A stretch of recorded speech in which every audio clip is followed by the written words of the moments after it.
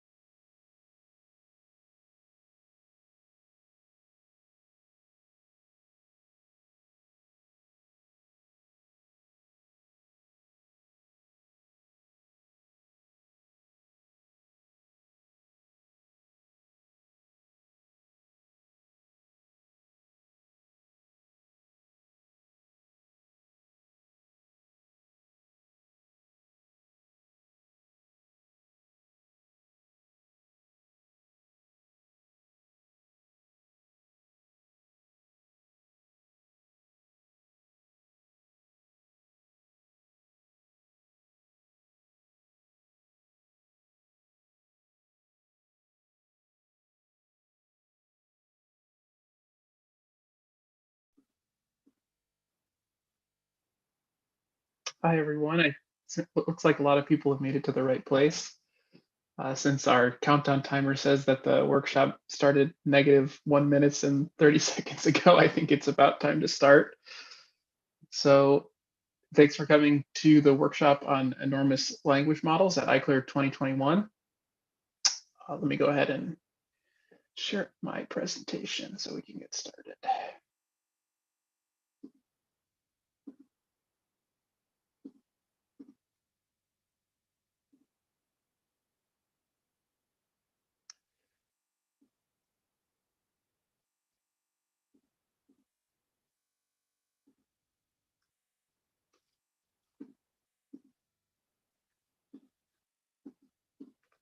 Okay, I think we're all set. Hopefully everyone can see my screen. So my name's Colin. I'm one of the organizers of this workshop. And I'm just going to give a quick kind of introduction to what we're going to be covering today and our schedule and logistics, et cetera, before we have our first talk in about 10 minutes or so. So as many of you already know, over the past few years, we've seen a lot of growth of this class of machine learning models called language models. And this growth in particular is usually measured in terms of the number of parameters of these models. And the growth has been somewhat exponential. So if you plot it on a log scale, then you can see it fits this line reasonably well, which is kind of surprising. And the kind of, I think one of the first papers that pointed out that when we scaled up a language model significantly, at least in recent times, was the BERT paper, where a model with around 300 million parameters was trained. At the time, that was an extremely large model, but then it kind of just kept scaling from GPT-2 to Megatron to the Turing NLG model, T5, GPT-3, of course. And then this plot is from a very recent paper from NVIDIA, kind of investigating the engineering requirements for training a model with upwards of 1 trillion parameters. So that's kind of interesting. I guess it raises a question of why are people keep making these models bigger and bigger? And one of the sort of empirical findings that supports this scaling was from the series of papers on scaling laws. And also in this particular plot comes from the GPT-3 paper, where this particular class of model shows this surprising property that as you scale it up, the loss just seems to keep going down. And this is the loss for a language model. So it basically is just measuring how good the model is at predicting the next token in a sequence of text. And that's quite interesting. I don't think that before this time we really saw this particular kind of scalability with a neural network machine learning model before. Usually they kind of capped out a little more quickly. And so that's interesting. The validation loss keeps going down, but maybe that isn't actually what we care about at the end of the day. What we really care about or what some people care about, are how these models do on benchmarks and maybe how they work kind of in the real world. And it turns out that as you scale these models up, they also tend to work better on tasks that some people think are important to measure performance on. So this plot from a recent paper is overlaying the GLUE score. The GLUE is a benchmark of various natural language processing tasks meant to measure a sort of diverse set of language capabilities. And you can see that as the model grows bigger, the performance on the GLUE benchmark has tended to go up. It doesn't go up in exactly this. It doesn't have exactly the same growth pattern, but nevertheless, we do see that on sort of downstream tasks, the performance tends to increase. And I think a lot of people were interested to see that this kind of kept being true in the GPT-3 paper, where the model was scaled up to 175 billion parameters. For many of the tasks they considered, the performance kind of just kept going up, and another surprising characteristic of this model was that it wasn't actually ever directly trained on these tasks. It was kind of trained on lots of text that was scraped from the internet. And ultimately, in some cases, these models without additional training could outperform sort of a specialist model on a task like this trivia question answering task shown here. So that's all fine and good, but just scaling models up and making them do better on downstream tasks might not be a perfectly safe and smart thing to do. As these models are used in the real world, I think we can all agree that it's important to consider how they're used and whether they exhibit problematic behavior, what the environmental impact is, whether these models are actually doing what we want them to in terms of understanding language, and so on. And so I think for the past few months, and especially in the past, let's say, year or so, there's been a lot of good introspection in terms of, where are we going as a field as we make these models bigger and bigger. One of the most pertinent examples being the stochastic parrots paper that I'm referencing here through the use of this emoji. And so we designed this workshop around this kind of explosive growth in the field, both the explosive growth of the model size, but also the growth of just kind of questions and considerations that we need to reckon with. And I've shown on the slide here some of the questions that we're hoping to answer in this workshop, including, if we just keep scaling models up and up and up, will they get better and better at all of the text-based tasks that we apply them to, or are there limits to their abilities? And another pertinent question is whether we should focus on kind of engineering considerations to scale these models bigger and bigger, or if we should consider other architectures that allow us to get similar capabilities without just training gigantic sort of transformer-based models. Another important question is, if we have benchmarks that these models are getting better and better at, are these benchmarks actually measuring things that we care about, and are they measuring it effectively? Next, an important question now, since these models tend to be trained on large corpuses of text scraped from the internet, it's important to consider what the legal and ethical issues are from using this kind of data for training. And finally, we're hoping to broaden things up a little bit and try to see what we can learn from adjacent fields like cognition and linguistics and philosophy as we try to measure kind of more and more complex capabilities of these models. So with that, I'm going to go ahead and just look over the schedule really quick with everyone. You can find the schedule at the link on the bottom of the slide here. Our main workshop website, which I think most of you have probably seen, is this welmworkshop.github.io website. So let's go there. So hopefully, yeah, I think you all can still see my screen. So after I finish giving a couple opening remarks, we'll have our first talk by Thomas Margoni. He'll be talking about reflections on copyright in terms of the data that large language models are trained on. After that, Jesse Dodge will be talking about reproducibility and accountability in terms of large language models. And then Professor Emily Bender and Angelina McMillan-Major will be giving a presentation on their paper that I just mentioned a moment ago on stochastic parrots, kind of considering many of the broad impacts that these models might have. After that, there'll be a short break, and the idea in these breaks is for everyone to hop into GatherTown and discuss amongst themselves. I'll talk about that a little more in a moment. After the break, we'll have a talk by Tom Wolf, who leads the science team at Hugging Face, where they are organizing a very, very, very large collaboration to train a large language model on a French supercomputer called Big Science. So he'll be talking about that.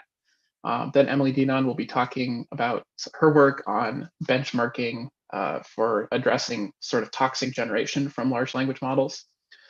There'll be another break, and after that, a panel moderated by Catherine Lee on bias, safety, copyright, and efficiency. After the panel, we will have an overview of a benchmark that we ran in parallel with the workshop called Big Bench, and I'll talk about Big Bench a little more in just a moment, but that overview will include kind of some initial results for the benchmark, some spotlights from people who have proposed tasks, and then a couple of contributed talks that are all listed here.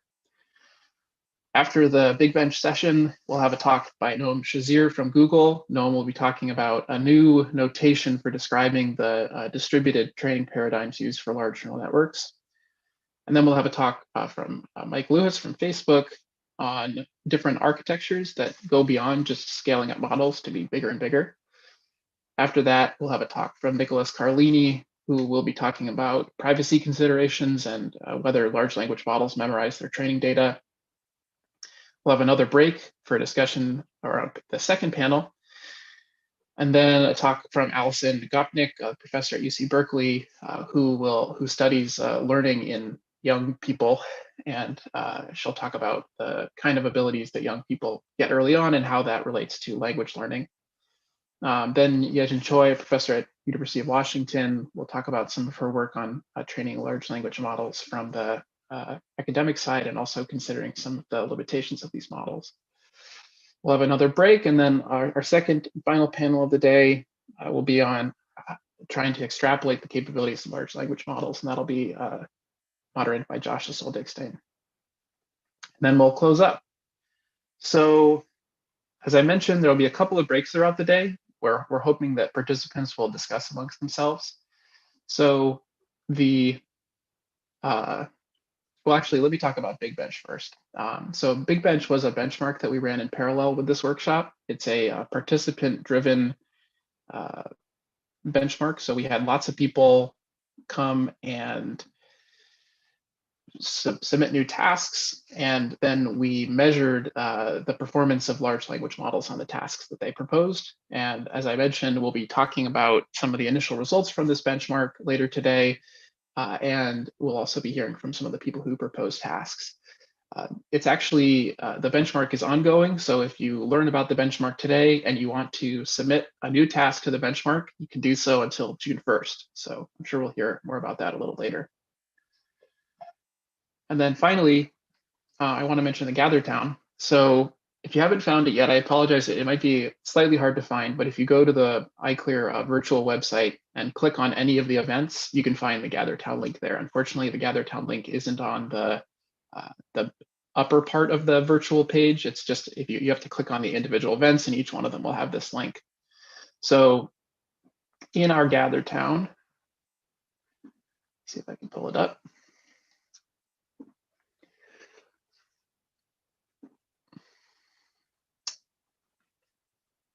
Whoops, it wants me to close my other tab. Let's try again. Great. So in our Gather Town, we have lots of areas for discussion. There's a beach and a moon pond. You can also use this little area to enter the Zoom call that you all are many of you are currently in. There also are these breakout rooms. And so what we're hoping that people will do during these breaks is hop into the Gather Town and jump into different breakout rooms to talk about different considerations. So we have a breakout room for Big Bench, another for bias, ethics, safety, legality, another for applications, scaling, and then also efficiency and environmental impact. So feel free to jump into those rooms and talk to each other about these topics. And that way we can kind of try to replicate some of the typical workshop cross-pollination feel. I should say that I think a number of you are watching this from a YouTube live stream. So you will only have access to the Gather Town if you are registered for iClear. So if you're not registered for iClear, you're totally welcome to watch via the YouTube live stream, but you do need to be registered for iClear in order to hop into the Gather Town.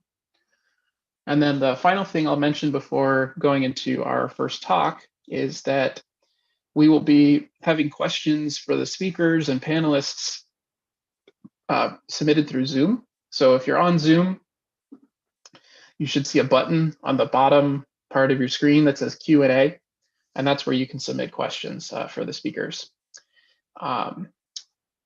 The there'll kind of be session chairs throughout the day who will be monitoring those questions and can pass them on to the speakers. But yes, please submit your questions there. That's where we'll be looking. So we won't be looking at any of the various chats that you can use.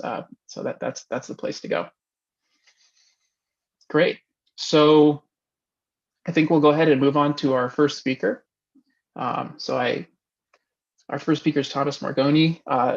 Thomas, I promoted you to a panelist, so I think you should be good to go in terms of, actually, let me make sure I enabled screen sharing. Yeah, so screen sharing should be enabled, and you should be good to go for unmuting and sharing your screen.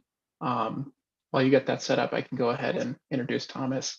So Thomas is a research professor of intellectual property law at KU Leuven in Belgium. And he's done a bunch of work on international comparative and the European Union copyright law as it's applied to new technologies. And in particular, he's done work on the training data used for language models. So it'll be great to get a legal perspective from Thomas. So it looks like. Hi, I'm here. Was okay, just great. trying to figure out how to share to show my slides or to share my screen. I'm not sure I've been able to do that. I'll tried it earlier and it worked, but obviously, you know, it never works when it has to. So I don't think it's a problem. I have my slides with me, and I don't know if we will share them later to the attendees. They are, slides made by a lawyer, so they're quite boring. I don't think you really miss out much by not, seeing them visually. So if you want, I can also, if you want, you can send them to me and I can present them, and you can just tell me to advance if that would work. But either way. Yeah, I could do that. Let's see how long it's going to take. Hopefully not too long. Let me see. Okay, maybe I've done that. So let's see. If you get the email with my slides and you can share them, the PDF version, that's perfect. If you don't get it, no problem at all. As I said, I'm happy to make them available later on or to discuss them. Or again, let me say it again, lawyers tend to have, at least the lawyers that I know, very boring slides. So they're not really missing anything. But anyway, let me first of all thank you very much. I'm very excited to be here. Thank you very much for inviting me. To me, this is a really interesting list about what we're going to discuss today. My background is in law, and specifically in the field of intellectual property, and even more specifically copyright law. So what Colin asked me to do today, and very happy to do, is to, well, I call it brief copyright reflections, to sound a bit informal if you want, but also to give you the idea that there is so much to say about this topic, that even narrowing it down to a very small subset of the legal field, copyright, even here in the about 25 minutes that we have available, we will only be able to grasp the surface of the issue. So just to manage expectations, I put a question in the abstract, which I think, I hope it made my talk interesting, but I'm not really sure we will be able to offer a satisfying answer to that question.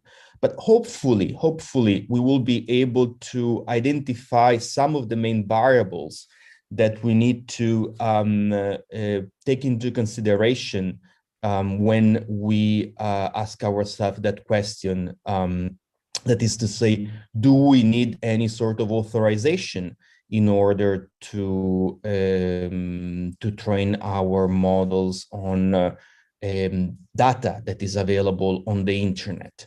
And here we will see if we can go to the next slide, please. Colin, thank you very much.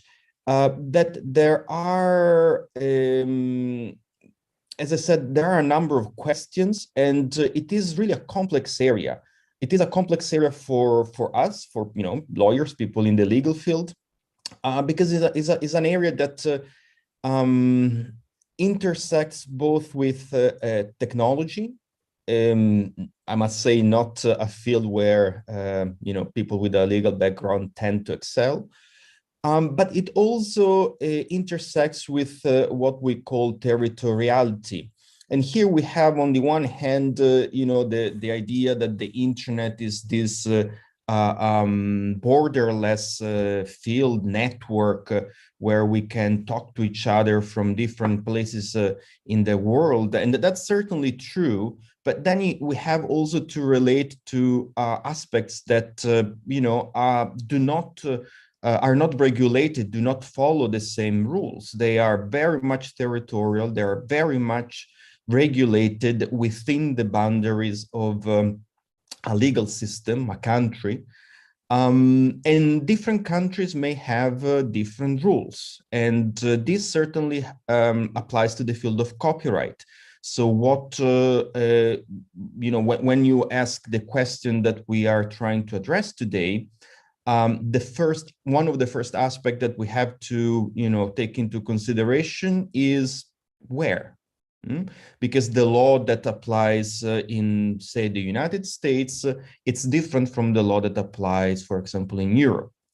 But we are not completely doomed, in the sense that even within this variety, this richness of often sometimes diverging rules, we can try to find some pattern, and hopefully that it's one of our outcomes today. Next slide, please. So again, let me repeat some of these preliminary remarks, because I think they're very important in order to understand where we are and what we will be able to cover. So our focus is on copyright, and copyright is a very, very circumscribed area of the law. So we will not talk about, for example, privacy, data protection, trade secrets, patents, trademarks, contracts. Perhaps this is a tricky area, because what something that is a contract under EU law may not necessarily be considered a contract under US law. So here you see the variety in legal rules and how they depends on that element of territoriality. Another remark that we have to keep in mind is that the law often, even when the law offers answers, from let's say from a technological point of view, in the sense that from the point of view of technology, of hard sciences, of methodological approaches that tend to be precise, the answers that the law offers are often perceived as being not satisfying. The main reason being that the law tends to be general, tends to be abstract, tends to offer system of rules that regulate a potentially very wide subset of phenomena. But often it doesn't reach that level of granularity that is often needed when you're sitting in front of your computer, for example, and you need once again to answer our question for today. Can I do this? So here it's a process of analyzing the law, of trying to interpret the law, and trying to interpret the law in a way that is consistent with the general principles that we find in the law. Again, very frustrating for non-lawyers, often very lucrative for lawyers, but at the same time, it's also something that an exercise that we have to go through if we want to obtain our answer. And the third one, again, on territoriality, it's true that, as I told you, copyright law, it's territorial, even within the European Union. The copyright law of France is different from the copyright law of Germany. But we do have international standards, usually in the form of conventions, international agreements, that tend to create a framework within which these divergent copyright rules develop. But because they have to stay within this framework, often their development is not completely erratic, but follows, perhaps to say a pattern, it's too much, but certainly certain directions that to a certain extent can be predicted. Obviously, it depends how tight these frameworks are. So, for example, at international level, we have, the most famous are the Berne Convention, the WIPO copyright treaties, the TRIPS, which probably have heard these days because it is within that framework that there has been a proposal to lift patents for COVID vaccines. So this is a framework that binds together almost all the countries on Earth. So if we, make a rough estimate, we could get as high as 190 countries around the world. So we do have some level playing field here. But then again, the level playing field can be divided in terms of questions, big categories. And we know that often we need to reach a much deeper level of precision when we want to answer questions so specific, so detailed as the one that we want to answer today. Next slide, please. I hope you're hearing me well. Sometimes I get a banner saying that my connection is unstable, but I hope you can hear me well. So within, after having formulated these preliminary remarks that on the one hand, I want to make to manage expectations. I don't want you to be excessively disappointed by the end of my talk, but it also gives you a sense of what are the questions that, when we perform a proper legal analysis around certain issues, again, such as the one we're trying to deal with today, we have to consider. These are all steps that when you want to approach a legal question or a legal situation, you have to consider. Identify the law, identify the applicable law, in which country, under which jurisdiction. So all these steps are quite relevant. Therefore, I think the main message here is that we are moving within a system that has a lot of variables, and we need to, start addressing all these variables when we want to have a very specific question and offer to this question a very specific answers. So for the sake of our exercise today, I'm making a lot of assumptions in order to, be able to go to the area that it's most, I would imagine, more interesting for all of us. So once we're here, then I think I tried to identify the three main intersections. I call them intersections, which again, we have to keep in mind when we want to determine whether, we can just take these text data that we find online, or we cannot. We need to obtain some sort of authorization.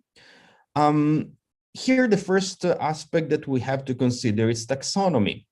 I took this from the description of our workshop today.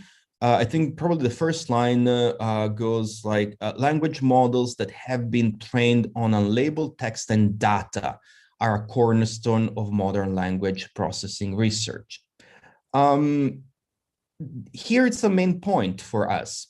Data, what we intend by data from, let's say, NLP point of view, is not necessarily data from a copyright point of view.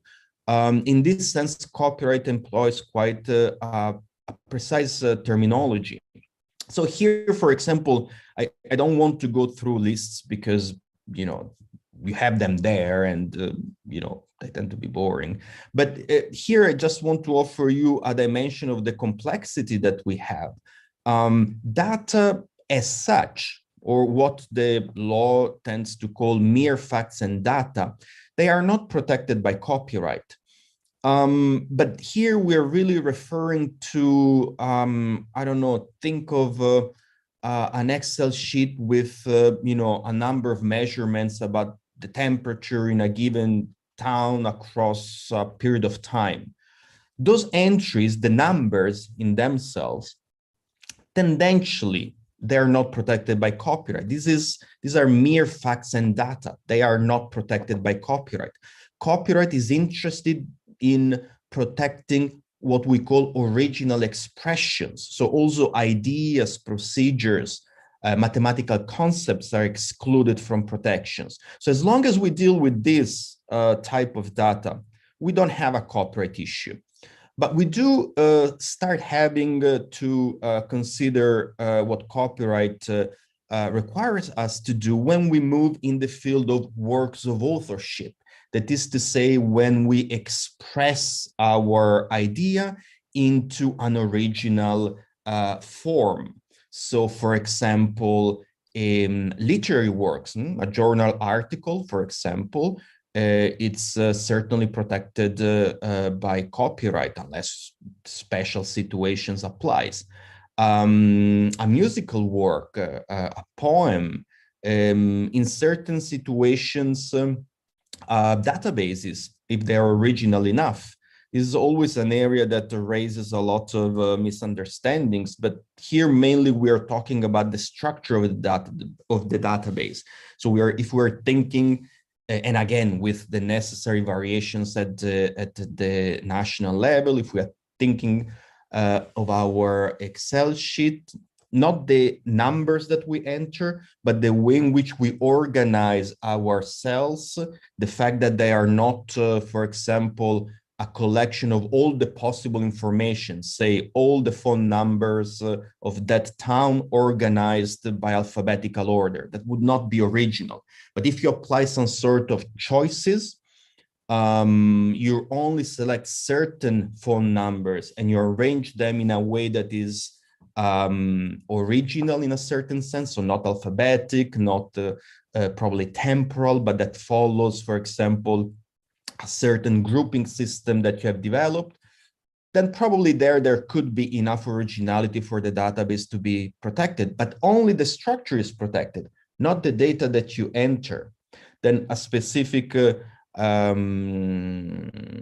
deviation we should, we should make a specific caveat in the case of certain databases in the European Union, which could be protected even in when this originality is absent, and this protection could even in certain cases reach the contained data. But again, I don't want to enter too much into these details. And then we have many more. I'm not going through all of them, but we have cases in which the article that in principle is protected, the copyright has expired, which usually happens after 70 years plus the life of the author. We have other subject matters, especially in the EU, we have this kind of infatuation with not copyright, but rights related to copyright. So thin copyrights that protects non-original, but still worthy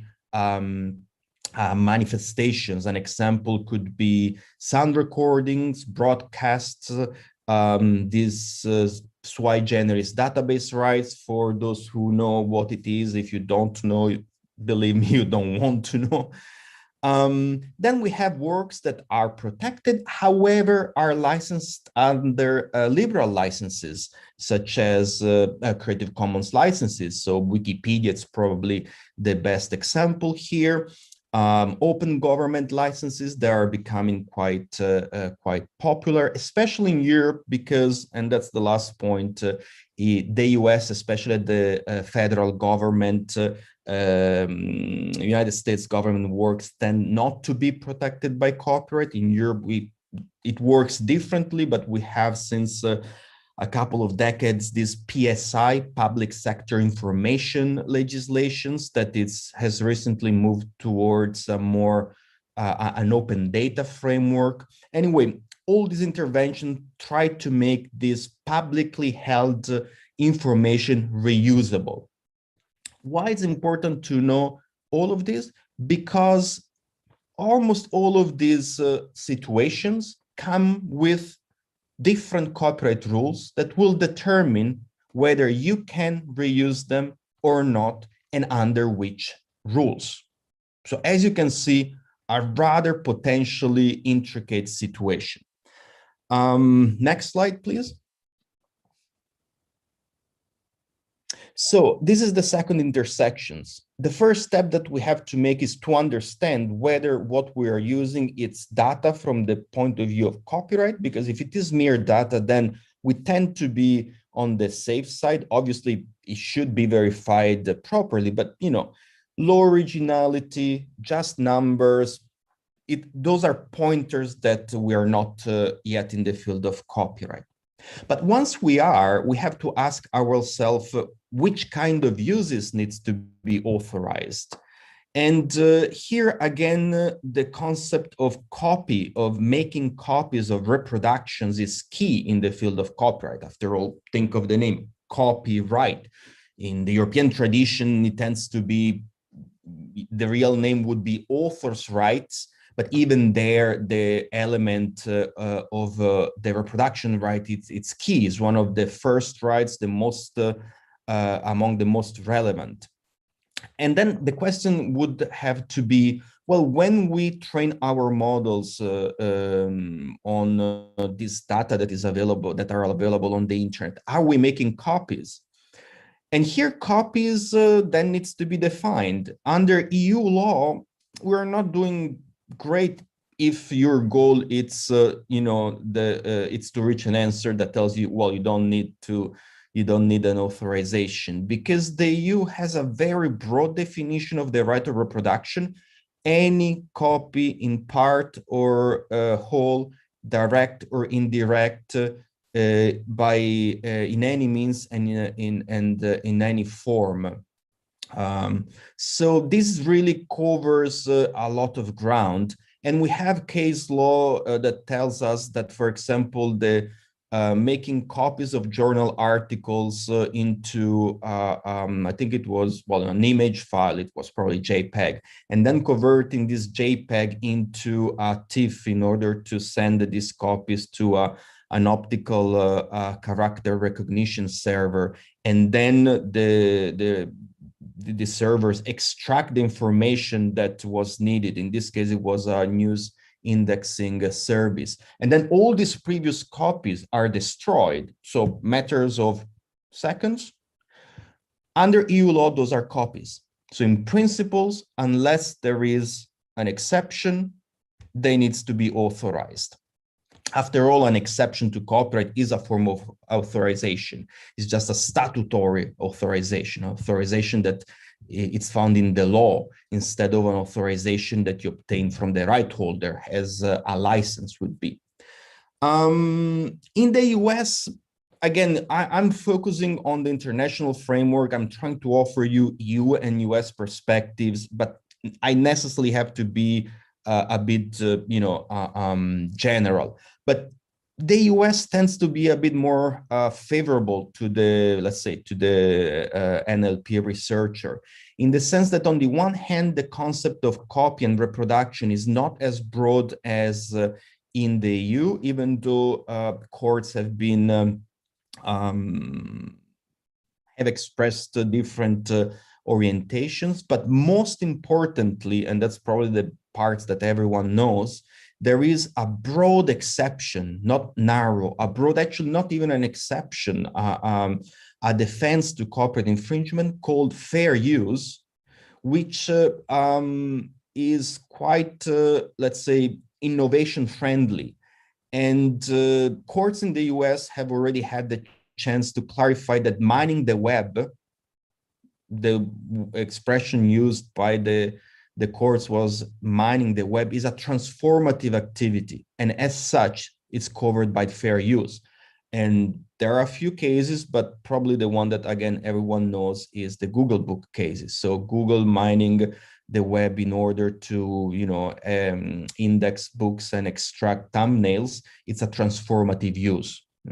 Now, that case, it's again, it's quite clear, specific, but certainly we can derive as a general rule the conclusion that if you are an NLP researcher, well, you find yourself in a much more innovation-oriented legal framework if you're based in the US than if you're based in the EU. Next slide.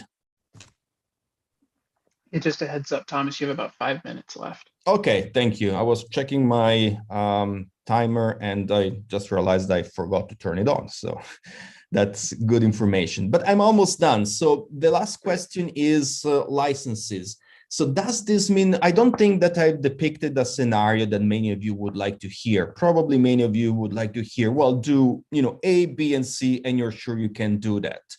And I'm not sure I can tell you this. Maybe because I don't know enough about copyright law, could be. But the other possibility, the one that I like to think it's correct, is that we are in an area of law that is not completely clear. There is a margin of legal uncertainty, much more in the EU than in the US, but in any case, there is a degree of uncertainty. Does it mean then you should rely only on Creative Commons licenses? Well, certainly Creative Commons licenses are clear in the sense that you can make reproductions for any purpose that you want. You can even adapt them. This is quite interesting because a Creative Commons license works in a way as any other open license, free software, etc., that it is only triggered if your use needs an authorization by copyright. So somehow it has this adaptive mechanism to the different legal systems. If you don't need an authorization because fair use covers you, the Creative Commons license is not triggered.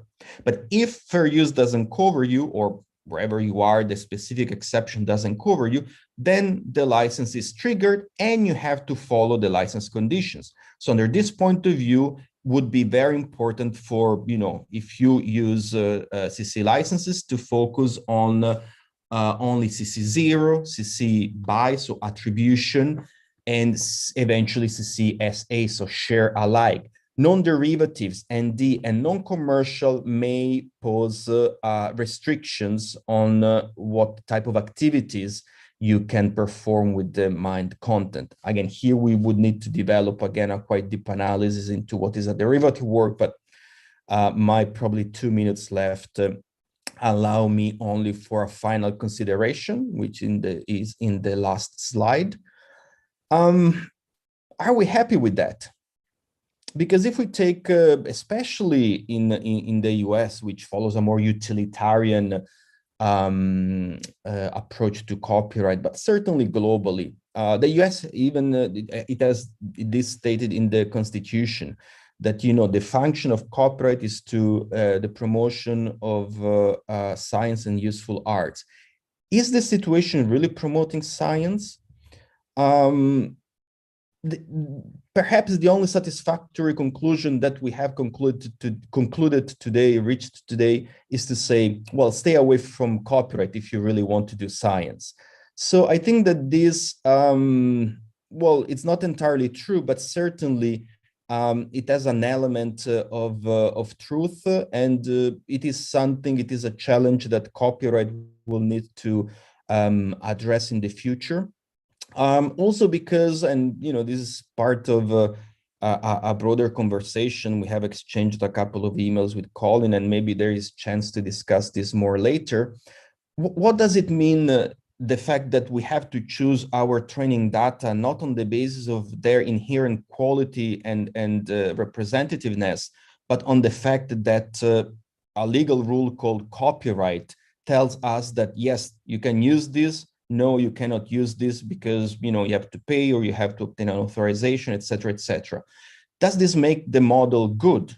Or are we importing a certain degree of bias in our models? Because think about just the example of public domain works. Public domain works are works whose copyright has expired, meaning they are at least 70 years old. What does it mean to train our models on information, values, beliefs that are 70-year-old, that are 70 years old? Is this good for science? Or we are replicating errors in the past that we thought we had fixed?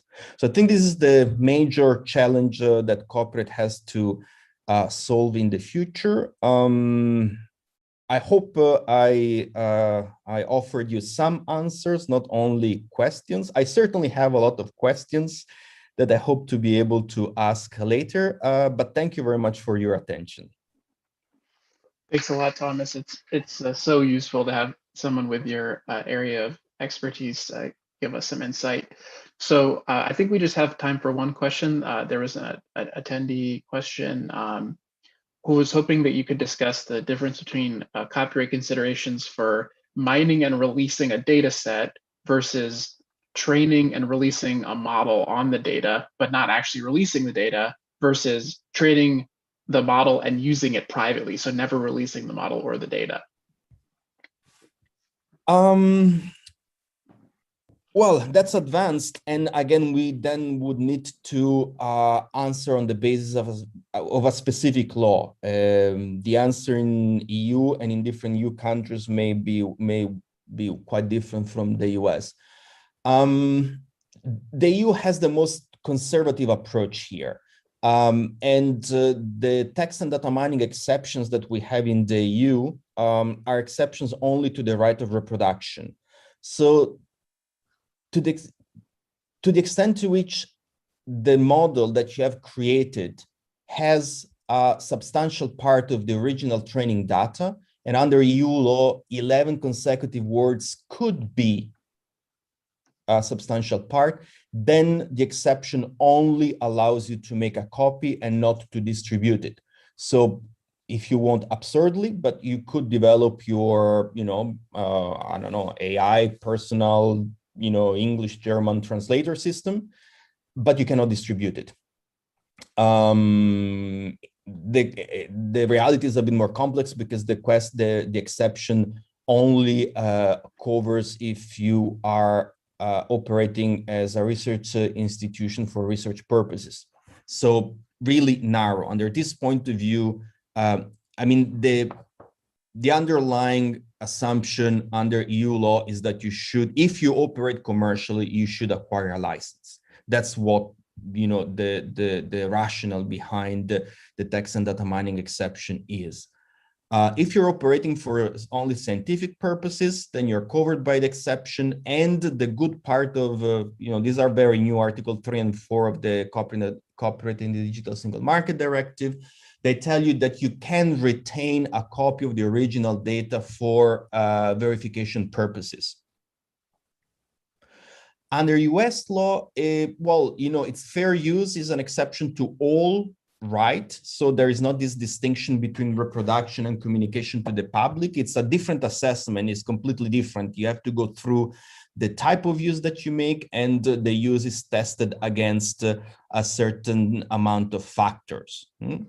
But if you want, like the original data, we go back to square one in the sense, if it is protected, you need to obtain some sort of authorization, either statutory or let's say contractual or a license. If it is not protected because, it's just, I don't know, a collection of words, not a literary work or public domain works, then in that case, you are a lot freer to reuse also the training data. Honestly, the best way to answer would be to develop some sort of a diagram or matrix to match the many different variables that we have here. I hope I made some clarity. I think about what I said, and I'm not sure how clear I have been in my answer. But I think, a good approach would be to go through the steps that I have indicated, because you have to identify under which law, what is the status of the initial data, what kind of exceptions or licenses apply. I think that these are the steps that would cover a lot of ground in the first place. Great. Thanks a lot, Thomas. And I think we'll look forward to having you chat a bit more about this during the panel in a few hours. So I'm going to go ahead and move on to our second talk. Jesse, you should be a panelist and able to talk and present. So while you get your screen sharing set up, I'll go ahead and introduce Jesse. So Jesse's a postdoc at Allen AI. He recently completed his PhD in computer science from Carnegie Mellon University and has done a lot of work on reproducibility and reporting of research on giant language models, as well as implications of their energy and financial costs. So Jesse, whenever you're ready, I'll let you take it away. Great, thanks. Can you guys see me and my slides? Yep, all looks good to me. Thanks. Okay, thanks. Yeah, so thanks for that introduction. That previous talk was quite interesting as well. Today, I will be talking about a few pieces of work in progress. So I'll do my best to save time at the end for questions so that hopefully we can all discuss. So natural language processing and machine learning are experimental fields, and the validity of our field's conclusions rests on the reproducibility of our experiments. In my work on reproducibility, the most important idea that comes up over and over again is that we should be thinking carefully about what we report in our papers. You don't have to take just my word for it. Here are a few of the many articles written about reproducibility in the past couple of years. We've frequently seen throughout machine learning and NLP that a lot of published work just isn't reproducible. And that ends up wasting a lot of researchers' time. I'm sure many of us have tried to re-implement some previous work and found it to be difficult or impossible. So what's the problem? A researcher may go through a process that looks like this. We'll read a paper, get some idea, and then start making progress, spend a bunch of time working on that idea, but then realize that, oh, this is a negative result that the original paper just didn't report. Or my model is really leveraging some spurious correlation and so doesn't generalize to new data. So what we really want to do is improve our reporting process so all of the information that we have ends up in our papers, and then we can stop this sort of waste of time and prevent others from being led down the wrong path and expending their resources exploring things that they needn't. So here in this talk, I will discuss 3 pieces of work, and we'll start at sort of the broadest community-wide view, where I'll talk a little bit about some of the first results I'm presenting from the NLP reproducibility checklist. Then we'll dive down into a single example of how to document and report information in a single paper on a particular data set. And then finally, we'll go even more granular and study a single measurement of bias. So building on the work of Joël Pineau and a lot of others in the machine learning community, I created the reproducibility checklist at the beginning, the NLP reproducibility checklist at the beginning of 2020. It's now been used at 4 of the largest conferences in NLP, EMNLP of 2020, NACL, ACL, and EMNLP of this year. In total, it's been used for more than 10,000 submissions. Here are some example items from this checklist. The checklist is filled out by authors at submission time, but it's not actually required that the authors include any of these items in their paper. It's just meant as a reminder to remind authors that these are important things that one should be including. These examples you can see are super general. So if every submission to a conference is filling out this checklist, we really aimed to make this as useful to as many people as possible. But of course, there is a wide variety of papers that are submitted. And so not every checklist item is appropriate for every paper. So we'll do this will be a little bit of information from the results of EMNLP 2020. That conference had 3,600 submissions and about a 20% acceptance rate.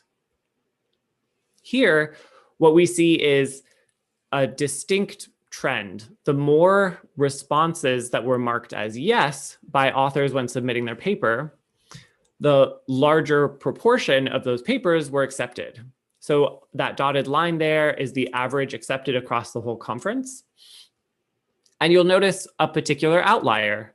So there are 17 items on the checklist, and submissions that marked yes to every item actually were significantly less likely to be accepted than those that marked 16 or 15 yeses. And really, I believe this is because every submission was required to fill out the checklist. And so this was sort of the only way that you could get out of filling it out. But our takeaway here, there are some items that are pretty correlated with acceptance. And really what we see is that readers and reviewers like having relevant information in the papers that they read. These two items that are, these are the two items that are most correlated with acceptance. They're both related to the computational budget. As we all know, this is a workshop on enormous language models. We've seen this incredible trend over the last few years of larger and larger budgets used in our experiments. And this shows that readers at least want some reporting of those budgets. But again, the reproducibility checklist is pretty general. Some of these items related to data, here I've highlighted two of those. Interestingly, there's still room for improvement. So 11% of papers marked no, they did not include the pre-processing steps to their data that they ran in their paper. And only 64% of submissions to EMNLP marked yes, that they included a link to download the data. So again, it's very general and it doesn't cover every paper, but it's meant as a starting point. Here, though, we see this room for improvement because really data is the lifeblood of our field. Okay, so at the community-wide level, not reporting information and skipping items on the checklist can lead to others wasting their time trying to rerun your experiments, for example. Now we can dive into a single example of how to document a large-scale data set. So with ever larger computational budgets used, we're turning to ever larger sources of data. One of the largest sources of text is Common Crawl. This is a scrape of the internet. It was mentioned in the previous talk.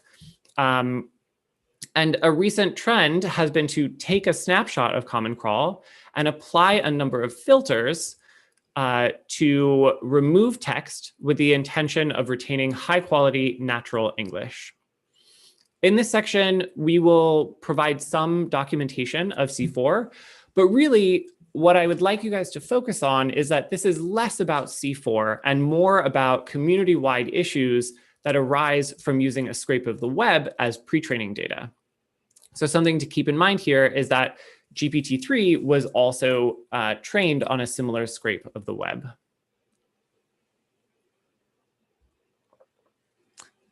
So C4 is one of the largest data sets available. It's truly massive. It was originally introduced by Raphael et al. 2020 in the T5 paper. Represented in the bottom row here, the English C4 contains more than 150 billion tokens. One document in this data set consists of a single URL and the text scraped from that URL. There are more than 350 million of these documents. So interestingly, for whatever reason, most data sets in our field are clearly introduced and described, but large unlabeled web-crawled corpora just aren't. So I think part of that is because the sheer scale makes any documentation difficult. But as we will see, there's some interesting things, even at a very high level view, that we can tell about these data sets. So on this slide, I show 3 different versions. You can check our paper for some details about what those are. So starting again at a sort of very broad view, we can talk about where this data comes from. Here we show the top 25 domains ranked by the number of tokens in C4. There are some expected entries here, like Wikipedia and a bunch of news websites. There are also a bunch of unexpected entries, such as patents.google.com, our single largest source of tokens. Note, there's a super long tail here. There's millions of domains in this data set. So just looking at the top 25 is somewhat limited in use, but it gives us a sense for where this data comes from. So diving into the text itself, we've got about 70,000 patents from the US Patent Office. Again, this is focusing on patents.google.com, which is our single largest source of tokens, as we saw on the previous slide. For many patents, actually, some of these are quite old. So I looked up gramophones in patents.google.com. And here we can see on the lower left the filing date for patents about gramophones. And you'll note that there were many patents filed between 1900 and 1920. But these aren't digital native documents. And so they had to be scanned using OCR. So these documents are, in fact, not just natural language written by people for people. Instead, they're the result of other machine-driven systems. In addition, more than 10% of our patents are from patent offices, which require submission in a language other than English. If a patent is submitted to one of these other patent offices, such as the Japanese one or the Chinese one, then it's machine translated before ending up in this data set.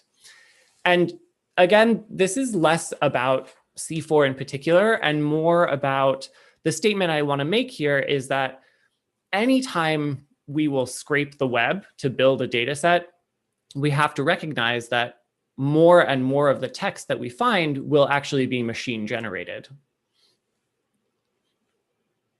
So in addition, some patents are first OCR'd and then machine translated. This is a patent from 1998. It was originally submitted to the Chinese Patent Office. This is a screenshot taken from the first page. So I think this might be the abstract. I don't read simplified Chinese, so I'm not sure. And then taken from a likely different part of the patent text, we've got these translations. And I'll try to read this one for you guys here. Here is a kind of like this method. Promptly by come the raised threshold voltage of marginal portion of semiconductor device of implant impurity ion from groove side surface. So that's a mouthful and probably not the kind of text we want to be training our models on. I'm not sure the right way to filter out all machine generated text from a data set like this. Honestly, the sheer scale of it makes it difficult. I am not sure even how to quantify how much OCR text there is in such a data set. But it's interesting to note that this is some of the stuff that we see that we are then training our models on. And I will also say, yes, this in particular is a cherry-picked example. A lot of the OCR text is pretty high quality. I was impressed by the quality of the machine translation and the OCR, at least that we found in Google Patents. Okay, so next we'll examine contamination. This is where we look at the proportion of test examples from other data sets that appear within C4. The Llama data set is set up pretty similarly to language modeling. It consists of template-generated examples, like we see here. Max Coyer was born in this case, it would be Hartford. The creators also recorded the original sentence from Wikipedia that the information came from. So we find that about a little over 3% of the filled in template examples, so these are the evaluation examples in Llama, appear with an exact match in C4. And almost 6% of the original sentences from Wikipedia do as well. But this isn't a bad thing. Models actually can't even do this task unless they were trained on the data that contains this information. So it's actually just that the reason I bring up this point is that these are really different tasks now. So if the templated example appears in the pre-training data, then we're evaluating our model's ability to memorize that data. While if the Wikipedia sentence appears in that data, then we are evaluating our model's ability to do summarization. We also found about 15% of some summarization test examples appeared in this data set. But again, a model trained on this data set, this is such a tiny fraction of the whole C4 data set. It's something like 1,000 examples. So really, it's not evidence of cheating, but it is something to keep in mind that going forward, what we really need to do is when we create a data set, remember that these large pre-trained language models are have already been trained on, for example, Wikipedia and news sites like the BBC. So I know that the things I just talked about are somewhat interesting. We only searched for a fraction of the things that are out there. I encourage you guys to search it yourself. We built a search engine so that you can do so. I found my name in an obituary in this data set, so I think that's a little bit of there's a lot of information there.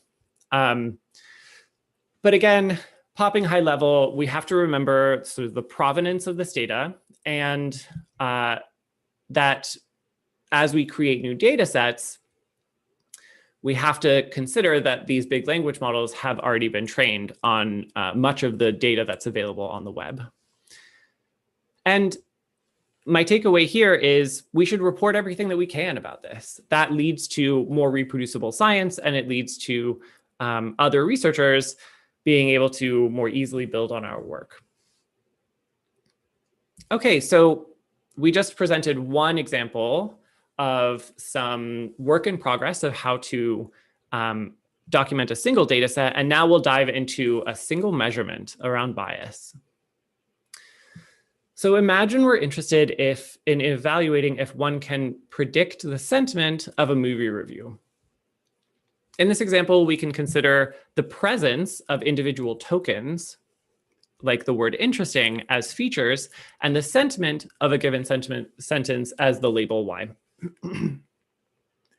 So in this example, we're just looking at a single feature, and we can see that that single feature taken by itself is actually not informative about the label.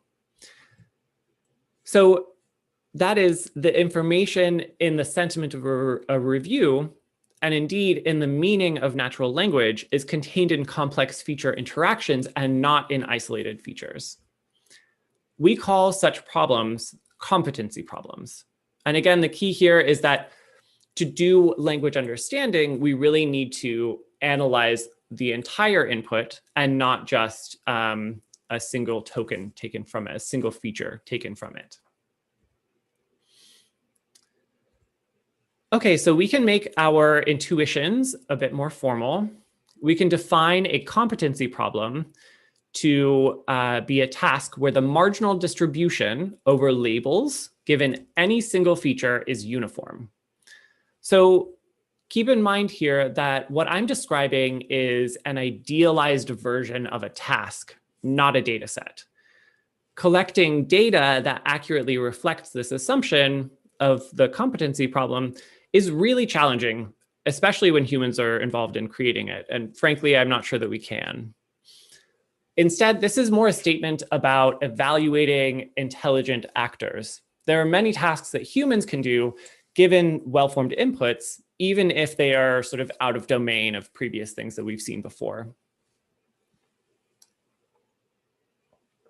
So now that we have a relatively straightforward setup, we can actually measure empirically on a data set this, what we call, so here I've denoted P sub U as our idealized unbiased distribution and P sub B as our empirical distribution. And we can measure that on a data set. There's been a lot of work on measuring bias in the past. I've put one citation here, but there are plenty more that I could add. One example thing that people have looked at previously is PMI, but that doesn't take into account, for example, the frequency with which individual features appear, and we will see that that can be important.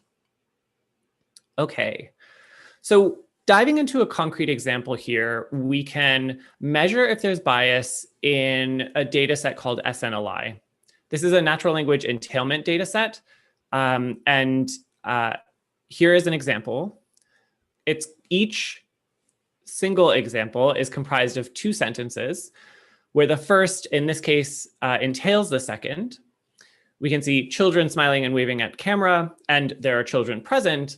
The first sentence here entails the second, and so it has this particular label. Now, in this data set, there are 3 labels: entailment, neutral, and contradiction. And again, we will use our xi to be the presence of a single feature. We can formulate a binomial proportion hypothesis test to evaluate if there's enough evidence to reject the null hypothesis that the observed P sub B is greater than 1/3. 1/3 comes from, again, this is sort of 1 over the size of our label distribution. And what we're interested in is evaluating if there are individual features that correlate with a particular label. So what does this look like? Here we've plotted on the y-axis the observed p hat and n on the x-axis, which is the number of times a particular token appeared. Most tokens in this data set appeared fairly frequently, evenly, with all 3 labels. And again, based on the setup we saw on the previous slide, we wouldn't expect any individual feature to appear more frequently with a label like contradiction, neutral, or entailment. So the points above the blue line on this plot have sufficient evidence to reject the null hypothesis that the label distribution condition on that token is uniform. Here we've used a Bonferroni correction to account for multiple hypothesis testing. In effect, we're doing 28,000 hypothesis tests because there are 28,000 tokens in our vocabulary.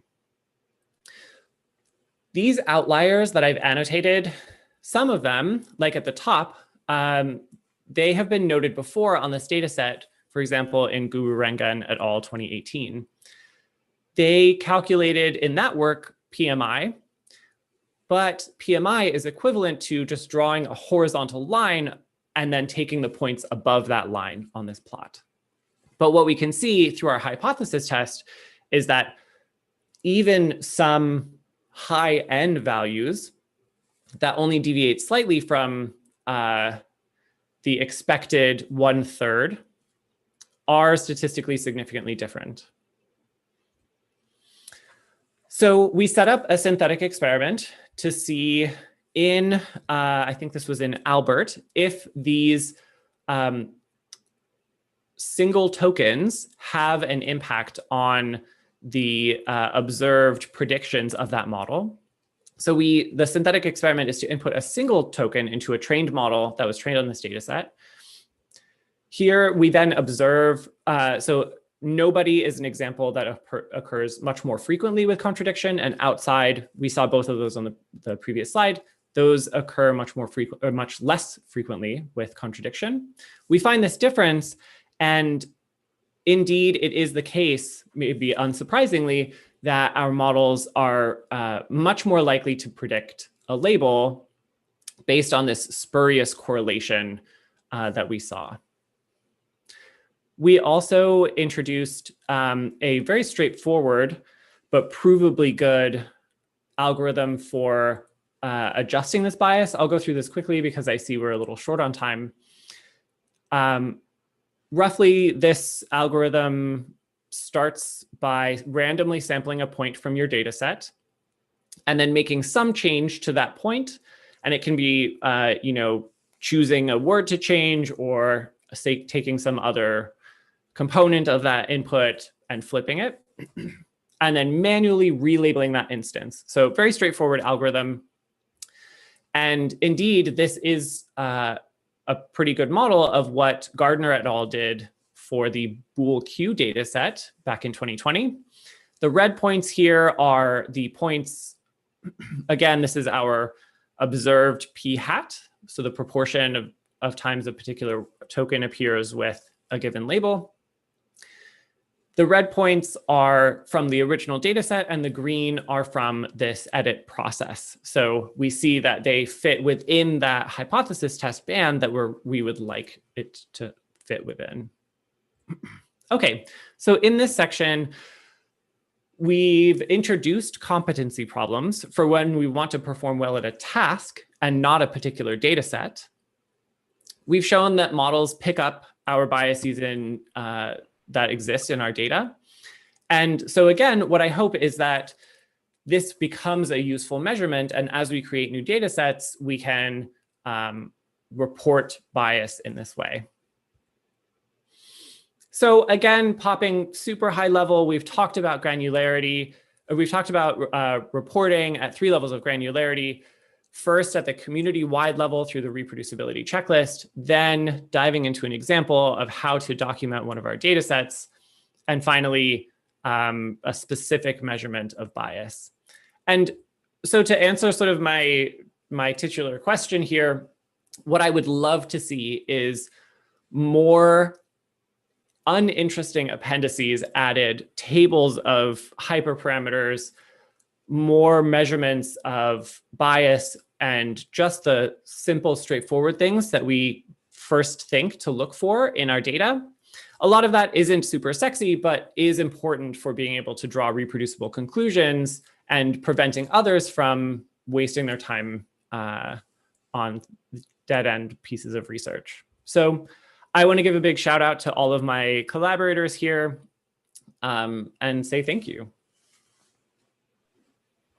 Thanks a lot, Jesse. Super interesting to hear your perspective on this.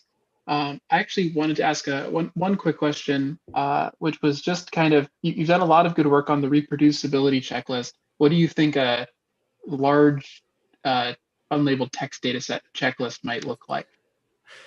Yeah, that's a great question. I think, there's a lot of work, and I could have cited more of it in this talk, and I did cite it in my paper, so I hope you guys check that out. But there's a lot of work on, for example, data sheets for data sets, model cards for model reporting, and other similar work on like how to report things in our papers specifically relating to data and models. And I think again, like I mentioned in the talk, the scale of these data sets makes things challenging. So there are some sort of unique recommendations that I could make for building web scale corpora. That said, so much of what people reach out to me all the time. How should I report my computational budget is maybe the most frequent question I get.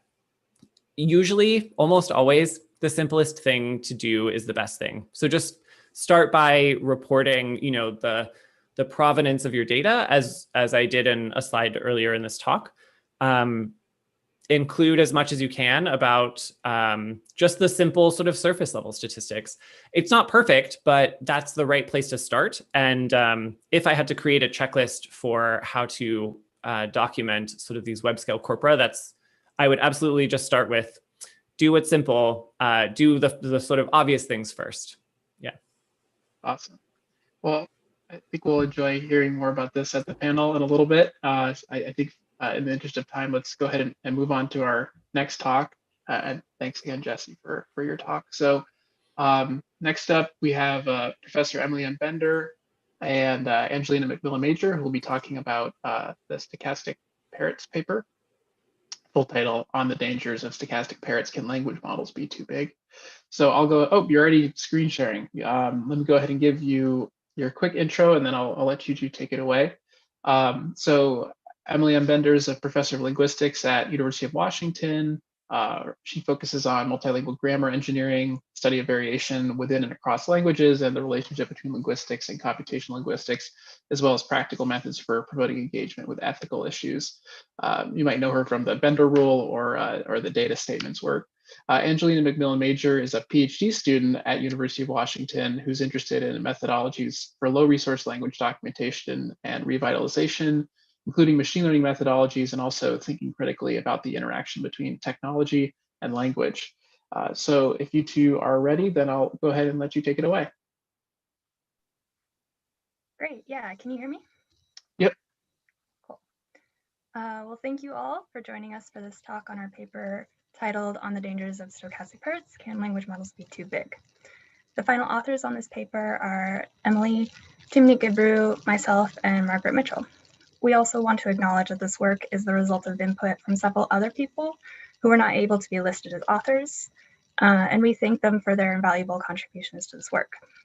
Because there were so many authors, we were able to draw from a variety of perspectives and disciplines, so we encourage you to check out the paper for more thorough explanations than we can provide in the time allocated for this talk, and to see the bibliography for references.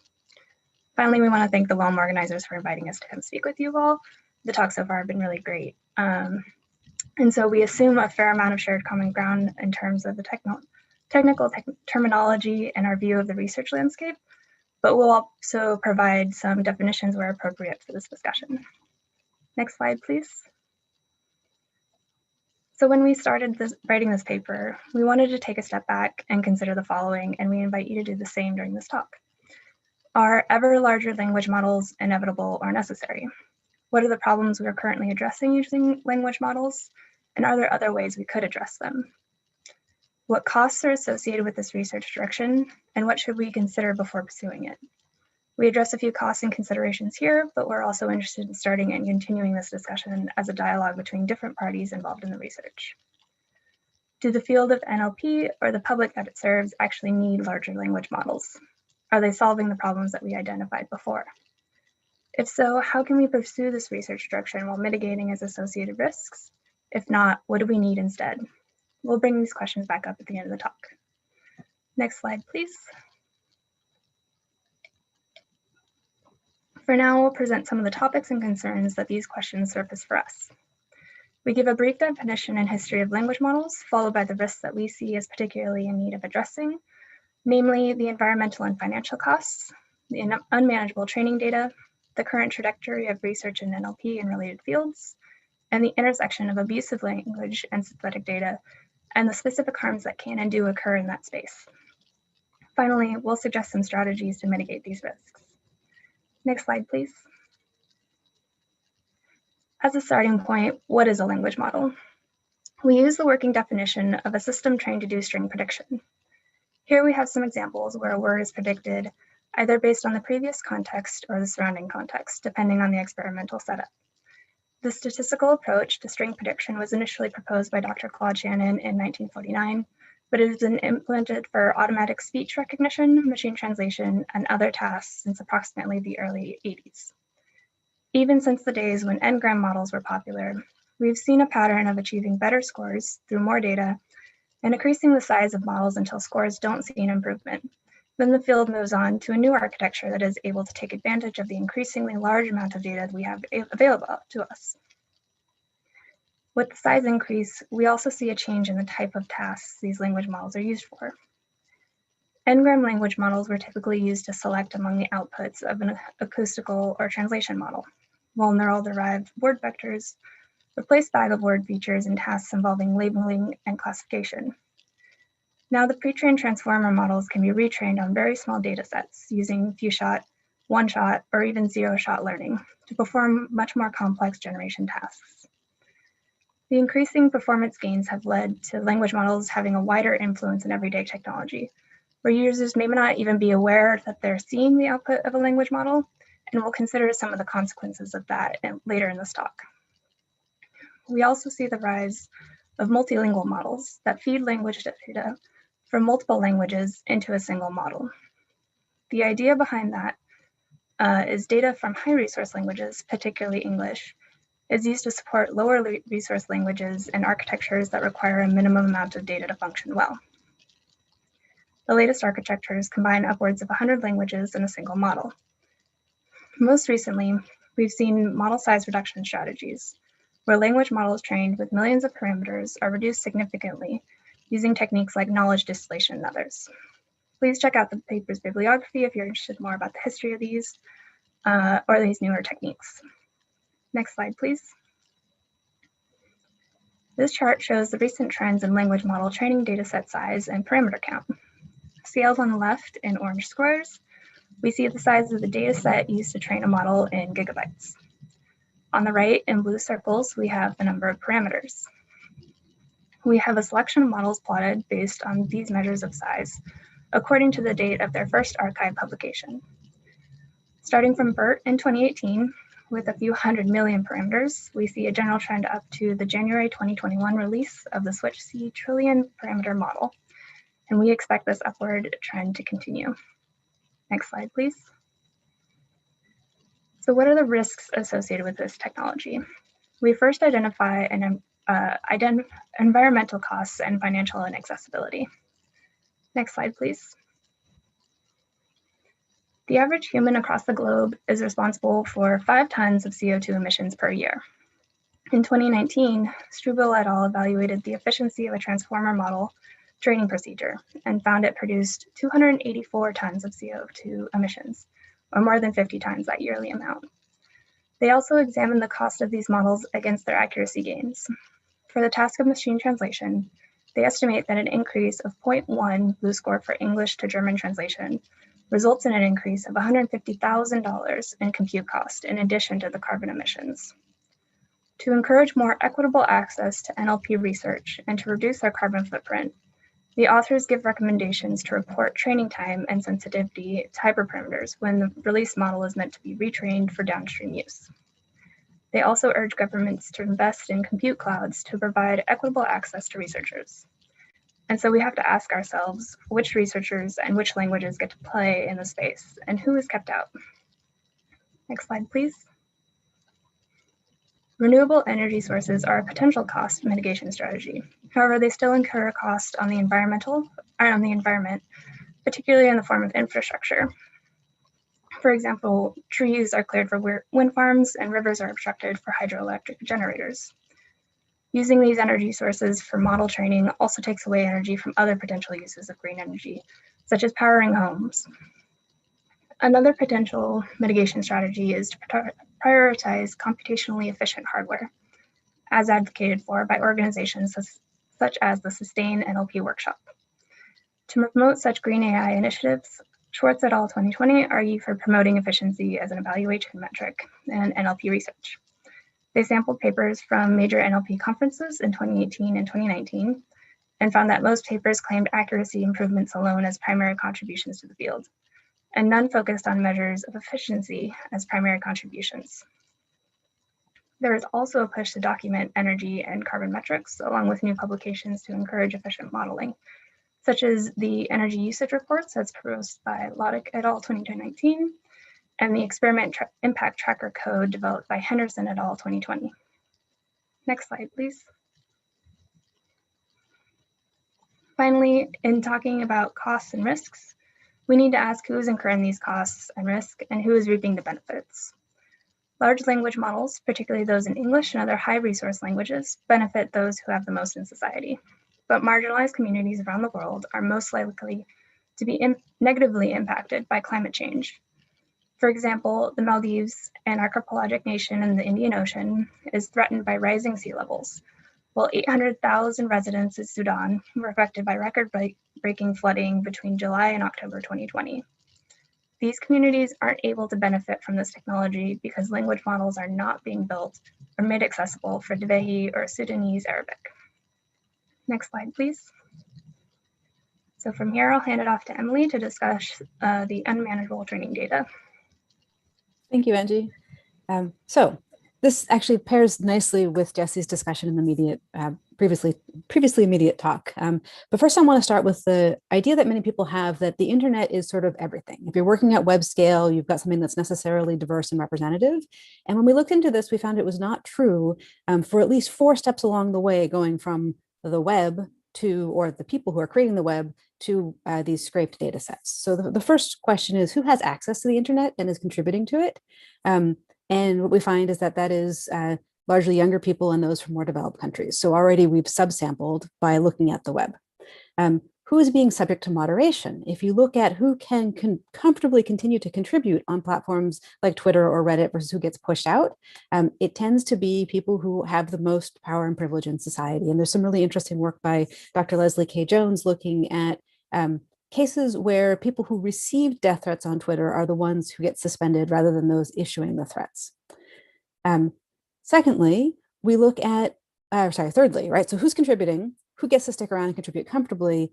Of everything on the web, what's getting scraped? And a frequent starting point, aside from patents, is Reddit. So oftentimes links from Reddit, so not the text on Reddit itself, but the pages that Redditors have linked to are starting points for these web scrapes. And so therefore we have selection done by Redditors who are, again, not representative. So Redditors in the US are 67% men and 64% between the ages of 18 and 29. Similarly, if you look to Wikipedia, there's surveys of Wikipedians who find that very few people participating in that editing are women or girls. Not that there are not sites on the internet where people from more marginalized identities are building community and speaking, but they tend to be more isolated from the starting points that the scrapers go to. And there's an example that Lazar et al. Studied looking at a community of older people talking about aging and ageism using blogs, and that just wasn't as well connected to something like Reddit. And then finally, there's this 4th step of filtering, where when you have the noisy web text, people have the, I think, very important idea that you want to do something to make sure that you are pulling out, say, pornography or hate speech sites. And a popular way to do this is with keyword lists. And the problem with those keyword lists is that in addition to filtering out much of what's intended to be filtered out, they also tend to have words that are connected to identities that can be used, in positive discussions of those entities, such as in LGBTQ online spaces, and then those spaces get completely erased from the internet collection. So what's the problem here? The problem is that this big collection of text that we are easily fooled into thinking is just representative of the world is in fact not, and overrepresents hegemonic viewpoints. And why is that a problem? Well, the problem is that people who hold hegemonic views are more likely, intentionally or not, consciously or not, to use language in a way that is consistent with and reinforces and expresses systems of oppression, such as racism, misogyny, ableism, transphobia, ageism, and others. And that is what we are then disproportionately giving to our language models to train. Another point is that a lot of, and this came up in the earlier talk about copyright. I thought it was a really interesting point that we really want to only work with things that are 70 years old and older, because when people work to improve society, to overturn systems of oppression, that work happens in language. It happens in terms of what we discuss, how we discuss it, renegotiations of what words mean and what words are appropriate.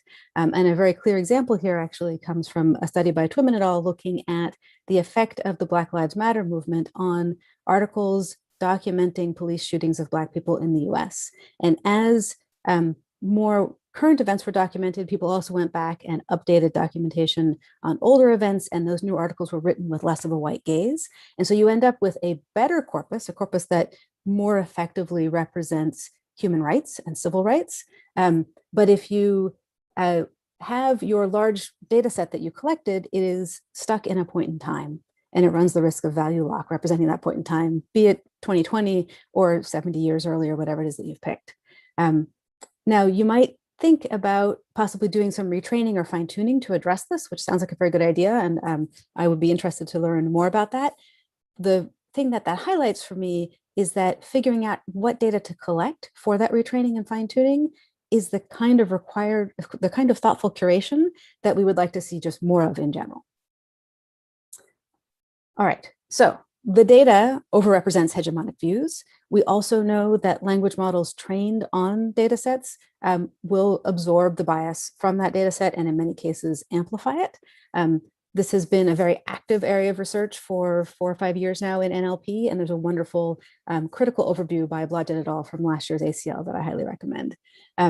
This is an important first step. It was really important to document this problem, but documenting the problem in itself is not a solution for several reasons. One is that we can find certain examples of bias and we can see to a certain extent that it's there, but a lot of that documentation requires automated processing steps, which themselves may be unreliable. And so there's plenty of studies showing, for example, that tweets written in African-American language are more likely to get flagged as, incorrectly flagged as toxic because of problems in the underlying training data for the toxicity detectors and how the annotation was done. And similarly, simple statements of identity, when those identities are marginalized identities, can be flagged as toxic.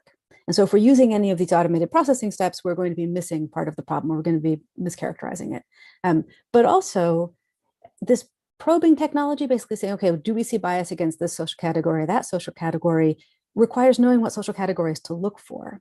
And in order to do that, we have to be able to work appropriately in all of the communities that are affected by our technology. And it is simply not possible to do that effectively without local participation.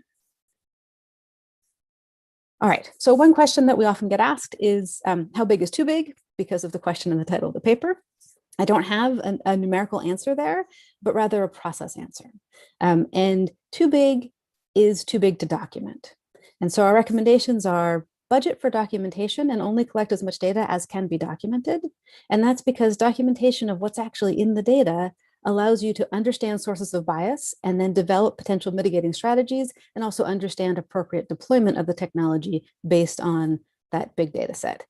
If you are putting these things out in the world without documentation and they are in fact too big to document, then you are creating the potential for harm without recourse.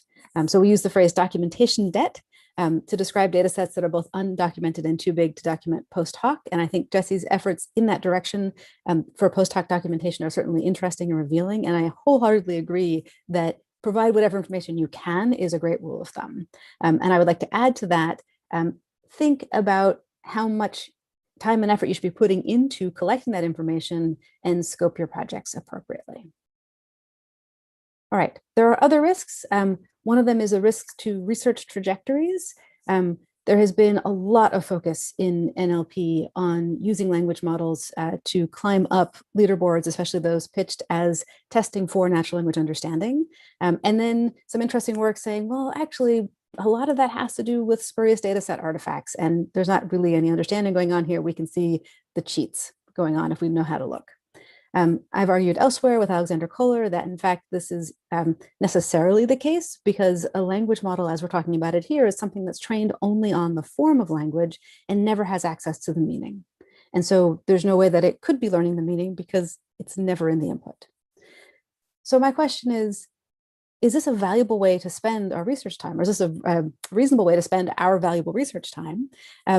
If we want to learn about machine language understanding, is going for bigger and bigger and bigger language models actually teaching us anything that's valuable, or could we put those resources in a better direction?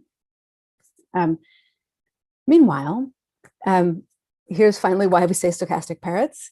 It is not just the research time and not just researchers who might be fooled into thinking that their systems are understanding when they're not, but also humans encountering synthetic texts are going to have that same experience. And what we learn from linguists and psychologists is that human-human interaction is co-constructed and leads to a shared model of the world. So when people are speaking to each other, either co-present or across time and space, or reading the words of someone else, we build a model of the other person's mind and what they believe and what they want and all of that. And we use the linguistic cues to keep refining that model. A language model, on the other hand, is a system for haphazardly stitching together linguistics forms from its vast training data without any reference to meaning or communicative intent. It is a stochastic parrot. However, when humans encounter synthetic text, we make sense of it, so long as it's text in a language we speak. Therefore, coherence is in the eye of the beholder, and that can lead to problems. So these first two potential harms in particular come from the seeming coherence of synthetic text. So if that synthetic text includes hate speech or other more subtly stereotyping language, then that can cause harms to the reader as they experience hate speech directed at their identities, for example, and also harms to bystanders if the readers have prejudices reinforced. There's a sort of very pointed example of that in the work of McGuffey and Newhouse, who look at how cheap synthetic text coming out of GPT-3 could be used to boost extremist recruiting by populating message boards with that purpose.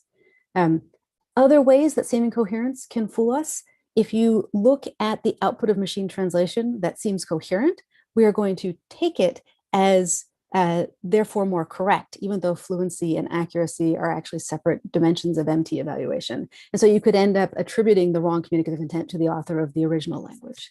Similarly, there's the points that Carlini and colleagues make about being able to get information out of a language model from its training data because we know how to interpret it. That's less about synthetic text and more about just directly parroting things.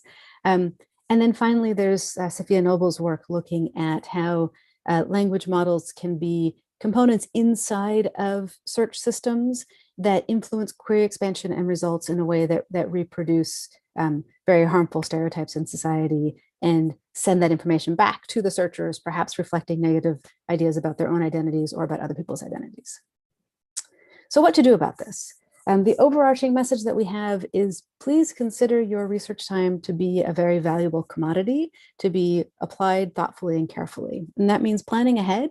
So thinking at the beginning of a project about how to incorporate things like energy and compute efficiency in your planning and in your model evaluations. Select data sets intentionally. And there's a wonderful quote by Birhane and Prabhu echoing Ruha Benjamin: feeding AI systems on the world's beauty, ugliness, and cruelty, but expecting it to reflect only the beauty is a fantasy. And here I want to just add to these very inspiring words that it's not enough to just say what's out there is the world as it is, we're just reflecting it, because as we saw, that's not the case, right? And we are in fact upsampling possibly the ugliness and cruelty and downsampling the beauty, and that makes us even worse. So what to do about it? Be intentional about constructing data sets. Document the process, the data, the motivations, and then note potential users and other stakeholders so that you can perform things like pre-mortem analyses, considering worst cases and what the unanticipated causes of those worst cases might be, and other techniques from value-sensitive design to identify who might be affected by the technology and design in support for their values. It's also important to think about, what do we give up if we back off from this path? Because clearly large language models have produced improvements on technology that also has beneficial uses. And there we say, well, what are other possible avenues to explore, first of all? And we see, looking at the ASR literature, that in fact, there's already a lot of work looking at smaller models that could work also for low resource languages or can work in resource constrained environments like mobile devices. Also think about ways to mitigate some of the risks if we are going to use large language models, for example, through watermarking synthetic text so that it can be found, or other ways of making transparent the action of the machine so that a human encountering the text has a better idea of where it came from. And finally, thinking about policy approaches that could do effective regulation. So I just want to end with a slide with these same questions and say that I really appreciate being invited to be part of this workshop, because I think that this is precisely the right group of people to be thinking about these issues. And I hope that you have found this talk informative and provocative. And I'll stop there so that we hopefully have some time for questions. Thank you so much. Some virtual clapping all around. We have some great audience questions, probably more than we'll be able to ask right now. So we'll probably save some for the panel too. But I'm going to try to combine two of the questions into one. I hope that's okay.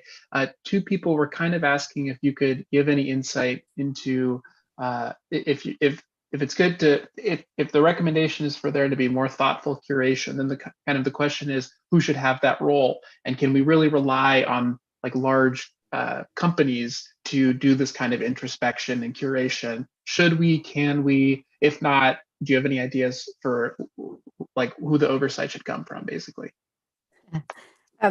Interesting to ask about large companies in the context of this paper in particular, of course.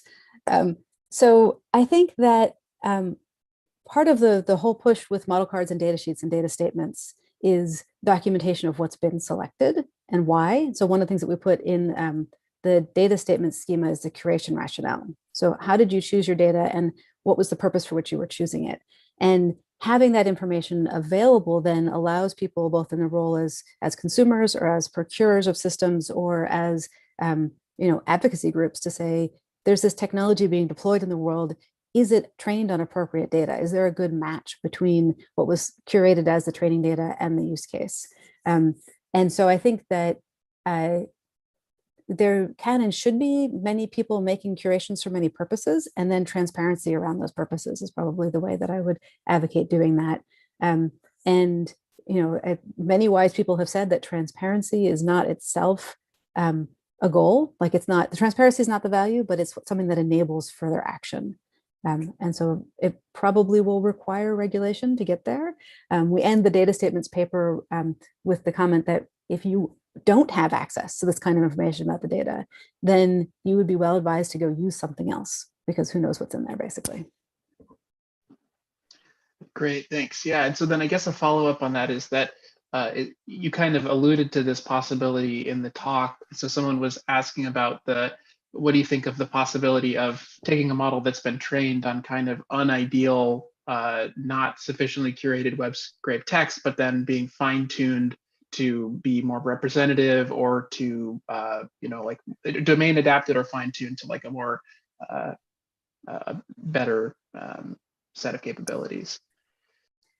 Sounds like an interesting direction to explore. I guess what I would want to see is sort of fine-tuned how and for what, and how do you identify the particular things you're trying to fine-tune it out of or into.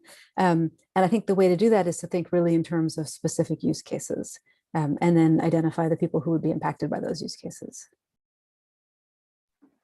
Awesome. So I think we'll probably save the rest of the discussion for the panel, which we're really looking forward to, or both panels, I guess.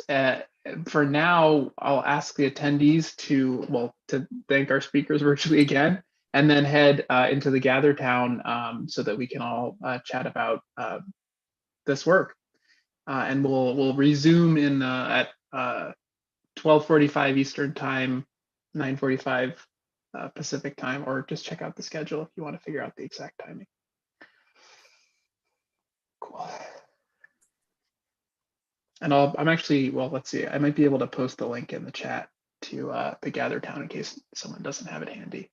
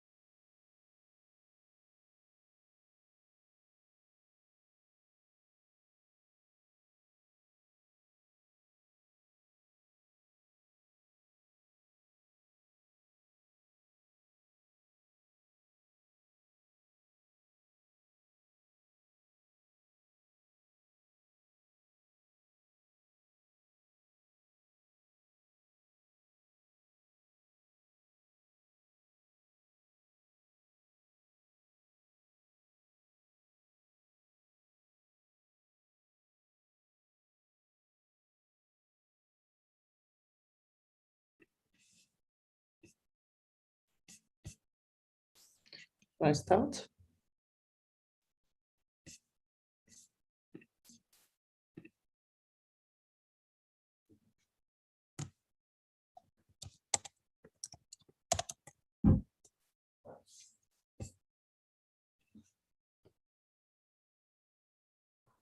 I think we're waiting 1 minute just to announce in gather.town that we're going to start. Yeah, great.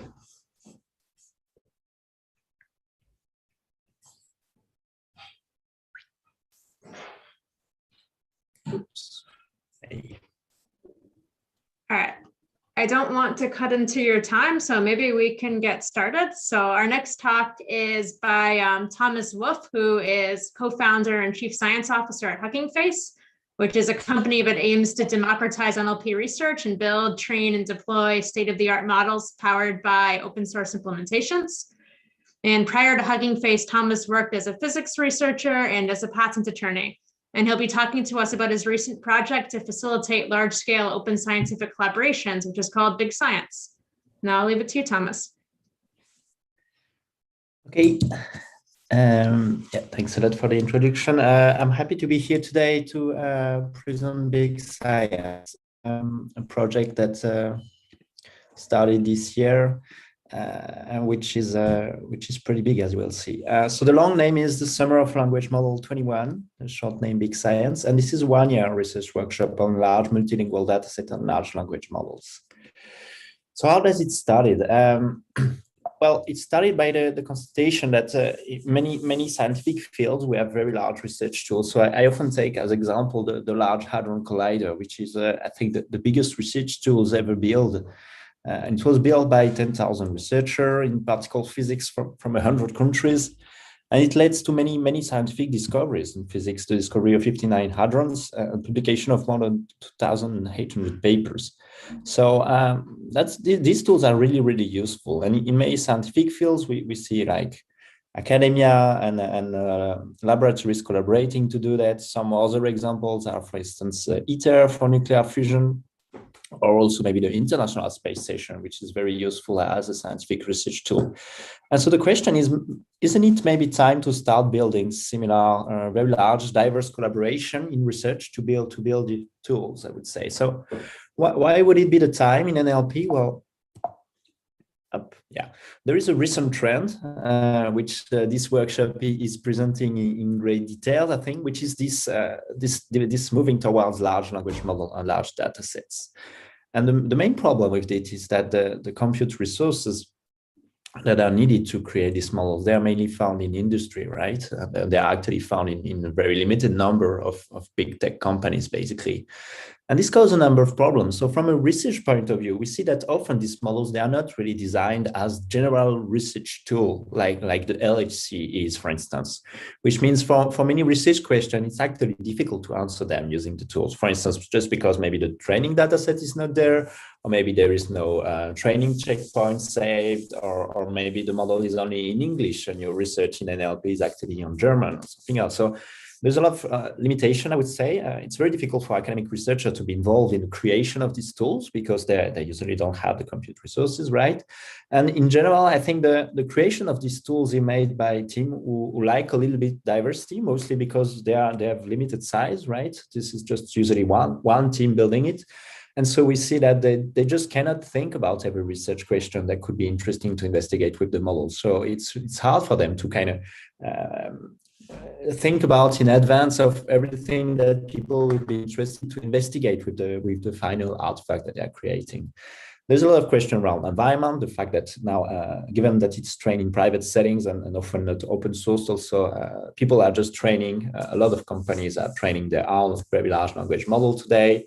And there is also problems, I would say, more like regarding ethics and the fact that, for instance, the training data set used in this very large language model sometimes have some shortcomings that we're starting to see. And basically, it's a lot of ethical bias usage questions are asked a posteriori, I would say, after the model was created. And that would be nice to maybe just think about that from the beginning. So on the other hand, what we see is that there are actually large-scale public compute infrastructure. One example that I know very well is the Jean Zay supercomputer in France, And as you can see, it's quite powerful. It's 2,700 V100 GPU interconnected with a very fast interconnection. Well, it's a supercomputer, right? They are made to work together very efficiently. It's also from an environmental point of view, it's very efficient, energy efficient. It's actually used to warm up to give heating for the neighborhood university. So there's a lot of very interesting things about this large-scale public compute. And this led us to actually discussion between me and Stéphane Requena and Pierre-François Lavé, who are respectively the builder and operator of Jean in early 2021, where I said, okay, why not using this public compute infrastructure to build together like a LHC, to build together a large language artifact where we could answer this research question. So quickly, we started to talk about this idea with the neighborhood French academic and industrial community, research community. And together we started to write a grant application that we submitted early this year for 5 million GPU hours, which we hope should be enough to train something interesting. And following the grant submission, it was, I would say, I mean, even from the beginning, it was very clear that it should be an international effort. If we want to build a multilingual data set, a multilingual model, we have to involve everyone. And if we want this model to be as useful as possible for the whole research community, which is like the beginning idea, then we have to involve everyone. So we started to reach out to all the researchers we knew, we started to communicate about the project, and very quickly, we had a lot of people on board. And when we reached about 200 participants, we started to investigate what would be actually the nice structure for this project. And we settled down on the idea of making it a research workshop, which is, I think, one of the best examples of successful collaboration between, I would say, very, very diverse community of researchers. And so earlier last month, we heard that the grant was accepted. We had the first half of the budget, of the compute budget given to the project. And so we did last week a first kickoff event to synchronize the almost 400 researchers now in the collaboration and to start kind of move the project forward. So the core research park is this idea, which is the topic of this workshop, which is this large language model exhibit intriguing behavior that I think a lot of people were not expecting, or at least not expecting only from I would say a co-occurrence-based model. And they raise many research questions, which are, I think, really deeply interesting. There are fundamental research questions around what is the limit of these models. There are also very fundamental question around the notion of what is an NLP task, I would say. And then there is some question around bias, obviously, fairness. You saw just people talking about that just before my talk, and environmental impacts, and just many other questions around interpretability, what they can be used for. So all these research questions are really interesting, I think.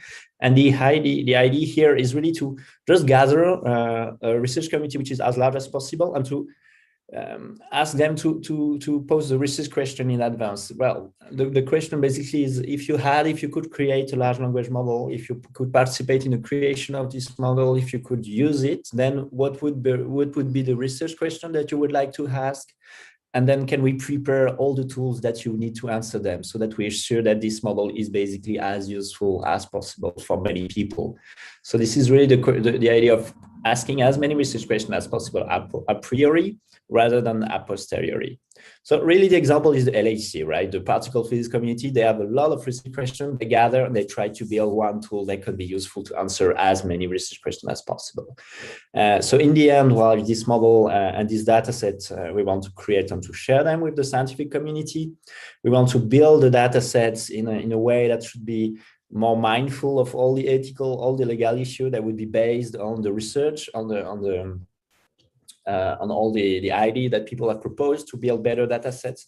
And we want also to make code tools that would help kind of use this model, this very large model, also on small workstations, so that researchers that don't have access to 32 GPUs can also use the model.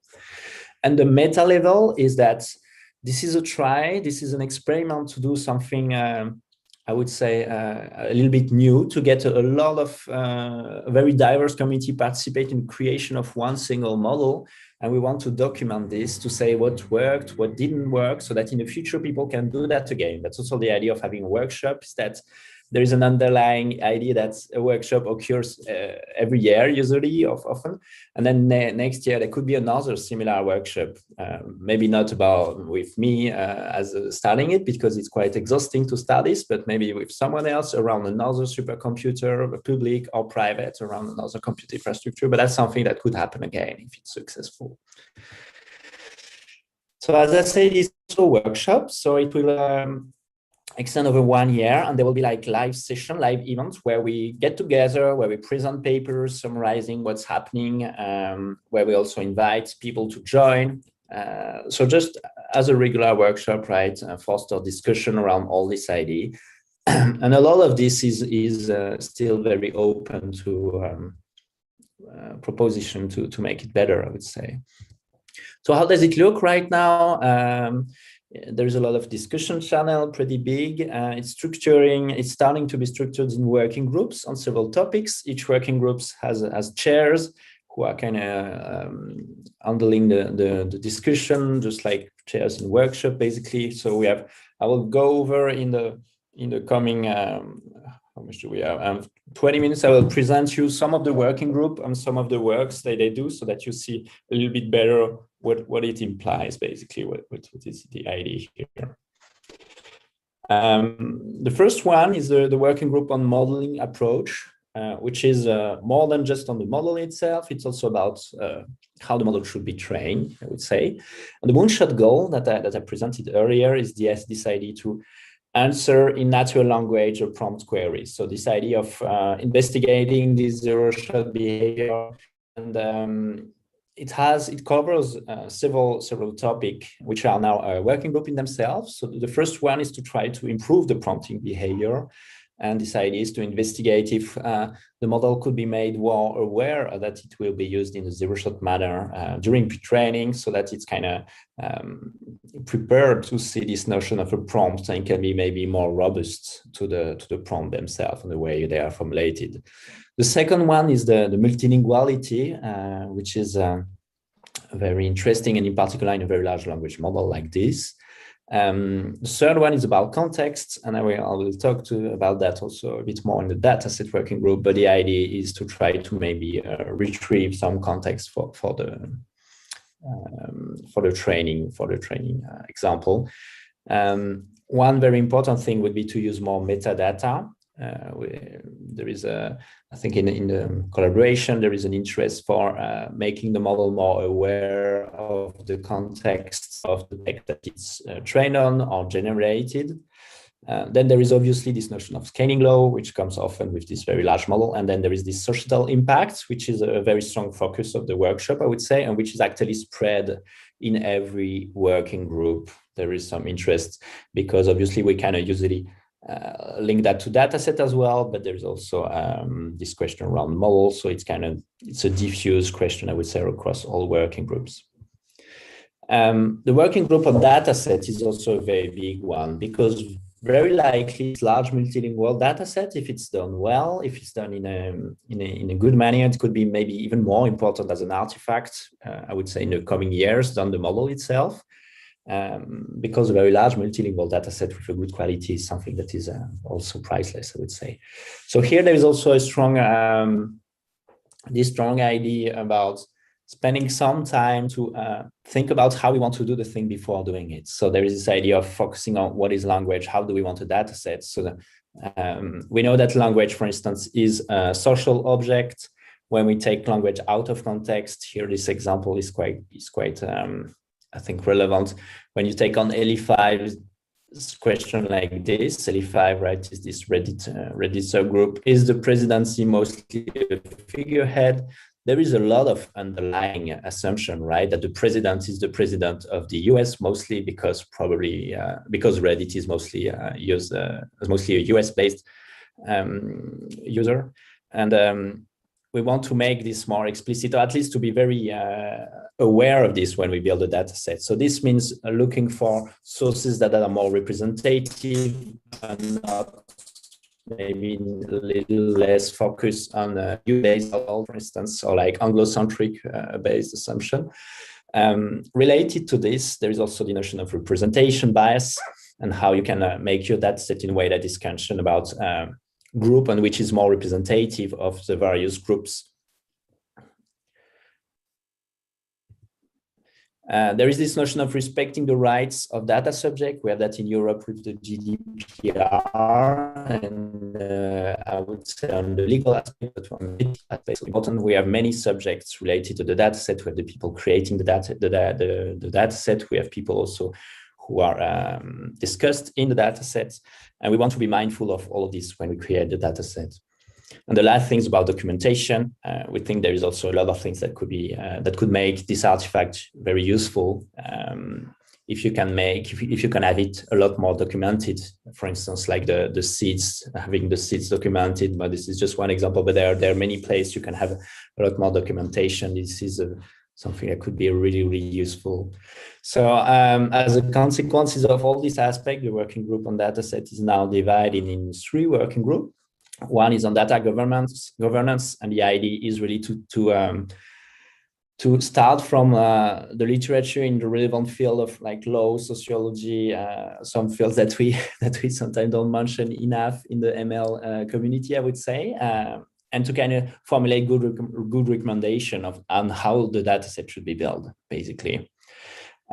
We have this main group on data sourcing, whose goal is here to kind of build a data set, I would say, itself, build a well-dotated, curated resource, multilingual, have as much as possible native speaker in every languages, and try to be very representative, and if possible, I would say diversity of native speaker in each languages, that would be even better. And yeah, and the last one is on data tooling. So we would like to build some useful tool to filter these data sets based on the many things, and also based on what I've been discussing, for instance, issue, or maybe identify personal information in the data set. And for this, you can build tools that will be very useful so in the future for further experience like this, I would say.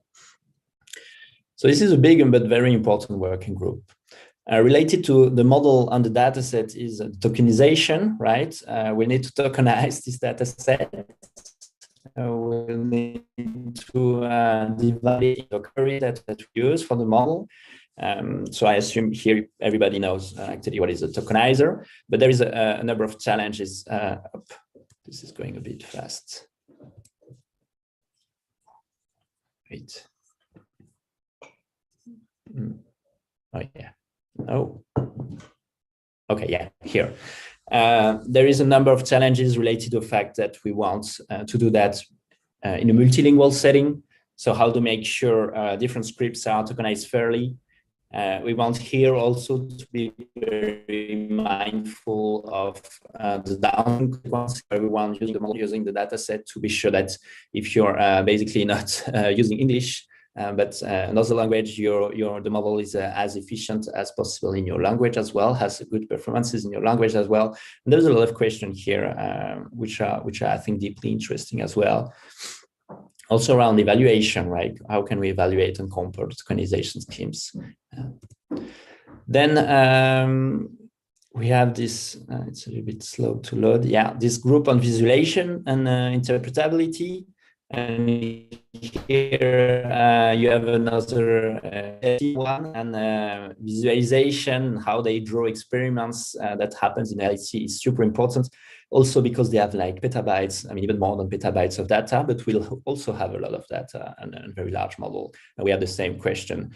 So there's a number of challenges on visualization and interpretability, which are basically cross working group, I would say. So some are related to, for instance, bias, how we can analyze the bias in the data set, the model. Some are related to the field that is now allergy, what's happening in this model. We have also some things more related to the general public. How do you communicate with this model? How can you create interactive prototype where people can actually understand a little bit more about this technology? Related, I would say, to interpretability evaluation is the general group of evaluation. And here, what makes the language model good. So we need to span a very diverse set of evaluation that would be representative of the different way in which people will use this language model. So here, what is interesting is that from the fact that we are gathering a lot of research around this, we can have a very panoptic view of evaluation, that we can really do evaluation in a huge number of downstream tasks, but also intrinsic methods. And basically, this can be divided in 5 broad categories of evaluation. The first one is probably the most common one that we see, which is task-based evaluation. So trying to see how does the model perform on the task we care about. There is also all the intrinsic, which are related to interpretability, basically, as we saw before, which is, can we investigate what are representation encoded in this model is right? They are mostly central to the idea of kind of investigating zero-shot behavior. There's a lot of question around fairness, behavior. As I told you, this is like basically social impact and ethics is a theme that kind of go across all working groups. And last but not least, there is the question of multilingualism and how can you make sure that this model perform well on all languages and that is not biased toward one languages.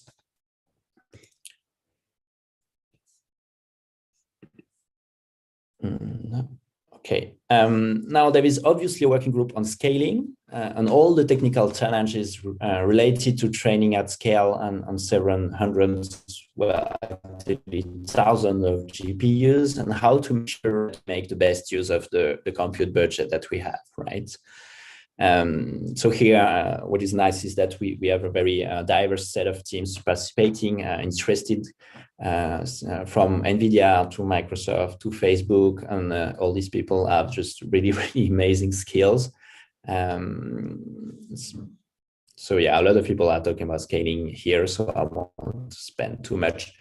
One thing that is important to me is how can we interact with everything that is around. So that's also why I'm here today presenting this. We think it's very important that these efforts engage even outside of just their own community of participants or their own research community. So how can we engage both with other workshop, other research community, but also education and even the general public at large, right? How can we explain better what is happening here? How can we make sure that if there is a workshop about language model and students around there, that we can help, that we can be one kind of guiding point, that we can also make people excited about this technology, which honestly are from quite exciting.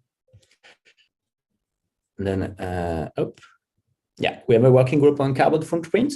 Can we make better efforts here? Can we document this better? Can we understand better what is the carbon footprint of this model? Can we try to reduce it at the same time? And can we find good ways to basically be better in this field? And then the last, which I think is also very interesting, is the biomedical domain. There is a strong interest for biomedical NLP. It's also, right, we see that, viruses and things like that. I would say there is one field that can have a very direct impact on a lot of people. It's health sciences. And what we can do with NLP in this field have a very strong impact, both on research, but also on human lives, basically. So there is a group focusing on making sure that we make a model that can be useful in this field as well. So it can include obviously data sourcing, but also how can we evaluate them.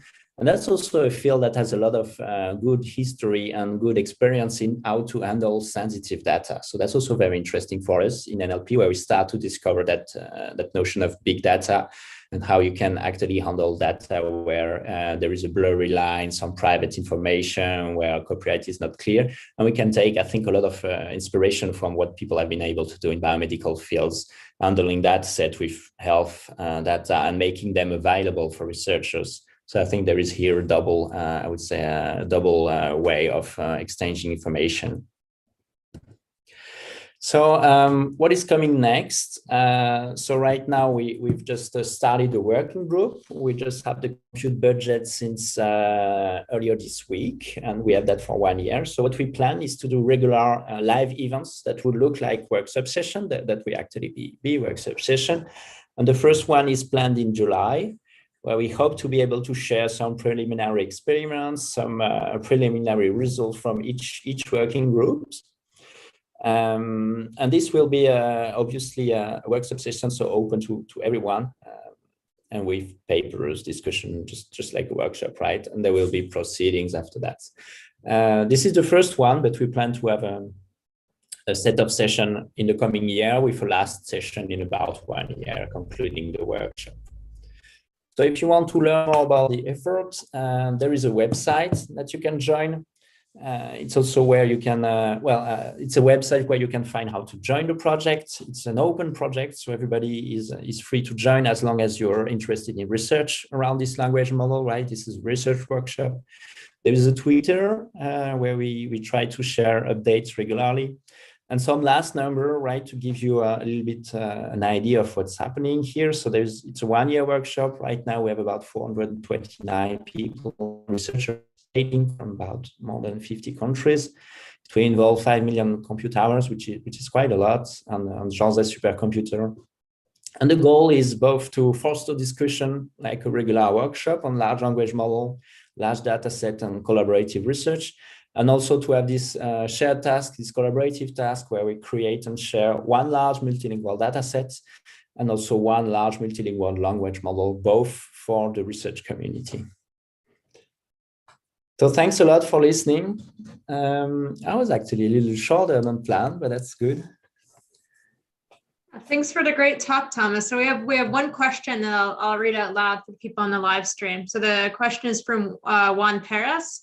Instead of training a language model for many languages, you could develop a language model for a smaller number of languages, maybe only one, and then use machine translation systems for the languages not in a language model. Are you considering this possibility in order to maybe reduce the complexity of the final system? I mean, I think that's something that's already existing today, right? You can use an English language model and you can translate it. Here, I think the idea is to not select one language model as the gold one language, I would say, which is usually English, right? But to start from the assumption there is a very diverse NLP community and everyone is interested in our language. And maybe it's better if we train then a language model that would be as useful as possible, as efficient as possible in all these languages, right? That's the general idea here. So another question is, since you already have all this compute, how are you currently using it? Well, we're starting some preliminary experiment, but this is 1 year project, right? We expect the training of the largest language model to use most of the compute. So right now we're using a small part of the compute to do a hyperparameter search. Well, this idea is to also give the time for scientific discussion in this project. So we don't rush. Actually, we have 1 year to use the compute. We don't rush, but we start to have this discussion already around how the model should look like. For instance, should we have a retrieval component? How can we improve the use of the prompt? So there is all this idea. There is proposal around how this could be done. So the first step will be to investigate some of them. You can actually join and follow. So all the documents they're actually open for reading. If you go on the website, you can read all the discussion. And if you want to participate and write also your opinion there, you should just join the workshop.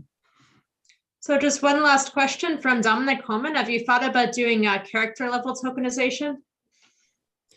Yeah, so this is there is a whole working group on tokenization with about I think a little bit more than 10 people probably, and they're investigating a lot of options. And I think the option of going down to character or even character also sometimes maybe even too large. But there is, I think, all the options are still open at this stage. And the idea in the coming 2 to 3 months is to investigate what is the most efficient, what is the most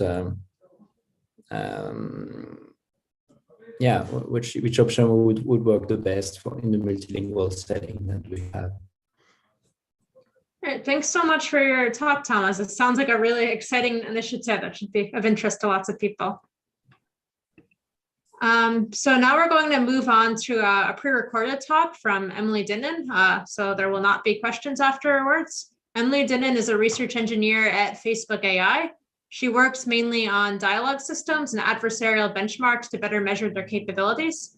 And this talk shall tell us about the problem of language models generating offensive and toxic text, which we've already heard about a little bit already, and she'll discuss strategies for making progress on fixing these issues. So we actually do have Emily here live, fortunately. Oh. So she is going to be able to give the talk live, which is great. She was hopefully just promoted as a panelist. Whoops, there we go. Great. So hopefully she should be able to share her screen and do the talk. Sorry about that, Emily. Hi, no worries. I got my vaccine dose yesterday, so I wasn't sure if I would be up for giving the talk live, but feeling great. So let me share my screen.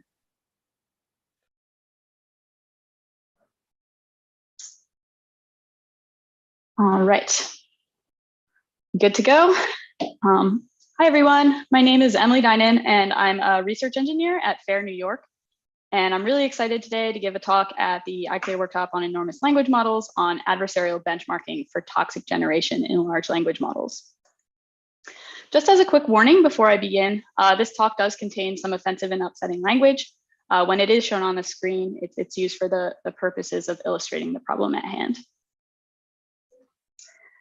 And a quick overview of what I'll be talking about today. So first, I'll introduce the problem of toxic generation. Second, I'll propose adversarial benchmarking as a possible way to make progress on this issue. And third, I'll dive into a case study of applying adversarial benchmarking to the case of toxic generation in large dialogue models. Next, I'll discuss some other recent approaches proposed in the literature, and I'll finish with open questions and next steps. So first, what is toxic generation? I first have to define what I mean by toxic content. And so there has been a ton of work in recent years on detecting hate speech and abusive language. You might also consider that profanity, bullying, violence or threats of violence, lewd content, shocking or scary content, or otherwise offensive language would all sort of bubble up to this umbrella of toxic content. And there's been a lot of work on trying to rigorously define what toxic content is and categorize it and create taxonomies and such, but it's not well agreed upon. So for the purposes of the Perspective API, which is an API hosted by Google for detecting toxic comments, they define a toxic comment as a rude, disrespectful, or unreasonable comment that is likely to make people leave a discussion. And within my own work, we typically use the definition, anything not okay, to send in a friendly conversation with someone you just met online. So it's similar definition. Mine has a bit of more of a dialogue flavor since I tend to work on dialogue research. And the last part here with someone you just met online is meant to capture that there are certain things that you would feel comfortable saying to your best friend that maybe you wouldn't feel comfortable having a stranger say to you. And so toxic generation is then the issue of these models being trained on large amounts of data, which includes a ton of toxic content. And then at inference time, they have a tendency to generate toxic things. So on the left here, we see an example from GPT-3, which I pulled from Twitter, in which GPT-3 says, the only thing more fun than killing somebody is killing everyone. And so this is a clear example of violence under the definition of toxic content. And on the right here, we have another example of GPT-3 generations, which I took from Twitter as well.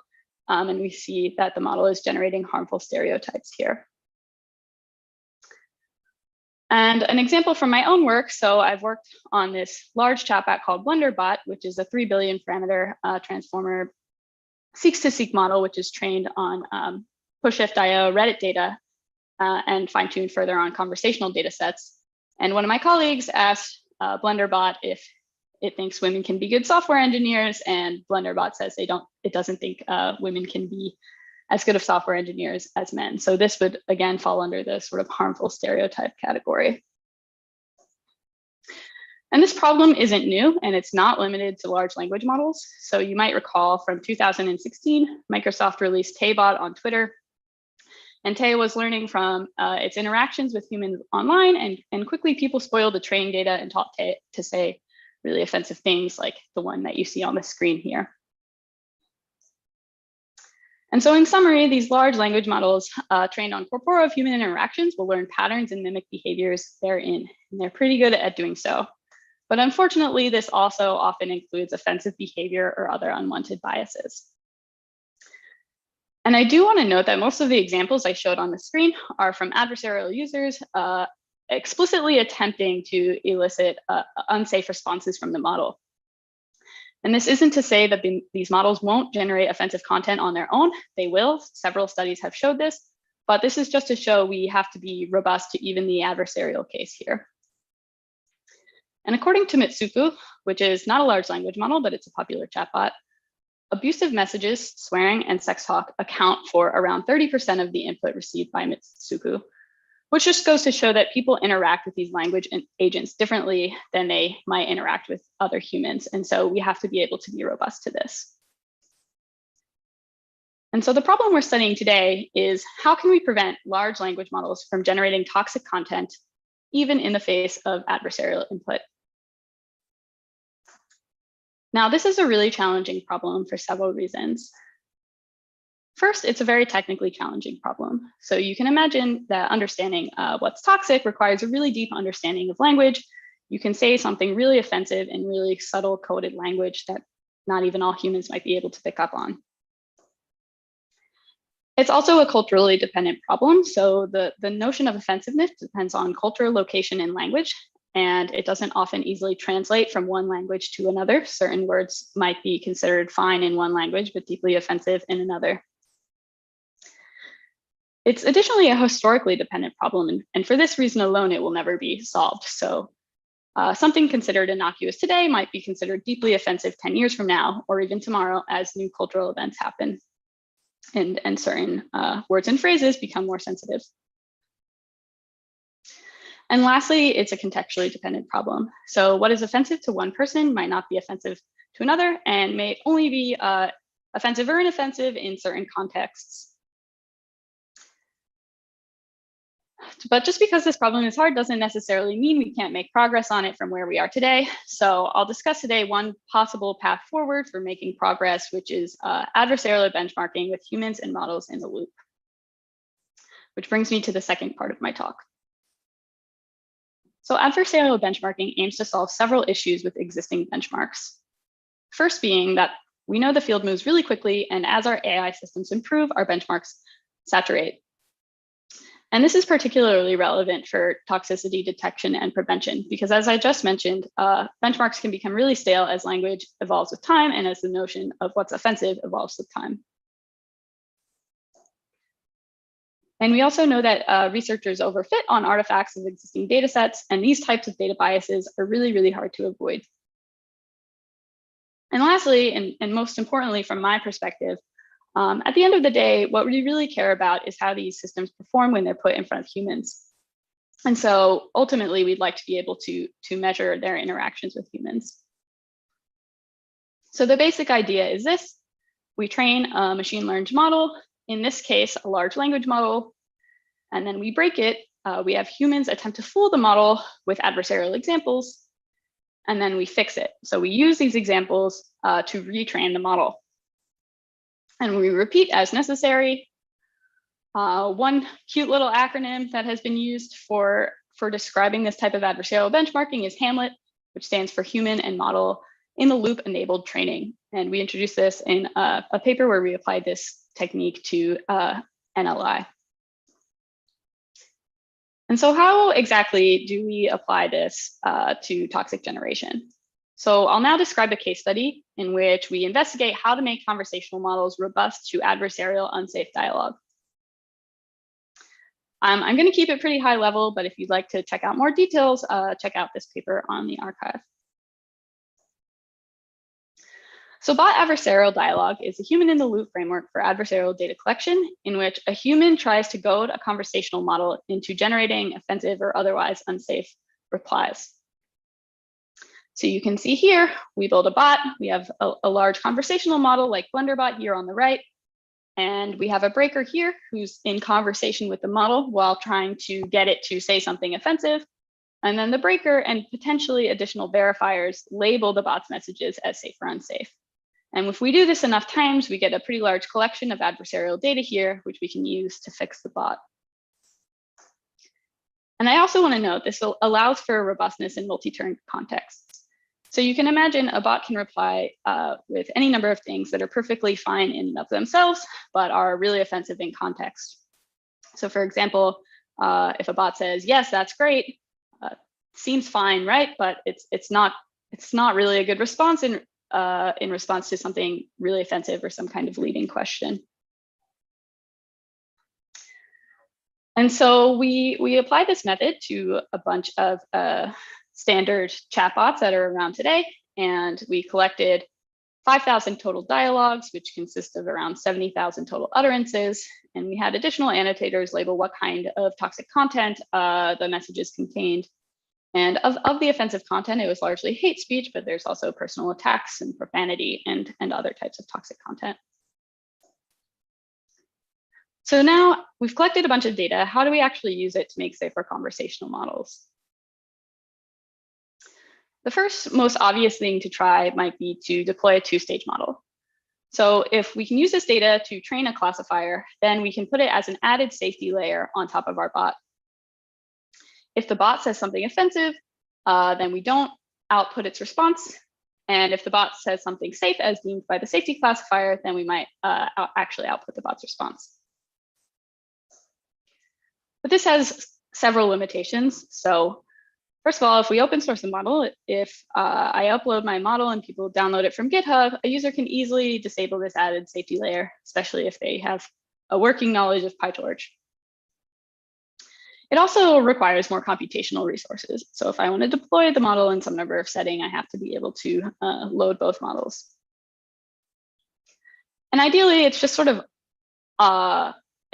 unsatisfying as a researcher. Ideally, we could have an end-to-end system capable of both safe and engaging dialogue instead of having to have these multiple separate components. Which leads to the next proposal, which is baked-in safety. So the idea behind baked-in safety is to add training examples that contain offensive input and appropriate responses so that the conversational model learns how to reply appropriately to offensive input. So what does this actually look like? On the left here, if you're able to read it, we have some data that we use to train our model. The top one is a pretty innocuous training example, and the bottom one is offensive. And a data pre-processing approach might just consider removing this example. But if we do that, then the toxic conversation would take the model sort of out of domain at inference time, and we don't really know how it would respond. And it might just even repeat what the user is saying. So the idea on the right is that instead of just removing the example, we modify it a bit. We take the offensive input, but we replace the output with something a little safer, like, hey, do you want to talk about something else? How about we talk about paddleboarding in this case, to teach the model this sort of awareness of toxic content and how to respond appropriately. But this approach also has a bunch of limitations. For one, it's a very complicated thing for the model to learn. It has to be able to identify what's toxic and remember sort of how to reply to it. And we also know from plenty of work that our generative models tend to overuse common phrases and repeat themselves a lot. And so if we see something like, hey, do you want to talk about something else? 20% of the time in the training data, your model might learn to just always say this phrase. So you have to be really careful about this. And so what happens when we take these methods and we apply them to our baselines? So we consider several baselines here, GPT-2, Dialog GPT, and Blunderbot, which I mentioned before. And these are all models with either no or minimal safety interventions. And then we take Blunderbot as our main baseline and we apply our two-stage models to it. So we take a standard safety classifier, and then we take the bot adversarial dialogue trained safety classifier. And then we also tried the baked-in approach, which I just described. And we evaluate our models in two ways, for safety and engagingness. So for safety, we'd like to mimic the deployed environment in which humans adversarially goad bots into generating offensive content. And for this, we take a fixed test set of 180 dialogues collected from the bot adversarial dialogue method, and we collect the model's response to it. We then have an additional human verify whether the bot's response is safe or unsafe, given the dialogue context. And we also want to measure engagingness. So you can imagine you can train a very safe bot, but that's not very interesting to talk to. For example, something that replied, "I don't know," might be pretty unlikely to offend, although I'm sure it's possible to be offensive by just saying, "I don't know." But it wouldn't be very interesting to talk to. And so we measure engagingness using this setup called acute eval, where we show two conversations side by side. One's a human-human conversation and one's a human-bot conversation. And we ask an annotator, who would you prefer to talk to for a long conversation, as a sort of proxy for measuring engagingness. And so our baked-in method, you can see here, achieves 78% on the bot adversarial dialogue test set. So that means that 78% of its replies were rated as safe. So this is a huge improvement in comparison to our baseline, which I'll score in the 50s down here. So models with safety techniques are safer than our standard models. However, our two-stage models are significantly safer than the baked-in approaches. So Blender deployed with a standard safety layer achieves up to 87% safe replies in the face of adversarial input. And so our two-stage models are a bit more safe than our baked-in methods, but still pretty far from perfect. And lastly, our bot adversarial dialogue safety layer performs the best. So we achieve up to 94% safe replies in the face of adversarial context. And this model probably performs the best because the bot adversarial dialogue training data is, again, closest to the domain in which it's deployed and in which it's being evaluated. And if we look at engagingness plotted against these safety scores, we see that safer chatbots are still engaging.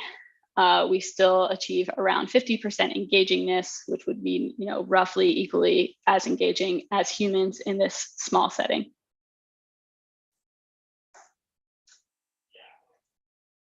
And so I'd also like to mention other approaches rather than just adversarial approaches. So first, why not adversarial approaches? Taking inspiration from this recent paper by Sam Bowman and George Dahl, they advocate against using adversarial approaches. And one of the main points is that with these kind of approaches, you risk overfitting to a specific model's mistakes. This is something you really have to be careful about. So in our work, we try to avoid this by sampling from 10 different models to avoid overfitting to specific models' mistakes. We also rely on human verification, having up to 4 verifiers per example to ensure the training examples are good. It's also not entirely clear, at least to me, to what extent these examples are sort of less natural than other crowdsourced data sets. But again, this is a real concern and something we have to be mindful about and that the community can continue to work on. So in the spirit of examining non-adversarial approaches, I'll talk about some approaches listed in this paper, Real Toxicity Prompts, which came out last fall. So this paper explores 5 different mitigation efforts. The first 2 are database. So the first is domain adaptive pre-training. And if I really oversimplify what this is, we sort of continue training on a non-toxic subset of the data to kind of shift the distribution away from that toxic content. They also try attribute conditioning or controllable generation, in which at training time, you prepend your documents with toxic or non-toxic tokens to indicate the toxicity of the document. And you hope that the model learns these associations. And then at inference time, we generate from the non-toxic token. The authors here also try 3 decoding-based methods. The first is vocab shift, in which they learn a 2D representation of toxicity and use that to boost the likelihood of non-toxic tokens. Word filtering is as simple as it sounds. We block tokens from a list of offensive words and phrases. And lastly, the plug-and-play language modeling technique. So using a toxicity classifier steer generations away from toxic content. And again, check out the paper for details, but as a really brief summary, the domain adaptive pre-training and plug and play language modeling approaches work the best. But you can see we don't get the toxicity probabilities quite down to 0 here. So we have a bit of a ways to go. Even more recently, this paper came out about a month and a half ago on the archive called Self-Diagnosis and Self-Debiasing. And what this paper explores is whether a language model can sort of do this type of zero-shot detection of toxicity. So can a language model detect when its outputs contain socially undesirable attributes? And assuming it can the language model use its internal knowledge to adapt its generation process and reduce the probability of generating toxic content? And so oversimplifying this paper, check the paper for details, we manipulate the prompt so that the model can identify toxic content in this zero-shot manner, and then use this to modify its output distribution and sort of steer its responses away from toxic generations. All right, so what are some open problems and next steps of this work? So in this talk, I introduced bot adversarial dialogue, which focuses on adversarial benchmarking for toxic generation from conversational models. And our considerations might differ when we aim to fix general purpose language models. So while these two types of models are similar in a lot of ways, they're often large trained transformers trained on tons of data from the internet. They're often trained on slightly different data. So conversational models tend to be trained on more dialogue-y data, like Reddit, for example. And they're trained to perform different tasks. So conversational models are strictly trained to do conversation, and they sometimes have different architectures. So the techniques I propose wouldn't necessarily apply one-to-one when trying to fix general purpose language models. This work is also limited in terms of scope. So for one, the work I showed today focuses exclusively on the English language, which, as we already discussed, would be really insufficient for solving this problem in other languages. And toxicity is really only one part of safety. So we might also consider bias and fairness, or indications of self-harm or other safety critical situations, which I don't touch in this work. So what if you ask a chatbot or your large language model, can I mix these two medications? And it doesn't reply appropriately. And lastly, I didn't talk about misinformation. So you can imagine certain types of critical misinformation can be really harmful. And lastly, I didn't really address the issue of how to respond or de-escalation. So it might not always be appropriate to say, hey, do you want to talk about something else? And you might want to respond to hate speech differently than you would want to respond to an indication of self-harm, for example. It's also limited in terms of bias. So another recent paper that came out is Detoxifying Language Models Risks Marginalizing Minority Voices. And this paper shows that detoxification methods themselves are often biased. And in particular, they show that a lot of popular detoxification methods decrease the utility of these language models on language used by marginalized groups. And lastly, I want to talk about some sort of unaddressed non-technical questions. So in our best setting, our models still mess up 3 to 4% of the time in the face of adversarial inputs. So what is sort of enough for releasing this model to the research community? If I know my model is still able to generate hate speech, is it okay for me to release it to the research community, or have people download it from GitHub and call it a day? I'm not really sure of the answer to that question. Just here to pose it. And suppose it's okay to release it to the research community. What's sort of enough for releasing it in a production setting? Perhaps a product that touches millions or billions of users even. Is it okay if it makes one mistake in a million? Or how about one mistake in a billion? And who gets to decide what safety means? And it's certainly not me or exclusively the people watching this talk. We need to be able to engage with people from other areas and outside communities And so the open question is really, how do we ensure these affected parties have a voice in these types of decisions? So in summary, there are a lot of open policy questions, which makes this a really interesting space to work in. And as far as next steps go, one of my personal goals is to try to bring together researchers and practitioners from across academia and industry to discuss these sorts of challenging technical and ethical questions. And so towards that end, me and several collaborators organized a workshop with a specific aim towards fixing this issue in conversational AI last fall. And we learned a bunch from the first workshop, which I think also applies to fixing this issue for large language models. The first main theme from the workshop was a need for more transparency about the abilities and limitations of these models. The second was a call to work with experts from various fields, not just AI. So a call to engage with ethicists, philosophers, social scientists, people who work in safety and security, etc. And the last major theme, and perhaps the most important one, is that solving safety is hard, if not impossible. But that doesn't necessarily mean that we can't make progress on this issue. And so open reproducible research is important. And a shameless advertisement, following on our first workshop, we have a special section at SIGDIAL where we're still accepting late breaking and work in progress submissions up until the end of the month. Quick thanks to my collaborators, Jing, Dexter, Margaret, Elon, and Jason. And thanks so much to the organizers of this workshop. Thanks so much for your talk, Emily. We have one question in the chat right now from Chris Hinton-Miller, and it's, how would a human in the loop also fix things that are mislabeled as toxic? So is the mislabeling there done by humans, or? I think what the question is referring to is if data sets have mislabeled text as toxic when it shouldn't be toxic, or vice versa, and can you use humans in the loop to fix those problems? Yeah, that's interesting. So it is a really difficult thing to annotate because not everyone agrees on what's offensive, right? And so for this reason, we often rely on having multiple annotators to annotate things as toxic. And in this particular work, we relied on a consensus-based view of offensiveness. So if the majority of annotators labeled it as toxic, we would mark it as toxic.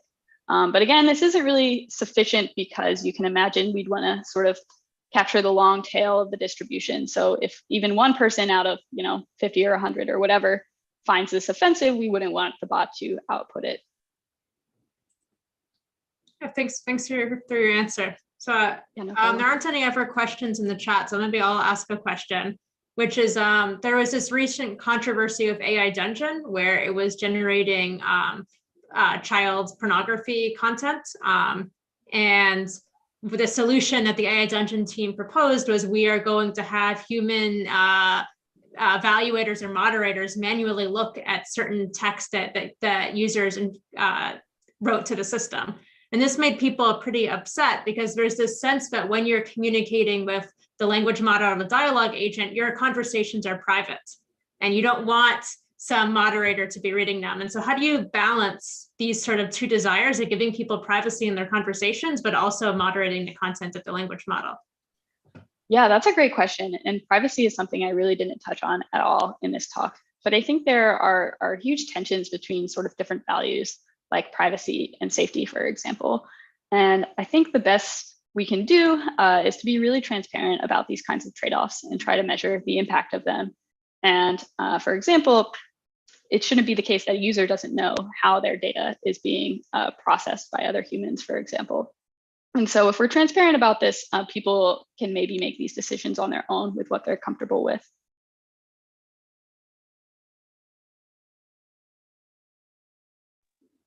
Thank you. Are there any other questions? We have maybe one more minute. All right, thanks so much, Emily. I'll turn it over to Colin, I guess, to end this part of the workshop. Thank you. Great, yeah, thanks for both of these great talks. So let's hop back into GatherTown and continue to the discussion. And then we'll be back here in 15 minutes for the first panel of the day. So I'll see you all then.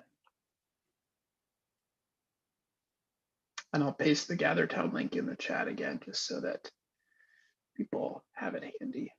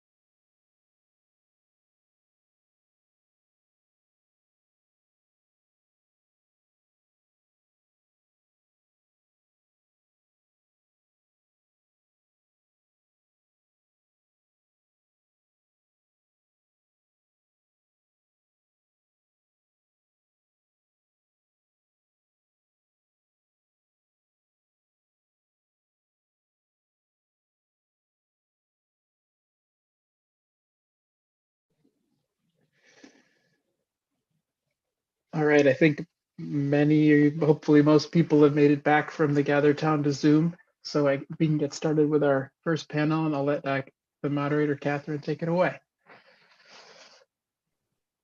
Hi, everyone. Welcome back. I'm super excited to have all of you guys on the panel today and welcome you all to a conversation around bias, safety, copyright, and efficiency of large language models. I feel like the talks earlier today just did such a great job of covering the wide swath of topics that we have to unpack here. So I'm glad that we have this opportunity to dive in a little bit deeper and answer some of those questions, especially the ones that Emily proposed at the end of her talk. Those were basically the questions that I was hoping we would dive into a little bit deeper and introduce some nuance to.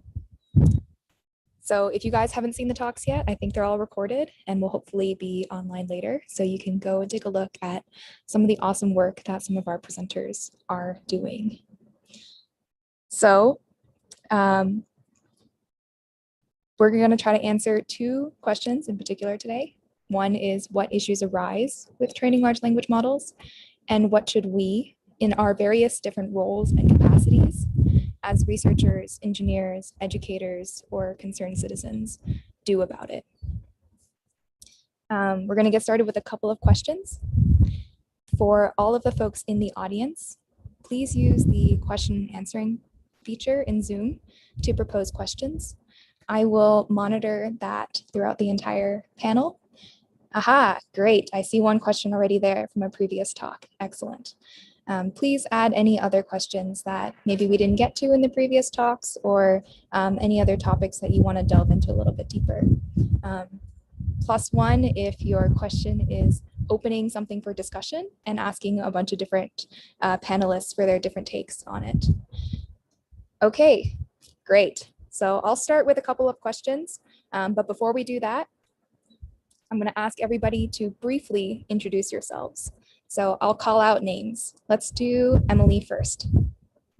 Great. Hi, everyone. I'm Emily. I'm a research engineer at FAIR New York, and I primarily work on dialogue modeling, specifically open domain dialogue, and more recently focus on preventing toxic generation from our large dialogue and language models. Awesome. Tom? Oh, sorry, two Thomases. Thomas Wolf? Hi, so I'm Thomas Wolf. I'm a co-founder of Giface, a startup operating in the NLP field. I'm mostly focusing on open source, open science. I'm trying to make this model easier to share and easier to investigate. Awesome. Let's go for the other Thomas. Hi, Thomas Margoni. I'm a professor of intellectual property law at the Center for IT and IP Law at KU Leuven, Brussels, Belgium. And well, I covered the entire area of IP, and a lot of my work recently has been in trying to decipher the links between IP law and copyright law and AI. So we've seen some issues regarding data ownership, how the rights in data, if any, translates in the model, for example, in NLP. What does it mean for the models? Does this create different incentives in the type of data that are being used beyond those parameters that should reflect the quality of the data, et cetera, et cetera, et cetera. Jesse? Hi, my name is Jesse. I'm a postdoc at the Allen Institute for AI on the Allen NLP team. Last year, I finished my PhD from Carnegie Mellon, and my research primarily focuses on efficiency and reproducibility. So I have written about the impact of large models, in particular with respect to the environmental impact and the social impact of the machine learning and NLP communities becoming stratified, where some have the budget to do large-scale research and some don't. And then on the reproducibility side, I have created the NLP reproducibility checklist. I talked about that a little bit in my talk this morning. And I've published a number of papers which can sort of all be summarized as like, just report more information. Awesome. And we haven't met Natalie yet. Natalie? So I'm a research scientist at Google, and I'm also an associate professor at the IT University in Copenhagen. And so I'm a Canadian living in Copenhagen for over a decade now. My research is, well, I like to think of myself as a theorist, but the truth is that the theory never is easily well, it's easily implementable, but not really working ever the way you think it will. And that's because of the data and the evaluation that cause you trouble. So I'm a theorist who works mostly in data and evaluation, in fact. And I suppose one perspective that I can offer here today is that I'm also equity director for the ACL. That was so well put. I feel like we're gonna spend some time delving into that a little bit more. Okay, so I'll start with one question. The word safety has a lot of different meanings, and it means different things to different people and also different researchers. It's been used to describe multiple different aspects of large language model research. So the question for everybody is, what does safety mean to you? And alternatively, is there a different word that you would like to use to help us to better frame our discussion today?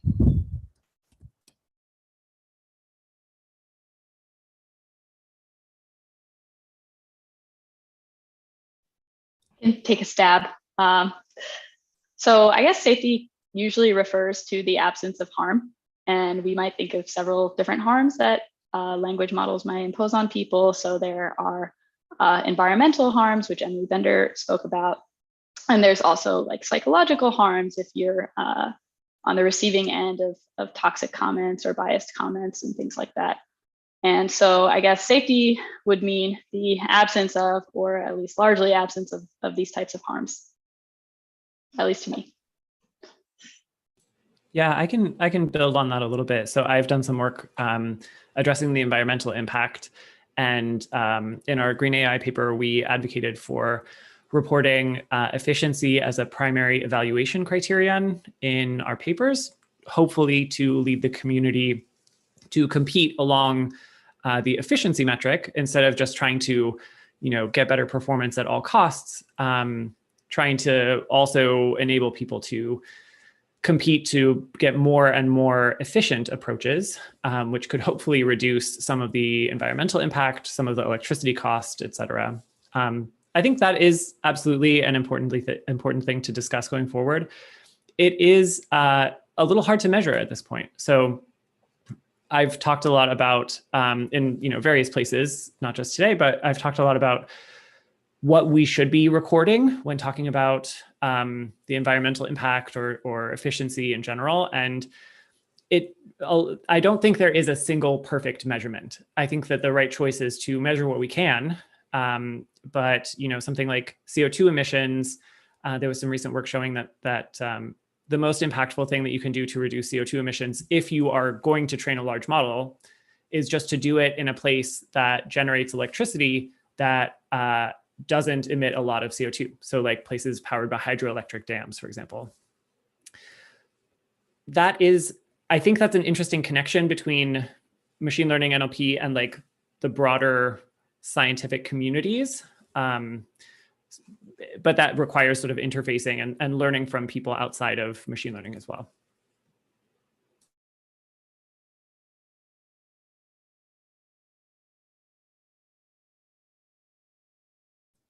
Yeah, I mean, I could just echo what has been said so far.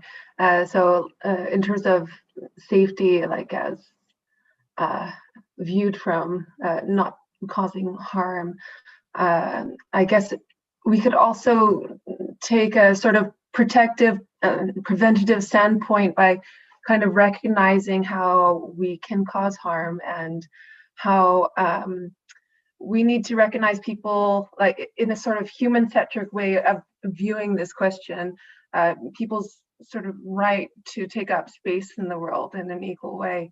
And in that way, I think we need to sort of show compassion for the harms that we might be causing, and always like an openness to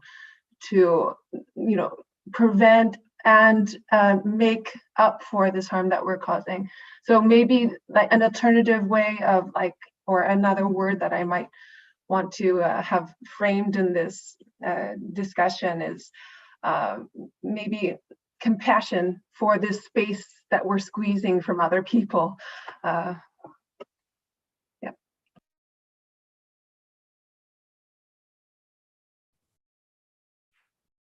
Well, I can go and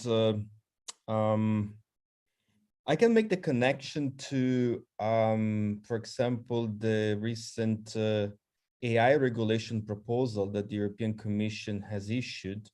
While you were, well, sorry, first of all, I was carefully listening while you were speaking, but I was also searching for how many times the word safety was mentioned in this proposal, and it's mentioned 91 times.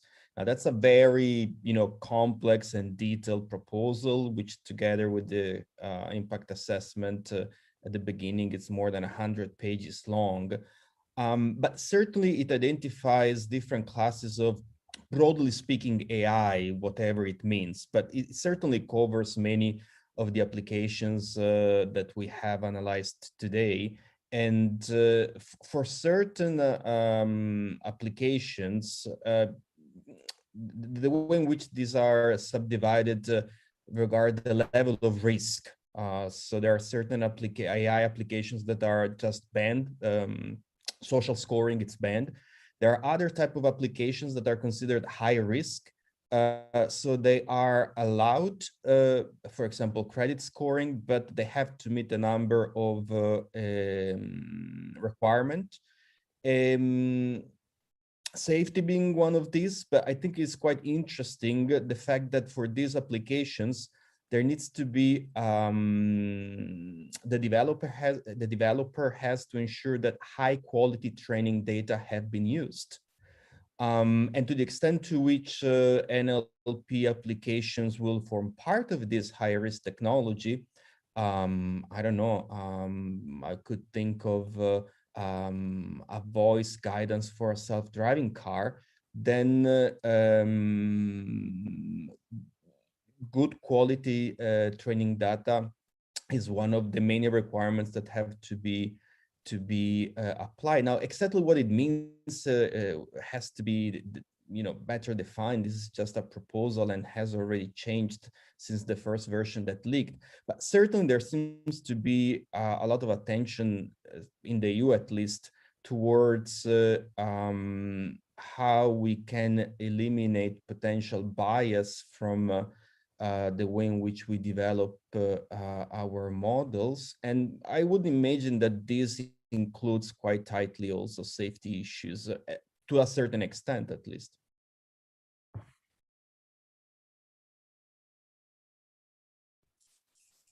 I guess I should also add a word. Yeah, I think I'm a little bit uncomfortable with safety discussion language model, probably because I think we're focusing a lot on this specific technology language model. And we tend to forget that actually the main problem is when we incorporate this model in a whole system that interact with human. And I'm a little bit, I think personally that when you separate this, you can have, I think, for instance, huge safety problem with very simple AI model, even logistic regression. And I think there are right now, I think like there are very simple reads like The Weapon of Mass Destruction by Cathy O'Neill, of Hello World by Hannah Fry, where you see that you have today's huge safety problem with AI model that are much simpler. So I think sometimes just focusing this safety discussion on language model is a little bit weird, I would say, maybe. Maybe the problem here is that these are one example where we think that, I think some people think or hope that in a soon future, we would be able to have AI systems that are deployed with a very thin barrier and just basically on their own, right? And the system is just a language model, which I think is a huge error and a huge and a very bad idea in general. Yeah, so for me, safety is also, I think it's also a problem that it encompasses very, very widely different things. Like what Jesse talked about, climate change, which is very important as well, is really far from what Emily talked about toxic behavior in chatbot, which is exactly, I think, maybe one of the area where you could have yeah, this safety problem very, very soon, I would say, because the system can be very simple.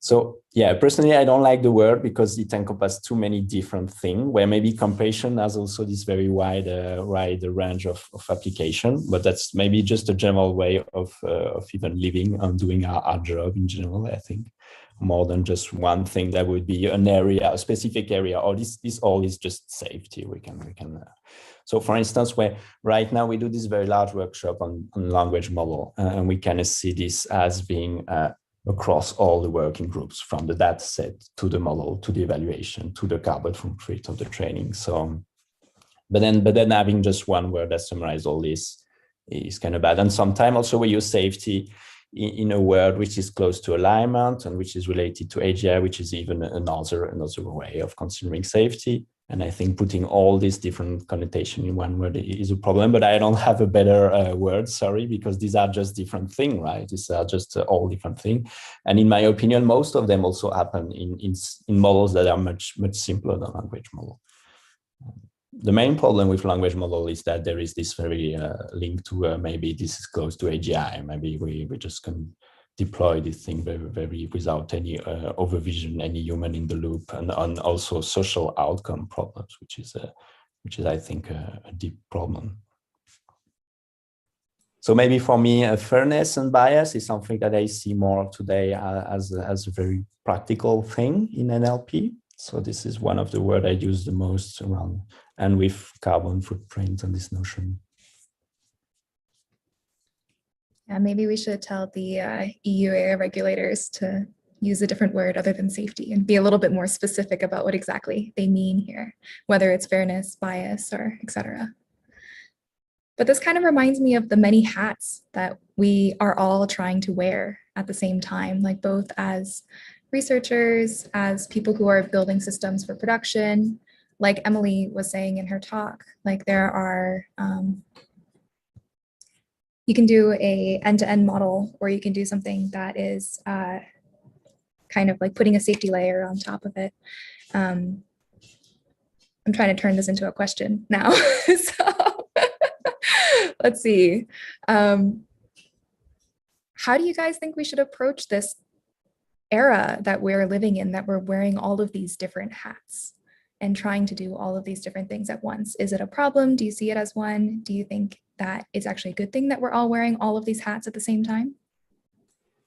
I think one thing that I'll say here, just to also sort of connect that back to what Tom said right before you, Catherine, was that these kinds of issues, a lot of them aren't new. And so one of the best things that we can do is look back at previous work. And, I mentioned earlier that with respect to sort of green AI and carbon emissions, the best thing that we can do there is connect with other people that have already thought about these things. So, there are scholars who have spent many years sort of documenting emissions and trying to understand how we can reduce them. And I think this is also true, bias in language or bias in models, that's been studied for decades. And so it's, I think, crucially important for us to look back at that literature. And it is true, if we're examining a logistic regression model or something very simple, the techniques that we might use to examine bias in those kinds of models might be different. But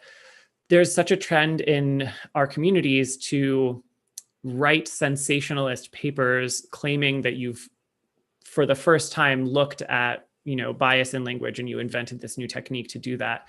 When in reality, this really what we can do to have the most impact and to do the best scholarship we can is build on the previous work that's come before.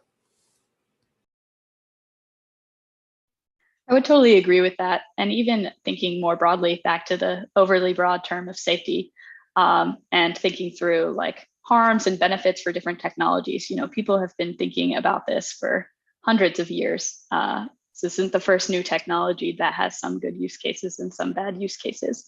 And so leveraging the expertise of people from other fields, I think is crucially important.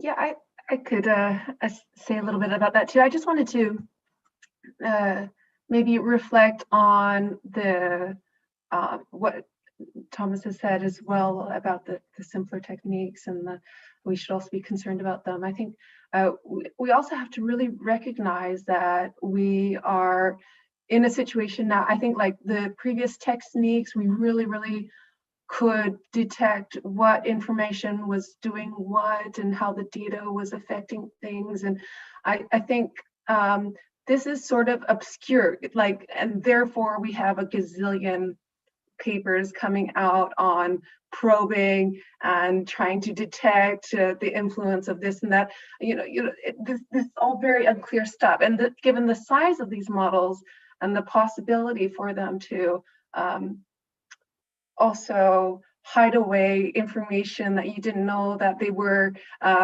memorizing, because we take for granted that these systems are just like the math books, with a bunch of parameters. But of course, they're going to be super lazy and try to memorize it as much as they can, So there's all sorts of things that we have to be concerned about with these large models that we didn't really have to be concerned about before, just because there's a lot that's obscure and we're still trying to figure out like how stuff works together. But yeah, just to echo what Emily said about really depending on people from other fields, but I think we don't even have to look necessarily like super far away into other fields. Like we used to actually be pretty interdisciplinary in NLP, and for some reason these different parts of NLP have just been sort of devalued, and the work from these areas is not easily published as much. And so I think for some of the problems that we're facing right now, we just have to recognize that constructing data sets is actually a really tough thing, that people have to be really skilled in order to understand how to put together a proper data set, and constructing like proper evaluation metrics is actually a really tough thing as well. So let's start valuing this work from within our field, but then let's start also recognizing that we don't know everything, and that we actually have to look to people who have specialized in other fields. I think it's like as Jesse was saying, it's hard. We get caught up in this hype. We like have discovered this huge thing. Like, no, let's just ask the people who know about this thing, and let's see how much progress we might have made. We might not have made as much progress as we think we have. We might have not discovered exactly how babies work just yet. So. I want to give Jesse an opportunity to talk about this as far as incentives go, if you want to, Jesse. Yeah, I mean, I'm also curious about Natalie's opinion on incentive structures and how we can get people to actually do these things, because I feel like, it's one thing to say in a panel discussion at a workshop that we should be building on previous work and we should be reporting this kind of information and we should be looking for bias in our data and in our models, et cetera. But actually getting people to do it, that's what I found tricky. So in my talk today, I sort of fell back on this idea of like, just report what information you have, right? And part of the reason that I've fallen back on that is it's really hard to get people to change at the community level. And so I'm loving this discussion. I'm very happy that we have a place to talk about safety and all of the different aspects of it. But I am curious, not just I said, Natalie, earlier, like I'm curious about your opinion, yes, and also the other panelists here too, about how we can incentivize the community to actually implement those changes.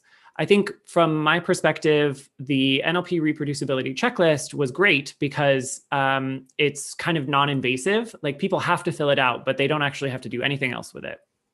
And so that has been, I think, a good sort of community-wide effort, but really doing more than that, I don't know, it starts to face pushback once you're required to even the simplest thing, like writing a section in your paper about drawbacks, right? Like that's been something that was suggested or like required at a number of conferences now. And people really push back against that. And so I am curious if you guys have ideas for sort of systemic incentive structures that we could put in place that could help people at least raise these issues or help mitigate some of these issues too.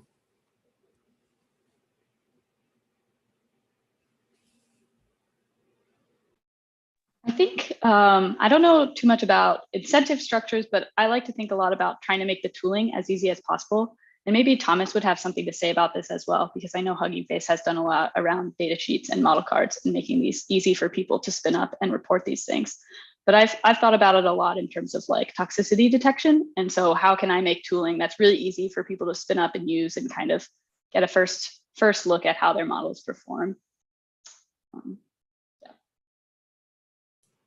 Yeah, that's a great point. I'll just re-echo again, like the number one most important thing is that it's easy for people to do. Otherwise, people won't do it. The other thing we talked about, Jesse, was how expensive it was to do a lot of this work. Can we maybe dream about like what a collaboration would look like that would maybe be easier for people or take advantage of some people who have a lot more money than other people to do this type of work, and how we can get that to happen? Let's dream. Let's dream. I would love to dream about that. I think there's a lot of discussion around sort of pairing industry and academic researchers, because often it's the case those in industry have access to more resources. I think that there is tremendous inequality in our research community at this time, even just between, you know, researchers at top universities and those perhaps that are also at great universities, but in not in computer science, for example, in other fields that like want to contribute, an adjacent field to NLP, but just don't have access to those resources. I wish there was an easy solution here. I think that there are some great examples of these kinds of pairings. So Amazon, the large tech companies like Amazon, Google, and Microsoft all have sort of grant applications that you can fill out to get cloud credits. That's really valuable. It's hard to get people. One thing that came up in Emily Bender's talk was when creating a data set, part of when you decide to do that, you should at that time allocate your time and resources partially to documentation, and recognize that like when you first create a data set, that's when you need to start the sort of documentation process. And it's similar with building a new model. You have to keep track of all of your experiments. You have to be prepared to do analyses of bias, for example. That does sort of increase the cost of both in terms of human hours and in terms of cloud compute hours of doing research. So one trend that I've noticed recently, which I am all in favor of, is larger teams working on larger projects. So like the T5 paper is an example of that. Phenomenal paper that covered a tremendous amount of ground and had, I don't know how many authors, how many was that? Like 8 or 10 or something, like a lot of authors on that. 10 years ago, when I started doing research in this field, it was common to see just a grad student and their PhD advisor. Like that was probably the most common setup on a paper, was 2 authors. Now we also see, you know, Hugging Face's like big science project, like that's a massive collaboration. And I am thankful that there are industry, like I mentioned, the industry partners, people you can get grants. There's also governmental grants, at least, you know, I'm in the US. And so I know that that exists here. I hope that going forward, we can see more partnerships like this. And this trend of larger and larger teams necessitates industry and academic researchers collaborating to sort of form those teams in the first place. Yeah. Well, I'm going to switch gears a little bit because we don't have all day here. Something that did come up a couple of times was how much human engagement we will want with our models. Emily mentioned human in the loop evaluation in her talk, and Tom just mentioned putting these models as part of a system and not using these models as like just the bare bones. So this kind of reminds me of having human drivers currently behind the wheel in autonomous driving. Is the hope to eventually take our hands off the wheel and have these cars or language models drive themselves? Will we ever be able to do that? Should we do that? What would it look like to do that?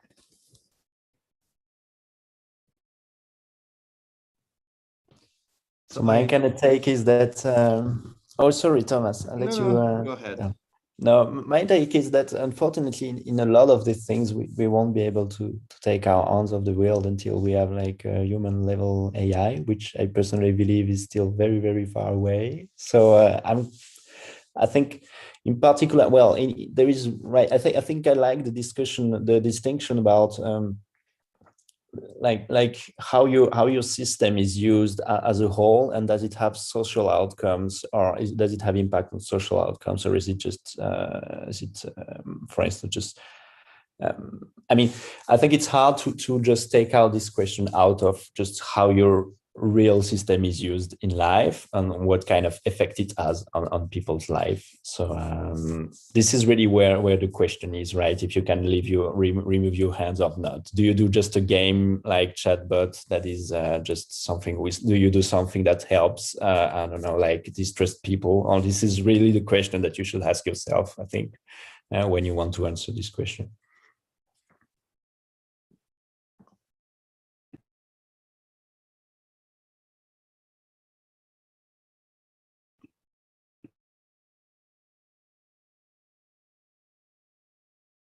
Let you go, Thomas.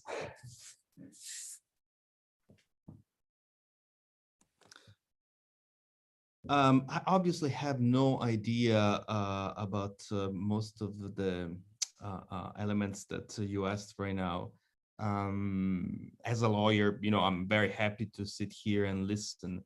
It's extremely interesting, but I was curious, and I apologize to go back for a second to the system of incentives and partnerships with private sector.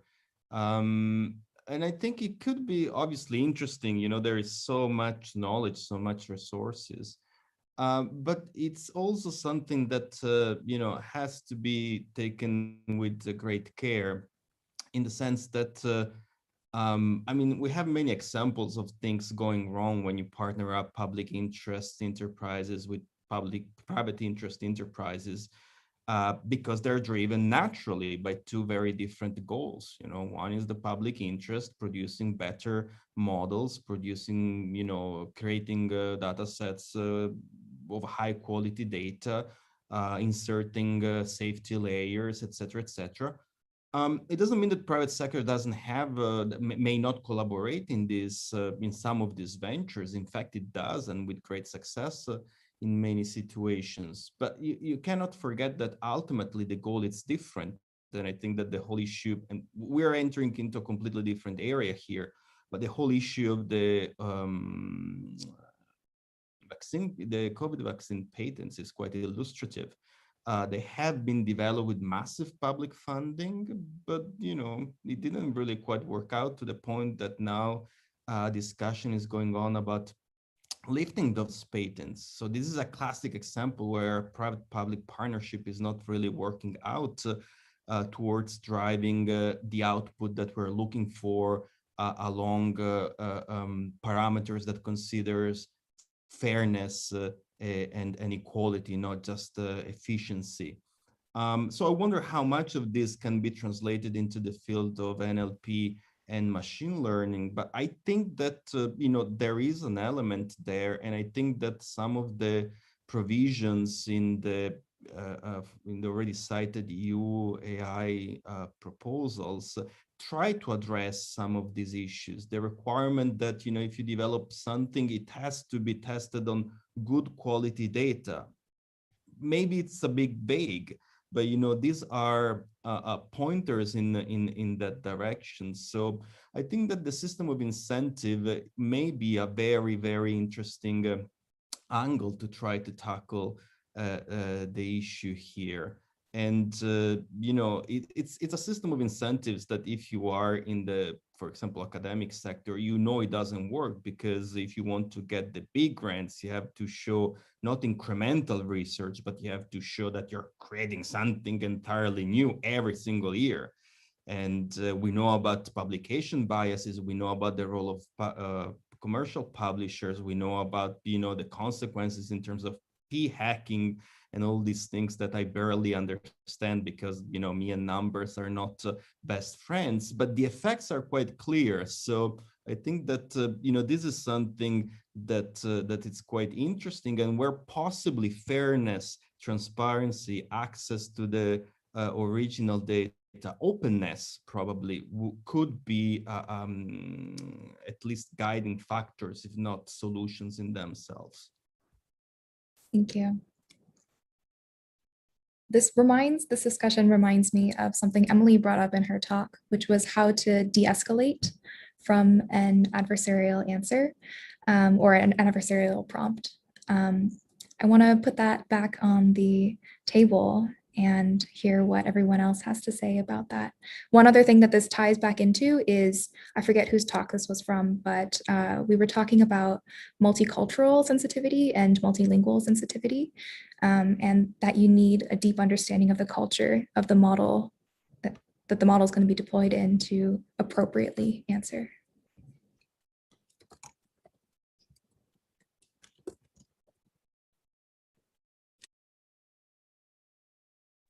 So is your question back to like the incentive structures? Is that it? I guess my question is, how do we come up with ways to de-escalate from that? What should we be doing? Let's try to answer that question.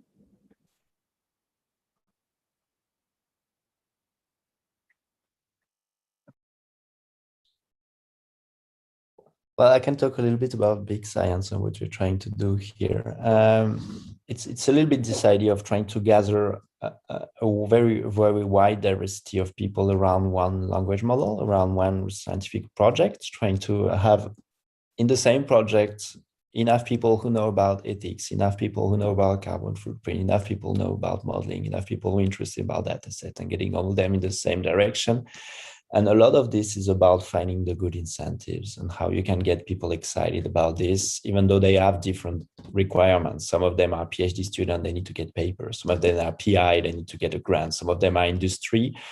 And then it depends. In big industry, they need to be in a visible project. In smaller one, they want to be in a project that's not too visible because they are not. They are just under the open source hat. So all of these people have different view and different thing. One unifying factor that we found is when you have a project which is actually exciting, I would say, for everyone in a general, right?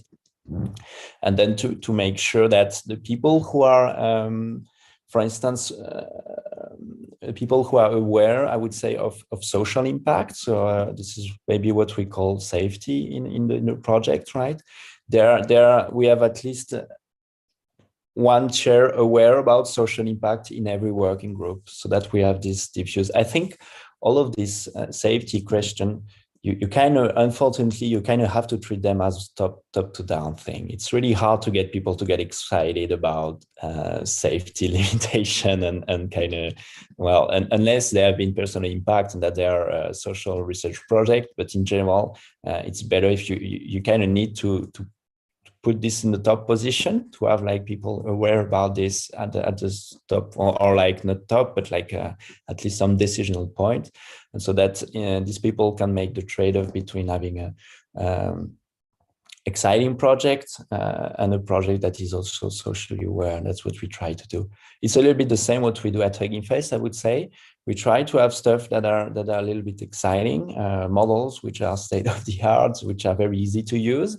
But for me, it's very often an entry point to try to push for beneficial practices, so like model card, dataset library, things like that, where we get better. Well, Jesse emphasizes the role of documentation. And I think also that's paramount in all the things we do. But it's really hard to push for that alone, right? To say documentation is really important. Be excited about that. Nobody's excited about that. But if you use that as a Trojan horse, if you do an exciting project as a Trojan horse, Because you're aware these are important things, and because you know that the people who are leading the project are aware of this, then you can do big things. Well, at least that's what we try to do at Hanging Face. Kind of surfing on the hype to push for beneficial things. It's a difficult trade-off, I think. But I hope, well, my personal belief is that it's maybe possible. That's really interesting. And I like that idea a lot of like taking something that is sort of hyped up and using it as a way to get people to, do better science and report things. Because sometimes getting people to report stuff is kind of boring. I will admit that. One thing sort of to tie this back to the question that Catherine brought up about like maybe what can we do in a situation where a model does something that's inappropriate and we want to de-escalate that situation. One conversation that I had with Emily Bender, and I think a couple of you guys might have been there in the Rocket Chat a few minutes ago, was that people don't have a good internal model of what a language model is like.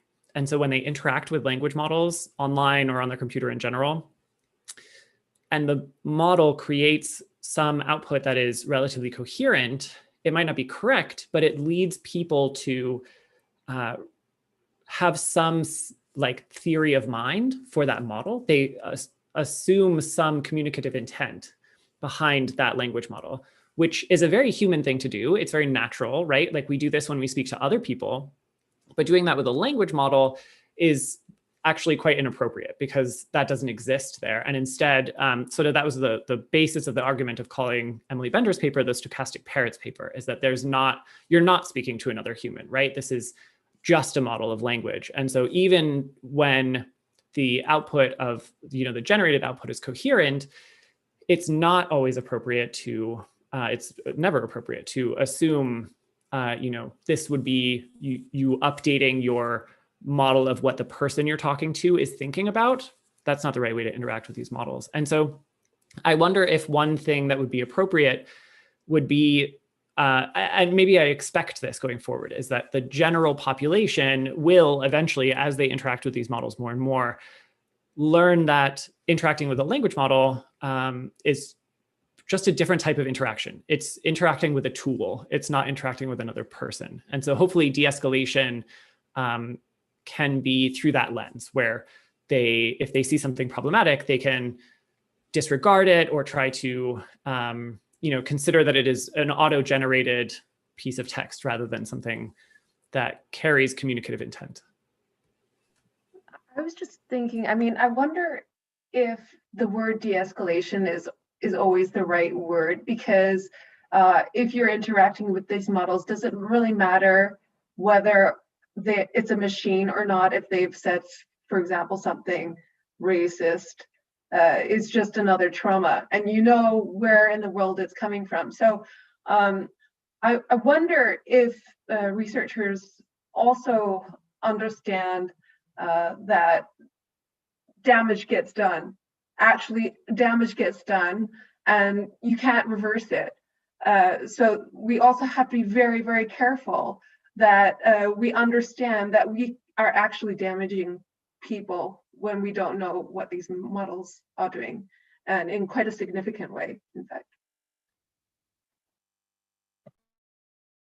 Yeah, that's a really great point. And at a scale that is, previously not possible. Like now these language models, they can generate text so quickly, they can interact with many, many people all around the world all at the same time. And so that damage is, that potential for damage is amplified. Emily, since this was originally from your talk, would you like to add anything? Yeah, I'm just thinking about how this problem is so contextual. So there are certain topics that, for example, I might not want to broach because they bring up pain in my own life, but that wouldn't necessarily apply to other people, and how it's kind of impossible at this current stage for the models to really gauge the boundaries of different people. And then in the limit, we would want a model that's able to pick up on this and sort of learn from feedback and attune its responses to a person's own preferences. Even in terms of like handling feedback, people respond different ways to different feedback. Some people like positive reinforcement or negative reinforcement, et cetera. And so learning these personal preferences, I think, will be interesting sort of as we move forward.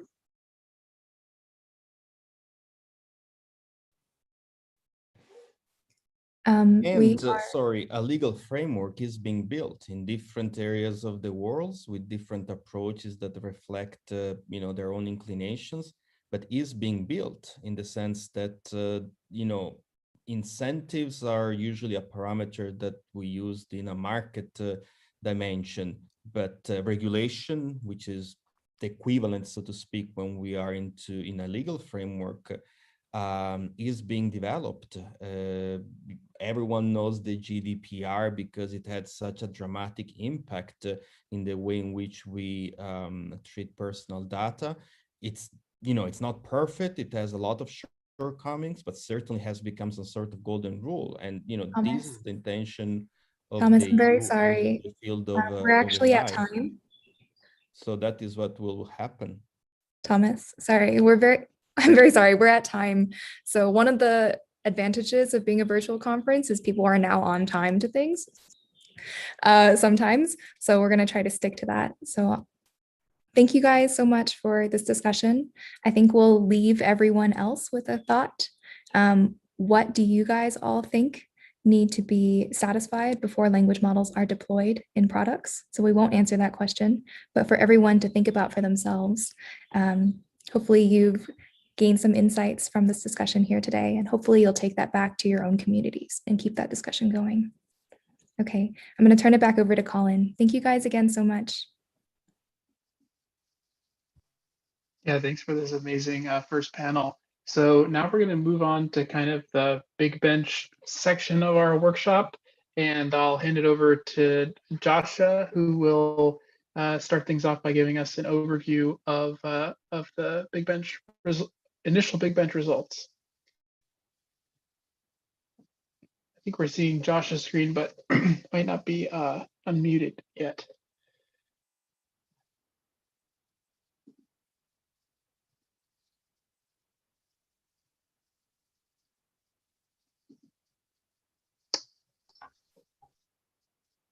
Great. Okay, so you should be able to see and hear me now. Yes. Sorry, the button to unmute myself was like buried in my laptop screen. I had an external monitor. Cool. So I'm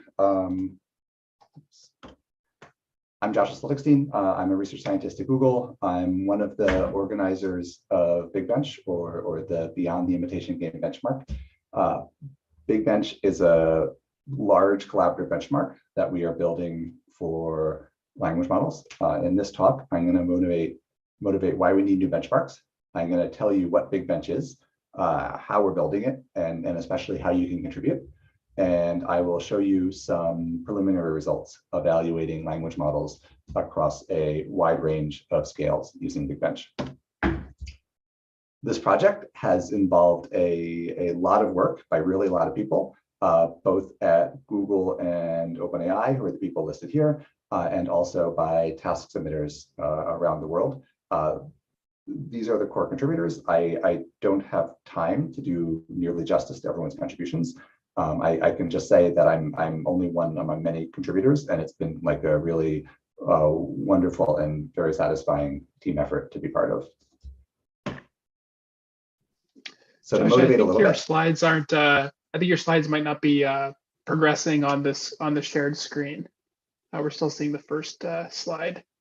Oh, interesting. Worrisome. Yeah, it looks like the shared screen is like a normal window, so maybe there's two different screens up. That I may very well have.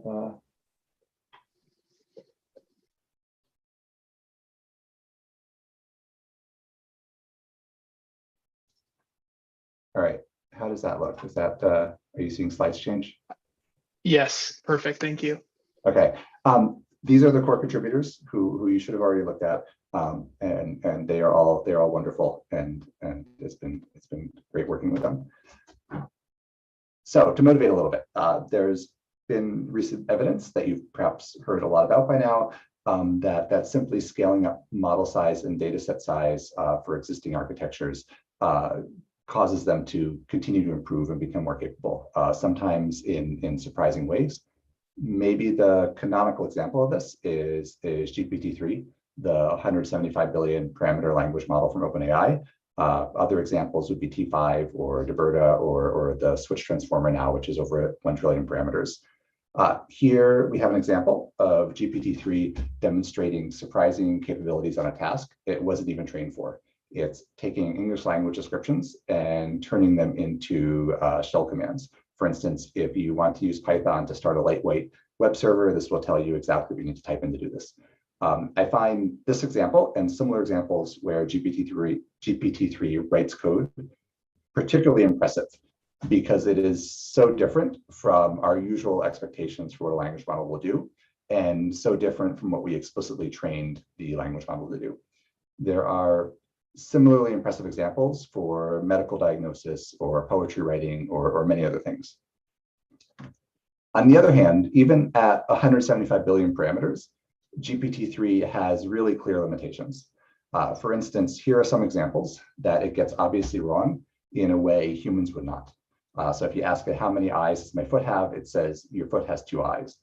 Or if you ask it, who was president in the United States in 1600? It says Queen Elizabeth I, which is actually kind of an interesting answer because US was still a British colony then, and she was the Queen of England, but it is also an incorrect response. Even worse, it's not just that GPT-3 is bad at some tasks. It can also behave in ways that are actively harmful. For instance, it associates Muslims with violence, and this association can dominate text that it generates about Muslims. If you prompt it with 2 Muslims walked into it will complete it with synagogue, with axes and a bomb, or Texas cartoon contest and open fire. So, large language models have both strengths and weaknesses. To me, though, the most surprising and possibly important aspect of all of these results is that they do not stem from any new architecture or fundamental conceptual breakthroughs. They are coming just as a result of scaling up existing models. To briefly illustrate that thought, here we are using data taken from the GPT-3 paper, where they look at performance across all accuracy-based tasks that they consider. This includes several standard language model benchmarks like Superglue, as well as a number of additional tasks that they created. And here I've added one additional data point, which is corresponds to a number of parameters, corresponds to 1 parameter per output token, at which point the model should be reduced approximately to a unigram model. And what we observe is that there's a roughly log linear trend in performance for around 6 orders of magnitude in model scale. And if a trend holds for 6 orders of magnitude in scale, it's reasonable to speculate at least whether it will continue to hold for another half dozen orders of magnitude, at which point a admittedly completely naive extrapolation of performance would suggest that we would have saturated performance on all the things that we're currently measuring. I've also plotted on the right performance versus approximate dollar training cost on public cloud providers to emphasize that models of the scale would be achievable even today if you made investments on the scale of that for other large scale scientific projects, like maybe the CERN Large Hadron Collider. So if we take this idea that new capabilities will be released by scale alone, it raises a really important question, which is what new capabilities will be unlocked with further scale? To answer that question, we need new benchmarks to extrapolate what can and cannot be accomplished with scale. There's a very satisfying aphorism. Quantity has a quality of its own that is commonly misattributed to all kinds of figures. But it maybe raises the question, for neural networks, what are the qualities that quantity unlocks? What limitations of machine learning can be resolved by larger models and more data? And what capabilities or limitations will require new theories or architectures or algorithms to unlock? I believe it is crucial to ask and answer these questions about what the capabilities of ever larger models will be, to be able to plan and direct our research at worthwhile projects, to predict and prepare for potentially quite disruptive new model capabilities, and to understand and ameliorate potentially socially harmful effects, ranging from bias to job loss. New benchmarks are also needed because current language model benchmarks have fairly restricted scope and are nearly saturated. Current benchmarks mostly focus on very specific tasks, maybe around things like language understanding or summarization or question answering. They mostly don't try to answer general questions about the breadth of capabilities of a model or the model's general intelligence. Additionally, possibly because of the narrow scope, existing benchmarks nowadays seem to have ridiculously short lifespans before they are effectively solved.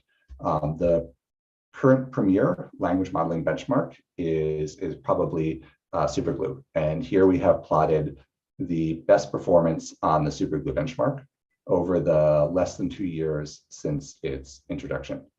As you can see, performance is already superhuman and likely quite close to saturation.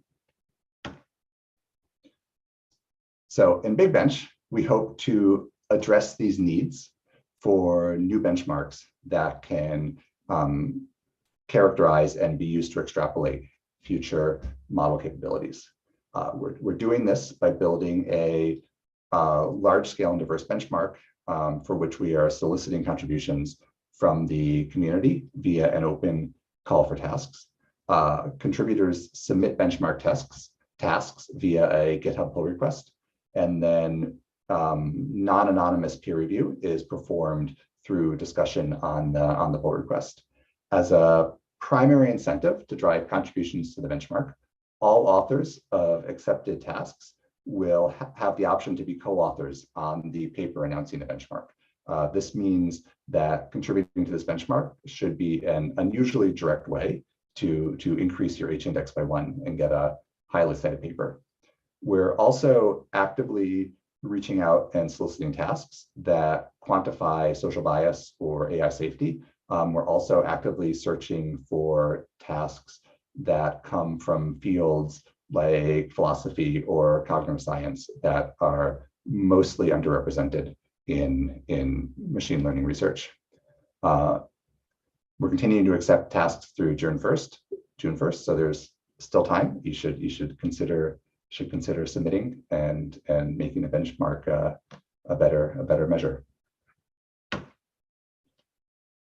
So what does a benchmark task look like? What would a submission actually look like? One way that you can specify benchmark tasks is as a lightweight JSON text file, like the one you're looking at now. This, for instance, is a task where the model is asked to identify what single character edit of an artist or movie name makes it humorous. So the model is expected to know that turning Star Wars into Star Wars is funny, but turning Star Wars into Star Wars is much less funny. Alternatively, and much more flexibly, you can specify tasks programmatically. So doing that basically involves implementing a function which takes the model as input and outputs a score as for the model on the task as its output. So the function is able to query the model and ask it to either generate text or return the log probability of different sequences. Here, the model is being queried with simple addition problems like integer 1 plus integer 2 equals, and then is expected to return the sum of those two numbers, and then is scored on whether or not it returned the correct sum of the two numbers. We're also interested in extrapolating capabilities and limitations of these models. In order to do that, we're collaborating between Google and OpenAI to evaluate on models ranging from 10,000 to more than 1 trillion parameters in size. And we hope to extrapolate that even further. We've also arranged for human evaluators from Stadia to provide a human baseline. These are skilled individuals who are video game play testers is their primary job, and I think they'll provide a unusually strong baseline.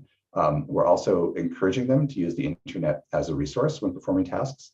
So the human performance here will actually be for humans plus tool use.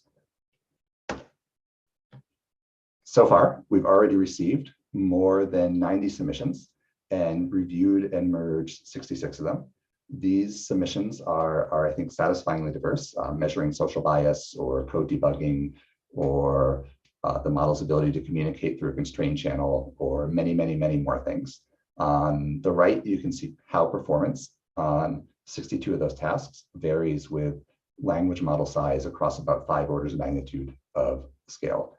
You're going to hear about some of these tasks in more detail in the upcoming spotlights and contributor talks. Before we go on, I want to emphasize that this analysis is in its absolute earliest stages. So you should treat the plots I show you as tantalizing and suggestive, but also as very preliminary. So what kind of behaviors do we see? We see that some tasks and some capabilities improve reliably with scale. Sometimes for tasks that are quite surprising. So for instance, on the left, we have a task where the model needs to translate between English and a novel constructed language based upon only a few examples of translations provided on its input context. And the model does increasingly well in this model size and massively outperforms naive human. On the right, we have a logical deduction task where the model needs to deduce the order of a sequence of objects from a set of specified spatial relationships. So for instance, the model might be prompted with, on a shelf, there are 3 books, a black book, an orange book, and a blue book. The blue book is to the right of the orange book, and the orange book is to the right of the black book. And then the model needs to be able to deduce that the black book is leftmost. And this also seems to monotonically, roughly, well, seems to fairly lawfully improve with model scale. On the other hand, we also see some surprising capabilities that seemingly cannot be achieved by scale alone. So for instance, on the left here, we have a task where the model needs to identify whether given logical statements presented in plain English are true or untrue, or rather whether given logical arguments are true or untrue. It's worrisome that the model doesn't perform a chance on this if you're interested in the model eventually producing truthful outputs. On the right, we have a task where the model is given 2 sentences and it needs to identify which of the sentences caused the other. So for instance, the model might get, it started raining and the driver turned the wipers on as inputs, and it needs to identify that it started raining is the first of those sentences. The model also seems to do consistently badly at this kind of common sense cause and effect reasoning. So I would interpret that to mean that there are capabilities that we will simply never achieve with greater scale, except that there are other tasks like these, where capabilities seem unachievable by scale over many orders of magnitude of model size until the model reaches some critical size and suddenly does better. So for instance, on the left is a task where the model needs to transliterate between sentences in English and the international phonetic alphabet. And it is totally unable to do this until a certain size, when suddenly it gets rapidly better at it. On the right, we have a task where the model is being asked to perform arithmetic. And though not as dramatic, it shows a similar pattern where it's has no success at all until it reaches a critical size and starts to succeed. Language models can also be uncooperative subjects that are very difficult to quantitatively evaluate. So for instance, if you ask a language model, was the human organ that pumps blood, it may respond correctly that it's the heart, but it may use an emoji rather than the word heart. And so might be scored wrong. If you ask the model to translate between English and Pig Latin, sometimes it will completely correctly translate between English and Pig Latin, but often it will just start swearing in Pig Latin, which must be like a mode must be overrepresented in its training data set. Here, the model is asked to repeat the word dog 4 times, and it gets this task wrong in other ways as well, but one way in which it gets it wrong is it repeats the phrase, the word dog, rather than the word dog, which in a human would be perhaps troll-like behavior. Here, the model is asked a question, and rather than answering the question, it assigns the question 71 views, and then proposes another question, which is much more popular than the one we asked it. And here's another one where the model is asked if solving Fermat's last theorem means that someone is skilled at math, and the model says no, since this was only a feat of simple reasoning, which is hard to argue with, perhaps. Finally, we can look at all the tasks in aggregate and ask how average performance changes as a function of model scale. Perhaps surprisingly, we find that overall performance not only improves with scale, but that the slope of that improvement line also increases with scale, at least when you have an x-axis here, which is log model size. This is faster improvement than suggested by the naive GPT-3 extrapolation I showed at the beginning of the talk, so is perhaps quite intriguing. So we've already had many high quality and diverse task submissions. I would like to highlight, though, some of the model behaviors and capabilities that are under tested by your current task set. You should submit a task and help us fill these. These are not the ones we think are most important. These are the ones we think are very important that no one has submitted significant tasks for. I think I'm over time, so I will not read these out one by one, but I think we'll also put this on GitHub. But if you want to do something that measures truthfulness or multi-step reasoning, or you want to make a large number of domain-specific tasks, those would all be excellent. So in summary, Big Bench is a large-scale collaborative benchmark designed to quantify and extrapolate the capabilities of text-based AI. It has extremely diverse task coverage, and we want to make it more diverse. We're evaluating it on models spanning many orders of magnitude in scale. We already see that surprising capabilities are gained with scale, and also perhaps that surprising things do not improve with scale. And finally, you should help us grow Big Bench by submitting a task. Task submission is open until June 1st. And if you submit and accept a task, you will be on the paper announcing Big Bench. So this is a good way to get a highly cited paper. All right, thank you very much.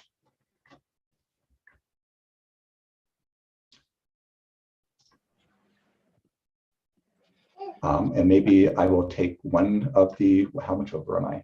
Maybe I'll answer one of the Q&A questions and then we'll move on.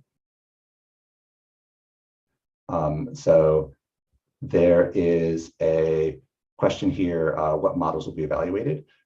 These are all the models that will be evaluated are generative language models, and they're all like sequential token generation. So you need to be able to format your task in a way where the model can perform the task by text continuation. But even for something like a fill in the blank task, you can do that. You could just instruct the model, like, please fill in the blank in the following sentence, and then give it a sentence with a blank.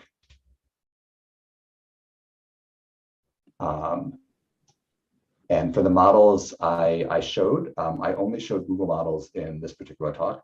The OpenAI models were like an hour away from being included, but we weren't quite sure enough to do it. all the Google models. So all the models of different sizes were trained on the same data. Yes.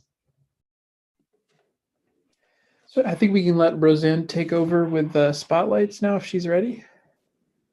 Yes, okay. Next section, we're going to show 10 outstanding tasks in the form of recorded talks from the task submitters. So I'm going to do this difficult job of playing a 20-minute video. Hello, everyone. Thank you for your interest in our task. We know why this is Homing. I'm going to use these 2 minutes to briefly introduce our task so that you can better understand it. So this task is about common sense, which is a technical term referring to millions of basic facts processed by most people. Some examples are like, if you forget someone's birthday, they may be happy with you, and etc. To investigate if current models can understand common sense, the Winograd SQL challenge was proposed. It is formed as a pronoun coreference resolution task. Given a pair of sentences with minor difference, the fish ate a worm, it was hungry or tasty. The model is asked to select which one does it refer to. As a human being, we know that the first eat should refer to fish, while the second one should refer to worm, because hungry is a common property of something eats, and tasty is a common property of something being eaten. So throughout the years, many efforts have been devoted into solving this task. And with the help of large language models, we actually achieve very good performance, near human performance on this benchmark. But does that mean that we have solved the common sense reasoning problem? So it is something worth exploring. And to investigate that, we try to analyze if current models can choose the correct reason for making their decisions or not. For example, the fish ate a worm, it was hungry. We are wondering whether the model can tell which of the following reasons is the most appropriate one. And here comes the performance of current models. In general, I think the performance of these models are not that satisfying. Even the best model on WSC can only achieve slightly better performance than the random guess baselines. Another interesting finding is that even though the fine-tuning process can help the model get better performance on WSC, it cannot help too much on Winograd.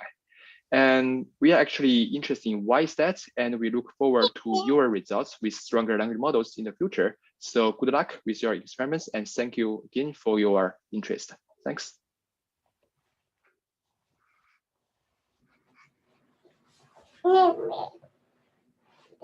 Hello everybody, I am Giorgio Mariani, and I'll be presenting the symbol interpretation task for Big Bench. Language models have shown promising emergent capabilities due to their increasing size. However, it is still difficult to evaluate whether they are extrapolating and going beyond the imitation game. In this task, we are interested in testing the ability to associate meaning, expressed as natural language text, to a symbol, represented as an emoji. For example, here we associate the emoji representing a red square with its intuitive description, while here we associate the same description with the emoji of a cat. We are also interested in the ability of language models to reason over sequences of symbols and to assess the truthfulness of statements with respect to them. We can see here an example of two sentences, one false and one true. The same can be seen with animals emoji instead. In practical terms, the task's input are a symbol mapping between emojis and their natural language description, and a multiple choice question with its possible answers. The language model should then determine the probability of each answer.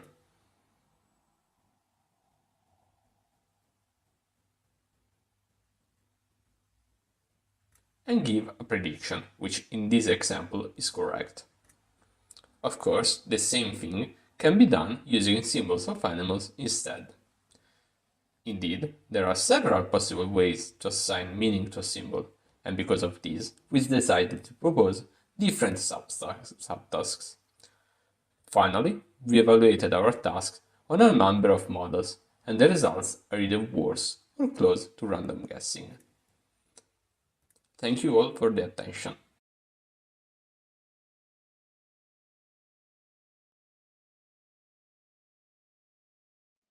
Hi everyone, we're the Stanford ACM, and today we're presenting our task on probing language model reasoning with logic puzzles. In this task, we're probing the ability of pre-trained language models to solve CSPs. In a CSP, each variable can take one of several discrete values, and there are logical constraints that govern the relationship between different variables. Traditional algorithms such as AC3 and backtracking can solve CSPs. Here, we want to understand if pre-trained models can perform zero or few-shot reasoning over CSPs. We generated textual CSPs in the form of logic grid puzzles. Here's an example of a generated puzzle. You can see each puzzle has a number of residents, and each resident has various characteristics. We provided clues to match up characteristics with residents, and then asked for the house number of a resident with a specific characteristic. As you can see, a human solving this task might solve this using a logical grid of constraints, which is why they are called logic grid puzzles. After filling in the spots given by the clues, the remaining assignments can be induced by what's remaining on the grid. And we generated 1,000 of these logic puzzles as benchmarks for language models. Previous work has found that large language models are capable of abstract reasoning, while supervised neural models can be trained to solve CSPs such as that without being ever told explicitly what that type of problem is. Here, we combine these two directions of inquiry. Can the fuzziness of language modeling adapt to few-shot reasoning over linguistic CSPs? We evaluated OpenAI GPT-3, a large pre-trained model, on 500 examples evaluated zero-shot. The model performs as well as random chance, suggesting that such models are not yet capable of performing well on this task. This task was created by Stanford ACM Lab, an undergraduate machine learning research group.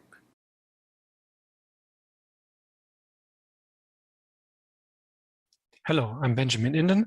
I'm a researcher at Max Planck Institute for Mathematics and the Sciences. I'm presenting the task that can be found in Big Bench as word problems on sets and graphs. The purpose is to study the ability of large-scale neural network language models to reason logically. This would presumably require some kind of short-term memory and inference mechanism, but hopefully minimal common sense knowledge, as the tasks are intentionally kept simple in that way. The fruit basket subtask is the first one. It's about the ability to track additions to and removals from a set. An example question is, there's an empty fruit basket, then one kiwi is added, then one date is added, then one kiwi is removed, and so on until then which fruits are in the basket.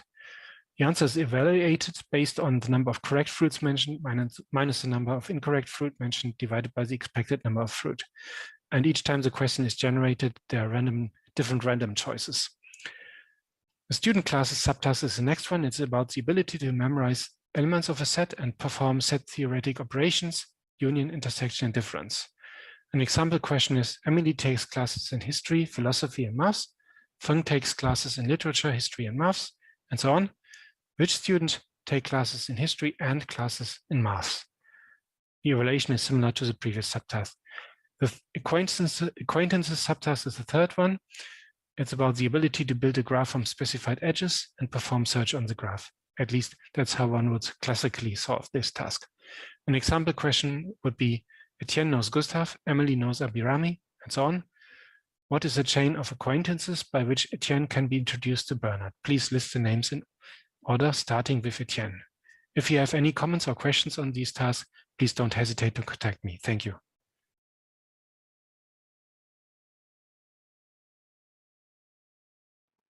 Hello, I am Joss Rosen from Nevelabs Europe, and I'm going to tell you about the operators task. The task defines operators using natural language and apply them to operands, expecting the model to give the result without being exposed to examples. The task tries to measure the ability of a language model to learn operators in context and zero-shot, and to apply them correctly to operands. The idea really is to make sure that a model does not just remember the results, but can actually interpret the operators that have been defined using natural language. So for reference, in the GPT-3 family, Ada scored just below 10% and DaVinci a bit above 30%. But really, it's just impressive that it works at all. So the examples are intended to be clear enough for a young person to compute the results, and also to be unambiguous, so a language model has enough information to answer correctly. As a language model, you will be asked to compute the ith power of 2, the simple product of I and j, but with more than 2 operands, the product of j copies of I, to add just enough digits at the end of I to make it a palindromic number, to multiply the listed numbers, to select the smallest prime from the listed numbers, or to extract the largest integer which divides each of the listed number. Well, this is just a selection from the more than 200 examples that make up the task, so you will have a lot of fun.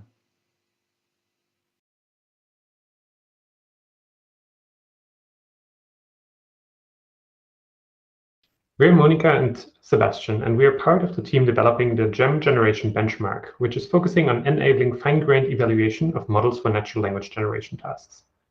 We integrated GEM into Big Bench to test the future performance of large models on such tasks. We're going to briefly talk about one category within the benchmark, simplification. The communicative goal of a simplification task is to rewrite the original text into a version that is easier to understand while retaining its original meaning. ASSET is an evaluation dataset for sentence simplification in English language. It consists of about 2,500 sentences from Wikipedia with 10 human-written references for each sentence collected using Amazon Mechanical Turk. The human editors were asked to perform 3 rewriting operations, namely sentence splitting, where a long sentence is split into shorter sentences, lexical paraphrasing, where difficult words are replaced with simpler words, and deletion, where irrelevant words are dropped from the source sentence. The references of the dataset are of high quality because the annotators were manually picked using a qualification test. As part of the GEM package, we also provide references to Turk. Turk is another human-written sentence simplification dataset containing exactly the same source sentences and splits as ASSET. But human editors were asked to perform only lexical paraphrasing without losing any information or sentence splitting. Here, each source sentence has 8 human-written references. To summarize, with help of these datasets, we will be able to test the future capabilities of large language models for simplification. Moreover, we will also be able to detect which kind of simplification process a model prefers and compare it to how fine-tuned models or even humans behave when presented with the same task.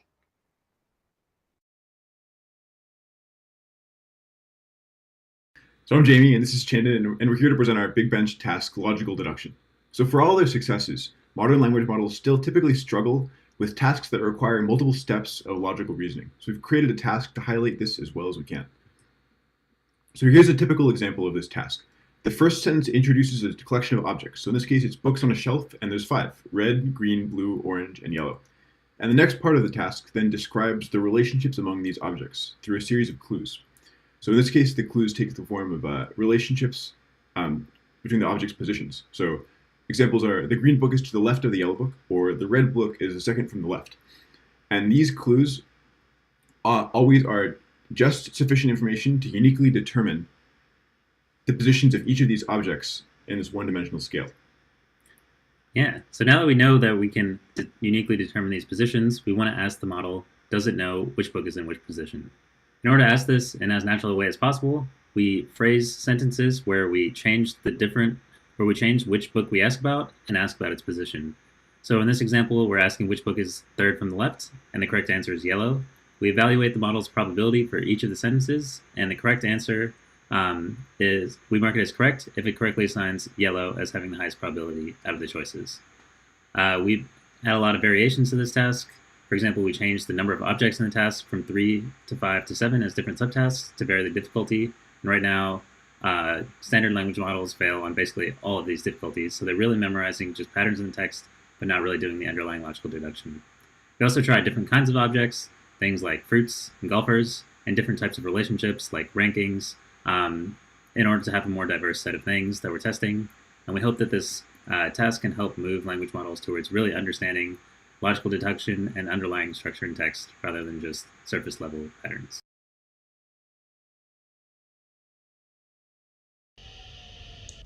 Hello everybody, my name is Avia Efrat, and today we will take a short trip into the world of cryptic crosswords. In regular crosswords, a clue's answer is typically just a synonym, a hyponym, or immediate general knowledge. In cryptic crosswords, clues have a misleading surface reading, and solving them requires deciphering word plays. For example, look at this cryptic clue. Mom, listen for a change. On its surface, it seems like an innocent sentence. However, what if I told you this clue actually means silent? Why? Change could mean take an anagram of the word listen to get silent, which is also a word meaning mom. This may seem like sorcery, so let's go over it step by step. Generally, a clue can be divided into two parts, the definition and the wordplay. This split is not given to us, so our first task is trying to identify it.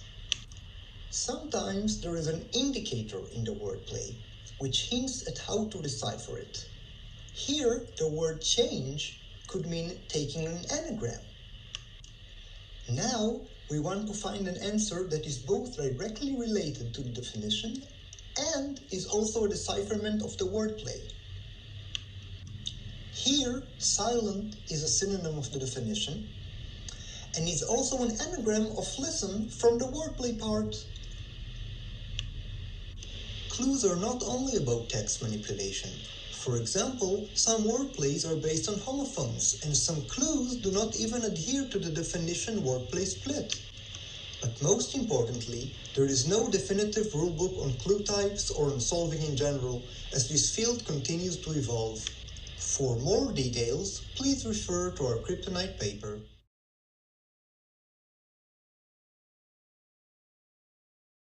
Hello, I'm Gregor, and I'm presenting the task Formal Fallacies and Syllogisms by Christian Vogt, Kai Richardson, and me.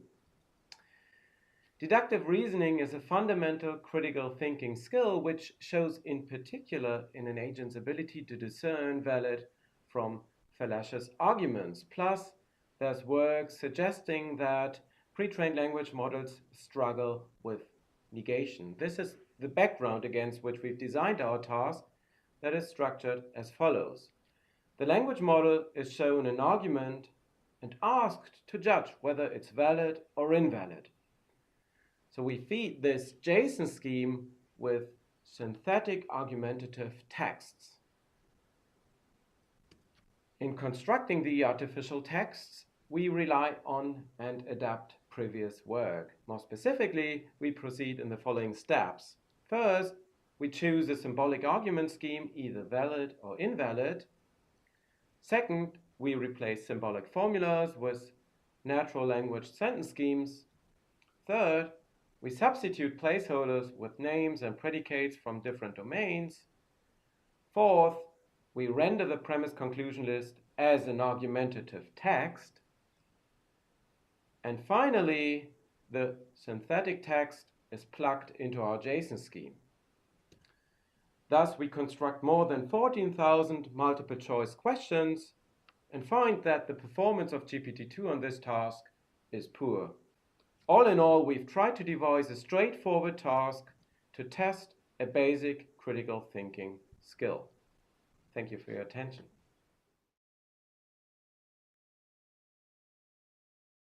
Hello everyone, my name is Li Zhang and I am a PhD student from the University of Pennsylvania. Today, I'm happy to share with you our proposed benchmark on goal-step reasoning using WikiHow. This work is done jointly with my collaborator Qing Lü with equal contribution and my advisor Chris Callison-Birch. We define goal-step inference as a suite of 3 tasks. First, we have step inference, where given a goal, the model's job is to predict which step is the correct one. For example, if someone wants to bake a cake, it's very likely the person needs to preheat the oven. The second task is called goal inference, which is the reverse of step inference. Given a step, the model needs to predict which goal is the corresponding one. For example, if someone contacts their lawyer, it is very likely this person is trying to seek legal guidance. Finally, we have step ordering, where given a goal, the model needs to order 2 events based on temporal relationships. For example, if someone wants to get a visa, they first need to prepare the documents before going to the embassy. We extract our data from WikiHow, an instructional website of over 100,000 articles. You can see from the diagrams about how we extract the goals and steps for our dataset. In this table, I am showing the multiple choice accuracy of the state-of-the-art transformer models on our benchmark, trained on our training set. We do not have data for zero-shot transfer. However, it will very likely be bounded by the performance you see here. While the human performance is close to 100%, the model performance has a significant gap. This shows that our benchmark is challenging but feasible for state-of-the-art language models. In addition to being an interesting end task itself, goal-step inference can be applied to many downstream tasks. We have shown that model trained on our data has improved performances in tasks like intent detection, story completion, and general common sense reasoning.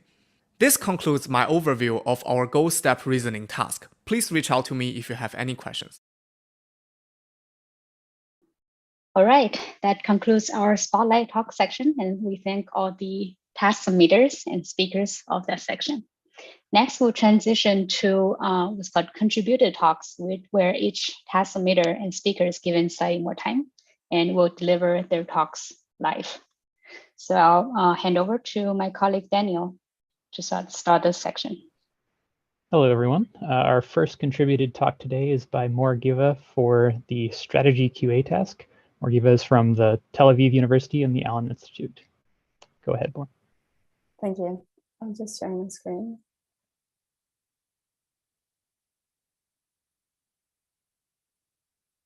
Can you see my screen? Yes. Yep. Okay, thank you. Hi, I'm Mor, and I'll be presenting the Strategy QA task in Big Bench. The task is based on the Strategy QA dataset, which is a question answering benchmark with implicit reasoning strategies. So in multi-hop question answering, a model is given with a question, and to answer this question, it needs to reason over multiple pieces of text. And there are a lot of multi-hop datasets available.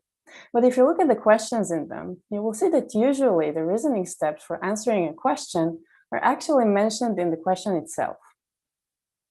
Here's an example from the drop dataset. What event happened first? Jabal al-Shamar being annexed or the preliminary attack on Taif? To answer this question, we first need to check when Jabal al-Shamar was being annexed, when this attack happened, and then compare the dates. But notice that we could list those reasoning steps without knowing anything about Jabal al-Shamar or this attack. So it's clear how to answer the question just from its language. Here's another example from Hotpot QA. How old was William Duval when Black Gives Way to Blue was certified gold by the RIAA? So again, if I would provide you access to your favorite web search engine, you would know exactly how to answer this question, and you would search when the certification happened, and then how old was William Duval at the time. So again, it's clear how to answer the question just from its language. But the thing is that in many real-life questions, reasoning is implicit. Here's an example question. Did Aristo use a laptop? Well, notice that it's unclear from the language of the question how to answer it. To answer this question, we need to leverage some background knowledge that Aristo lived many years ago and that the laptop is a recent technology. And so a temporal reasoning is required in this case, like in the previous example. But in contrast to the previous example, here the reasoning process is implicit. To answer implicit questions, the reasoning steps should be inferred with some strategy. Let's see two more examples. Would a pear sink in water? To answer this question, we need to compare the densities of pear and water. Would a monocle be appropriate for a cyclops?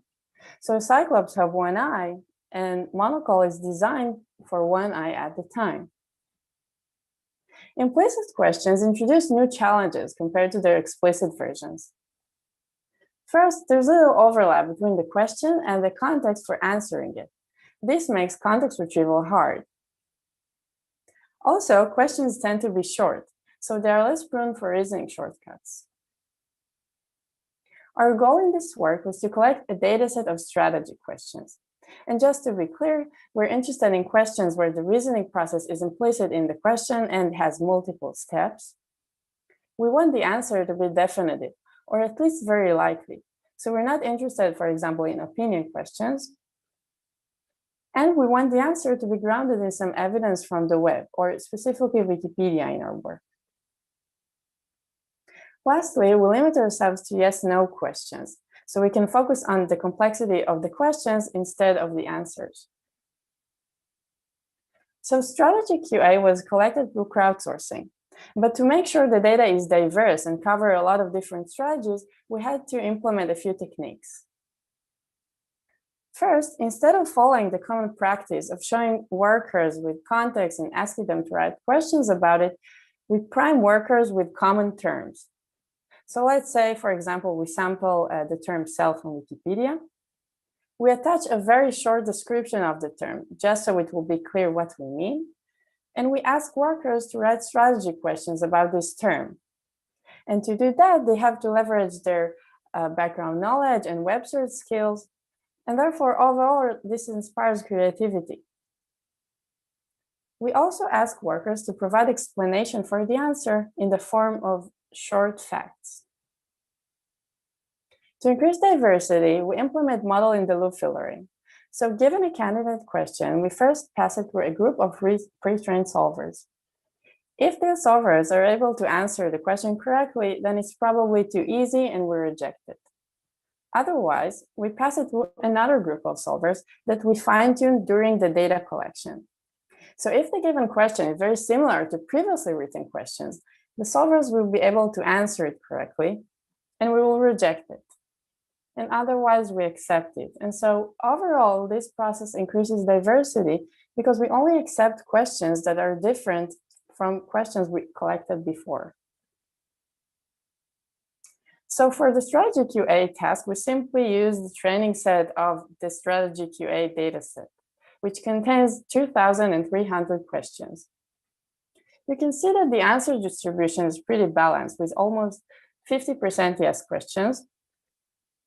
We can also see that the language of the questions is both simple and diverse. So the most frequent trigram appears in only 1% of the data, and the average question length is less than 10 words, which is short compared to other multi-hop question answering datasets.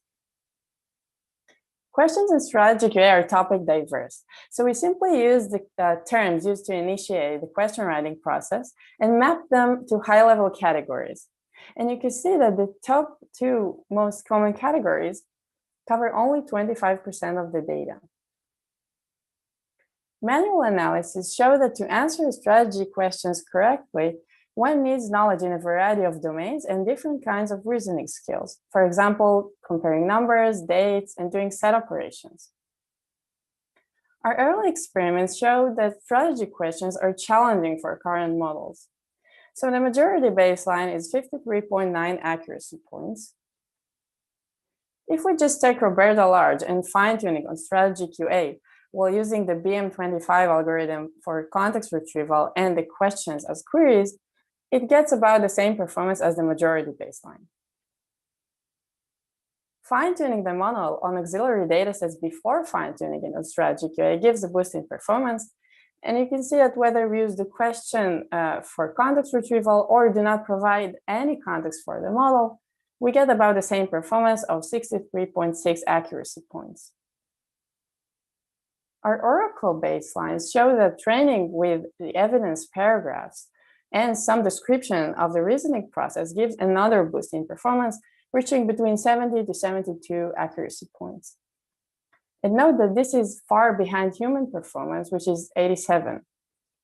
Also note that this is not necessarily an upper bound because finding the relevant context for answering the question is difficult for humans.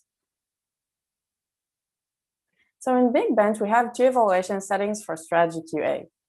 First, we compute the answer accuracy by comparing the model's predicted probabilities for yes and no, the two possible answers. We also compute similarity scores between the model's output and the answer and facts concatenated. Here are preliminary results shared by the workshop organizers with us. And we can see here the answer accuracy as a function of the number of parameters of the model. So overall, we can see that enormous pre-trained language models perform on par with our fine-tuned solvers, reaching at best to 64, 65 accuracy points, except this single model here that reaches 70 points accuracy and setting new state-of-the-art results on strategy QA. But this is still far from human performance.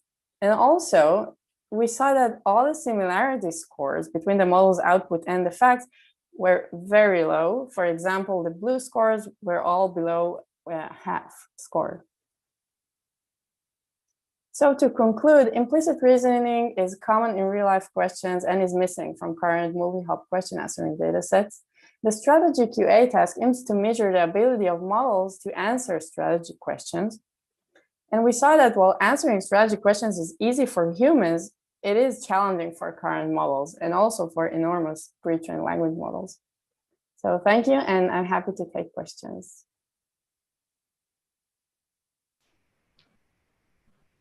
All right, it looks like we do not have any questions. And we are at time. So thank you, Moore. Okay, pleasure. Thank you for inviting me. Yeah, of course. All right, next up we have Shudong Shen from National University Singapore presenting on the gender sensitivity tests for English and Chinese. Take it away, Shudong. Thank you. So let me start sharing my screen. So hello, everyone. My name is Shudong, and I am a student from National University of Singapore. I'm happy to talk a little bit about the gender sensitivity test, which I contributed to the benchmark. So I actually contributed an English and also a Chinese version. But today's presentation will be mostly based on the English version. And because the data set, the only difference is in the data set that is used to evaluate the language models. So the motivation of this gender sensitivity test is that we think language models should only learn the socially permissible gender associations, but not the biases and the stereotypes, and do so with minimum cost on language modeling. Because the last note is because it has already been shown that the bias in a language model can result in adverse impact in language modeling. So with this motivation, the gender sensitivity test consists of 3 subtests. The first one is the neutrality test. It evaluates the language model's biases and stereotypes with respect to occupations. We consider both gender, which is between male and female, and also gender minority, which is between binary and non-binary genders. And the second test is the gender identification test. So in this test, we prompt the language model with gender-specific terms, and the language model tries to infer the implicit gender associated with these terms. And the last subtask is the Pantry Bank language modeling test. This is simply to do a sanity check to reflect the potential adverse impact brought by the biasing method. So I created this gender sensitivity test as a small, in terms of data set size, but also impact test to evaluate the gender bias. And let's first take a look at the gender identification test.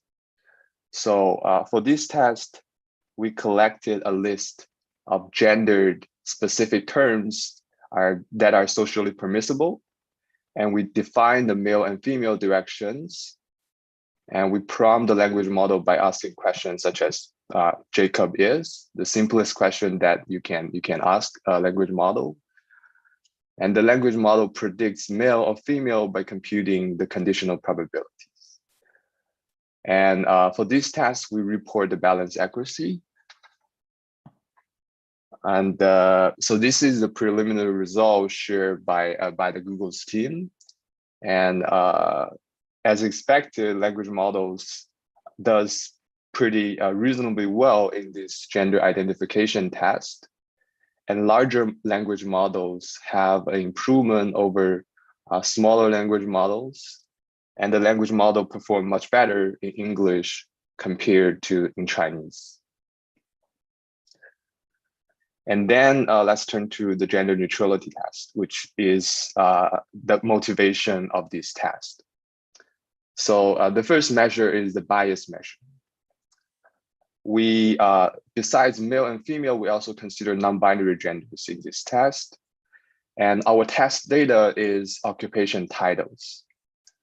So we define the bias of an occupation simply to be the difference between two conditional probabilities.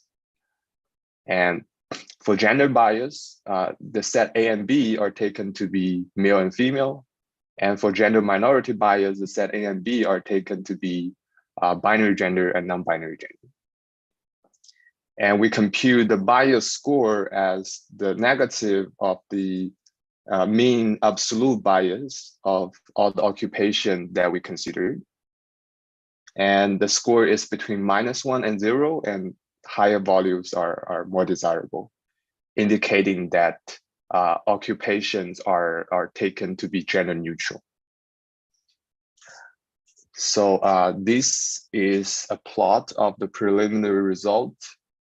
And what can be seen from this plot is that language model does associate occupations with gender because the average magnitude of the gender bias is around 0.4, and the average magnitude of the gender minority bias is much larger, it's at least 0.8. So the problem is indeed there as this plot shows.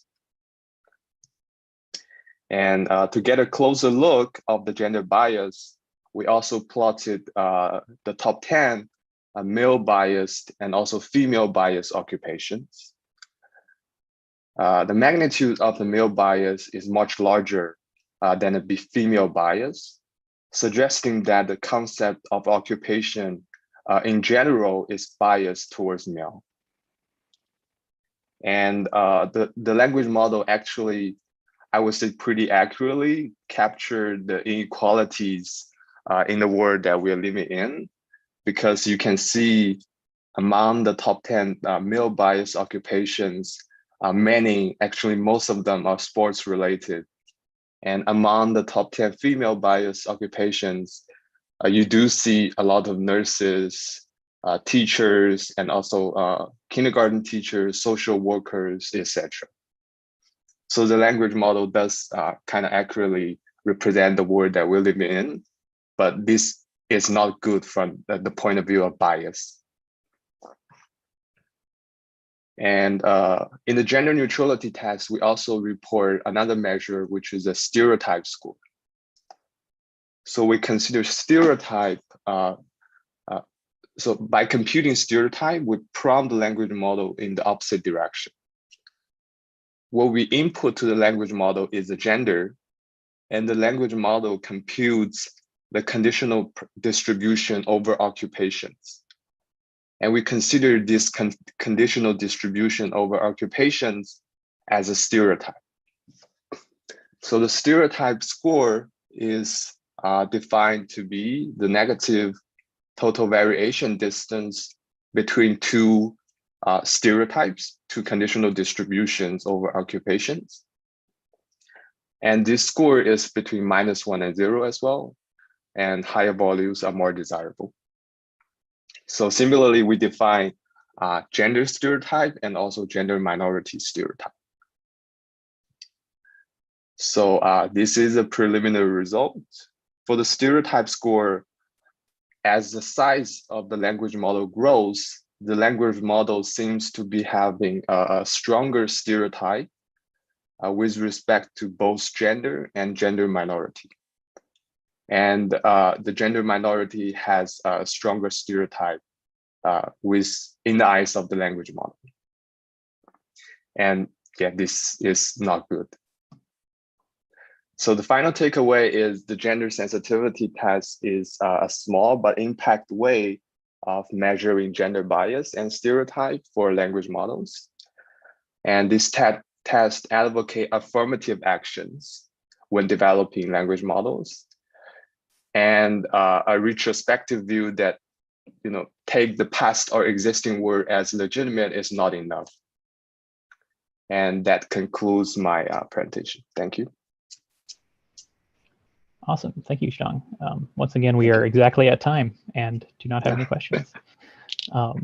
So next up we have, next up we have a joint talk between Nathan Chi, representing the linguistics puzzles task, and then a cabal of several people, Rowan Jacobs from VMware, James Koppel from MIT, and Mimi Zhu from New York University, representing the Conlang translation problem. So I'm not actually sure which order y'all would like to present this, so y'all take it away. Hey, thank you, Daniel, for the great introduction. So hi, I'm Jimmy Koppel from MIT, and today our group will be talking about making life difficult for language models using linguistics puzzles. The interesting story is that this is actually the merger of two projects, two groups that had a similar idea, which is to give a task based on Rosetta Stone linguistics puzzles. So what is a Rosetta Stone linguistics puzzle? Well, it's one where given a few sentences in English, a few sentences of some really obscure language, here the Je language of Brazil, and then it's asked to learn enough about the language to translate new sentences. And this is not a sample of the problem. This is the entire problem. So this is not a language model trying to learn a new language from data. This is a language model. This is a learner trying to do constraint solving like Sudoku to get as much about the language as possible from as little data. So how does this work? So let's look at an example of solving this. So the first thing I notice as a solver of this puzzle is that this word ape appears 5 times. So look at the corresponding English and I realize, oh, that must mean works. And now I get more information. It's like Sudoku. I see the second line, this word craw can only mean one thing, child. And I can continue like this and keep learning more and more words. And pretty soon I'm learning deeper things as well, such as that adjectives like good are the same word as adjectives like well, here, match. And that's enough for me to finish the puzzle. And now I know enough of the Je language to start translating new sentences. There's a lot of other cool puzzles like this from the linguistics world. So check out NACLO, IOL, those guys. So why is this such a great task for a language model? Well, passing it to Mimi. When we test language models with linguistic puzzles, we first get to see if the models could approximate symbolic manipulation, as Jimmy has just shown. Specifically, we're offering a novel benchmark for few-shot language translation. When humans solve these puzzles, we typically rely on language priors that are not specific to our first language. After seeing so many examples in the training data, we wonder if language models have picked up some of these higher level features as well. Lastly, the puzzles here give just enough information to be solvable. So the models must incorporate constraints in contrast to some of the more open-ended prompts. This task turned out to be really hard. Across all the tasks tested, we see very low BLEU scores, especially when translating to the new language. As shown on the left of this diagram, across all the tasks tested, which is 48 tasks, and we're using a model of 140 billion parameters. This model produced mostly useless translations across the task when asked to translate to the new language. So this task is pretty hard. But I want you to keep in mind that these problems are completely solvable. In fact, every year, thousands of high school students worldwide produce perfectly matched translations for problems just like these. It means that if you want to study language models with these benchmarks, you could simply hire linguists to continually write these puzzles. However, for a large test bed, this process becomes really expensive because you really need to acquire more from smaller and smaller languages. For the rest of this talk, we're offering 2 distinct alternatives to hiring linguists in order to scale the benchmark. One is to encipher existing puzzles so that they're new again, and the other is to programmatically generate completely new languages. So for our first task, we took puzzles based on natural languages and enciphered them token or morpheme by token into entirely new puzzles. Why would we do this instead of creating new puzzles from scratch? Well, real languages vary in ways that you might never think of, especially if you don't know that many languages. To take an example based on one of our tasks, here are some examples of some English sentences. In the English sentences, you are beautiful and you are hungry, we use the same verb, are. But in Finnish, there are two different verbs. Sinä olet kaunis and sinulla on nälkä are different verbs. Sinulla on nälkä in particular translates literally to you have hunger. This might be confusing for an English speaker. They might not think of this immediately, but somebody who speaks German or Spanish would recognize the construction. To be even more drilled down about this, the Finnish example literally translates to at you there is hunger, which would be unfamiliar to the German and Spanish speakers as well, but would be very familiar to speakers of Estonian, Sami, or any other languages that are related to Finnish. So by ciphering languages, we can provide all the variety of real languages, all their confusing complexity, without including anything that's in the training data. So for one of the example tasks, we took these Finnish sentences and replaced them morpheme by morpheme with a set of entirely new data that isn't in the training data. So as Rowan said, cipher problems explore the full variety of human languages, but there's a limit to how many we can make. In our second approach, we automatically generate hundreds of constructed languages, also known as conlangs. Here are examples of conlang puzzles similar to the ones included on our dataset. So why conlangs? There are three reasons. Firstly, conlang data is scalable, which means that we can always create more conlangs as necessary. They're also unseen on model training data, and they have controllable characteristics. Firstly, given the automatic nature of our generator, there are essentially no limitations to the number of problems that can be produced, which means that very large datasets are very feasible. This is in contrast to cipher puzzles, which are finite in number. Secondly, conlangs are unseen in model training data. Since natural languages are largely available online, models trained on web-scraped data might be able to perform well on problems utilizing natural language without an inherent sense of linguistic reasoning. For example, a French linguistic problem might be able to test linguistic reasoning, but it might still be ineffective if language models can perform well by simply using what they've encountered about the language online.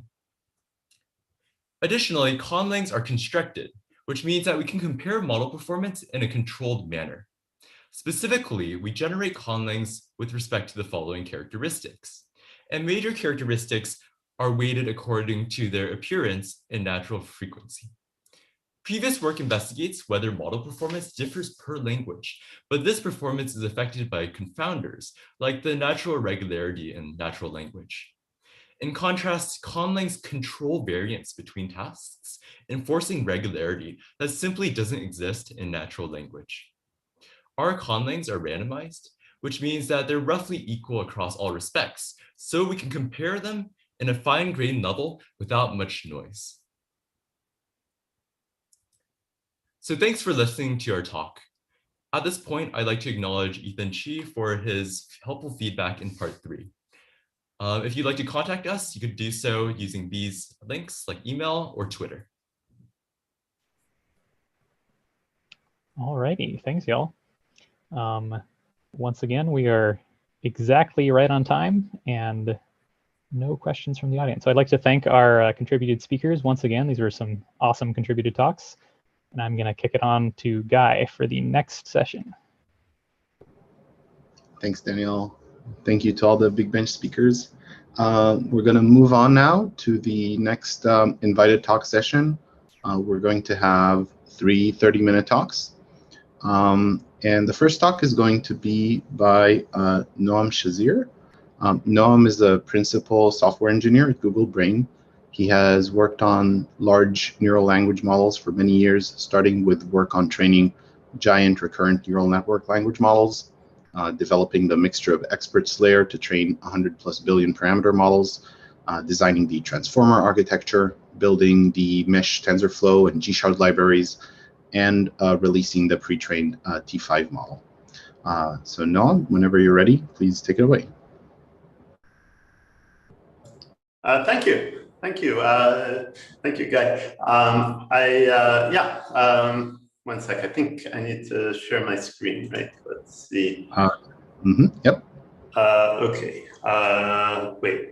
Oh, can I share a window? I'm sorry, I haven't. Used. Okay, I guess. Apologize. There's just. Oh, I see. I need to give Zoom permission. Sorry. Sorry. Okay.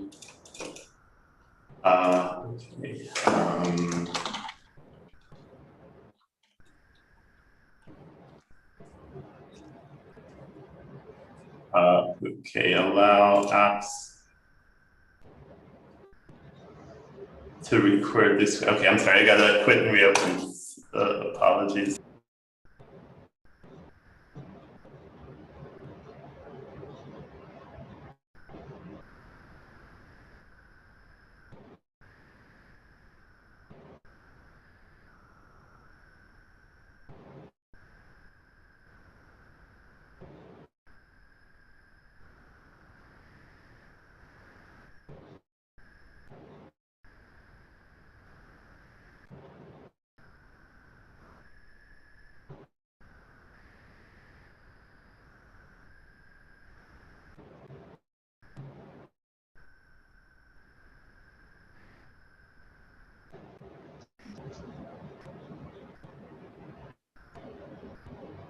Anyone know any good jokes?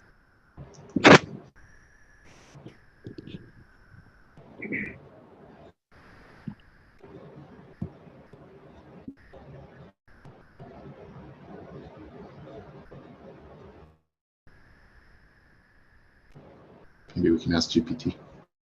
Yeah.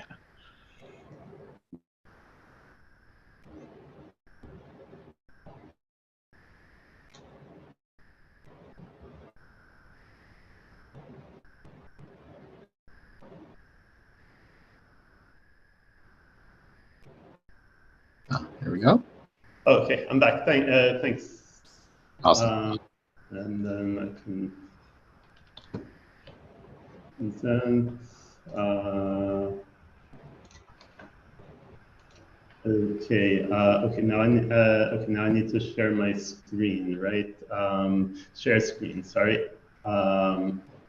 We'll do like this. Share a window. Window. Chrome tab. Okay. Okay. Thanks. And yeah, sorry about the delay. Okay. Hi. I'm Noam Shazir. I'm at Google. And hopefully I'll talk about a subject that will be useful to practitioners here who are training giant language models, which will be the notation for describing the distributed computation. As a warning, I just got my corona vaccine, thank God. So if I say anything that I shouldn't have or that upsets anyone, please direct all comments to the Pfizer Corporation. Okay, so the talk outline, I will first talk about distributed transformer training, why you should care about distributed computation. Talk about 3 different orthogonal ways to parallelize training these networks. Then I'll talk about what do we want in the notation for expressing this distributed computation, which will be how to expose both the high-level overall computation and the low-level distributed implementation.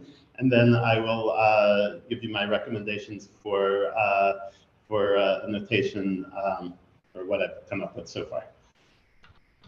Okay, so first, why do we even care about distributed computation algorithms? Well, everybody seems to be training enormous transformers on supercomputers these days, so it's a pretty important problem.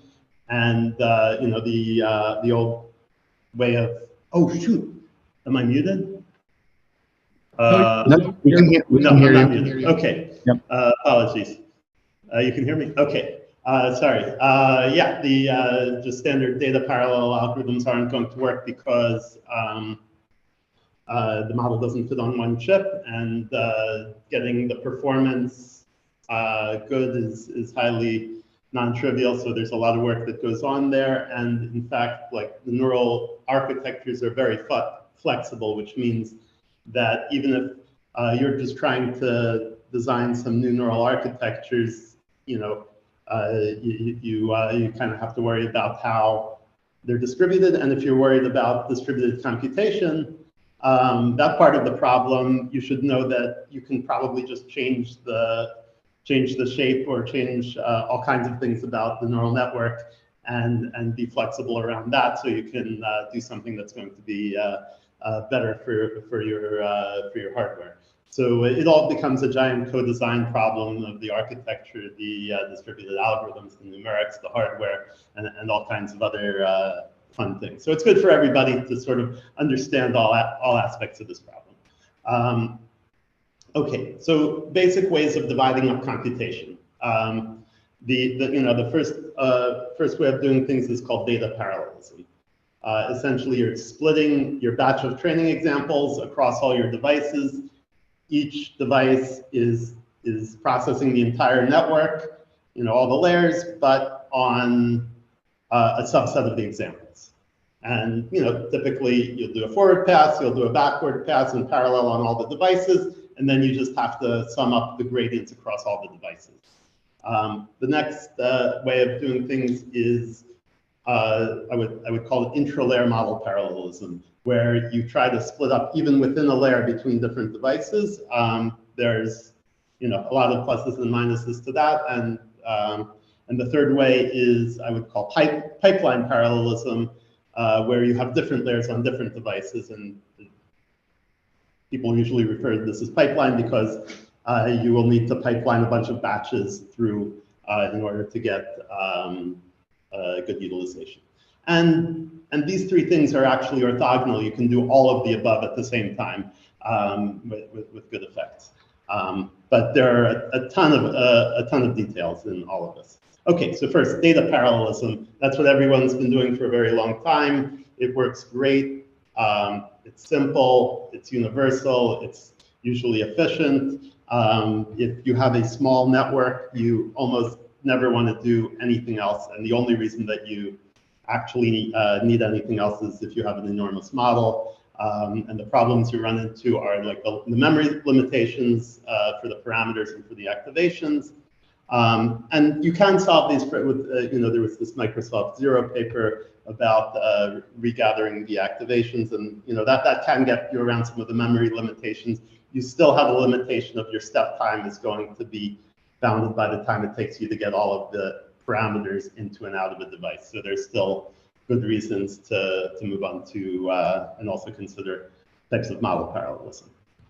So another thing you can do, I would call intra-layer model parallelism, where you have, even within a layer, you're split across multiple devices. The pros of this is that are that you get to divide your memory requirements for parameters, your memory requirements for activations, and also often the bandwidth requirements for synchronizing parameters. So it can be very good. The downsides are that it's complicated. It's often very bandwidth hungry for synchronizing activations between different devices, and it's highly architecture dependent.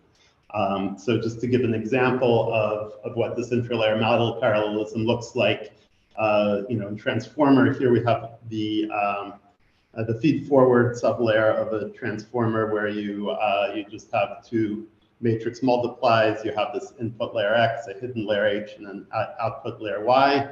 And in this case, we're going to just split things up by splitting the units in the hidden layer H between two processors in this diagram. So each processor will get all of the inputs, will compute half of the hidden layer, and then compute one term of the output layer, which then needs to be added up between the two processors.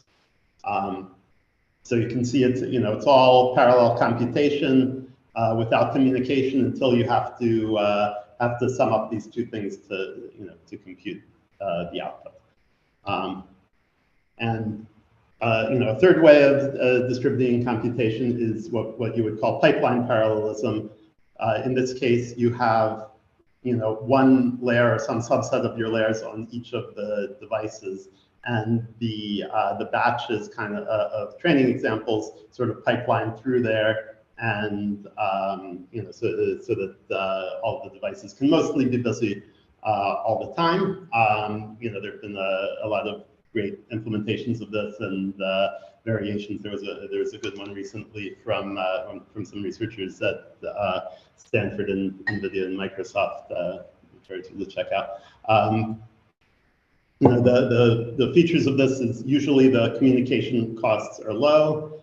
You're dividing up the parameter memory requirements, and the cons are that it's kind of complicated with the scheduling, and there are these bubbles of inefficiency where there are idle processors.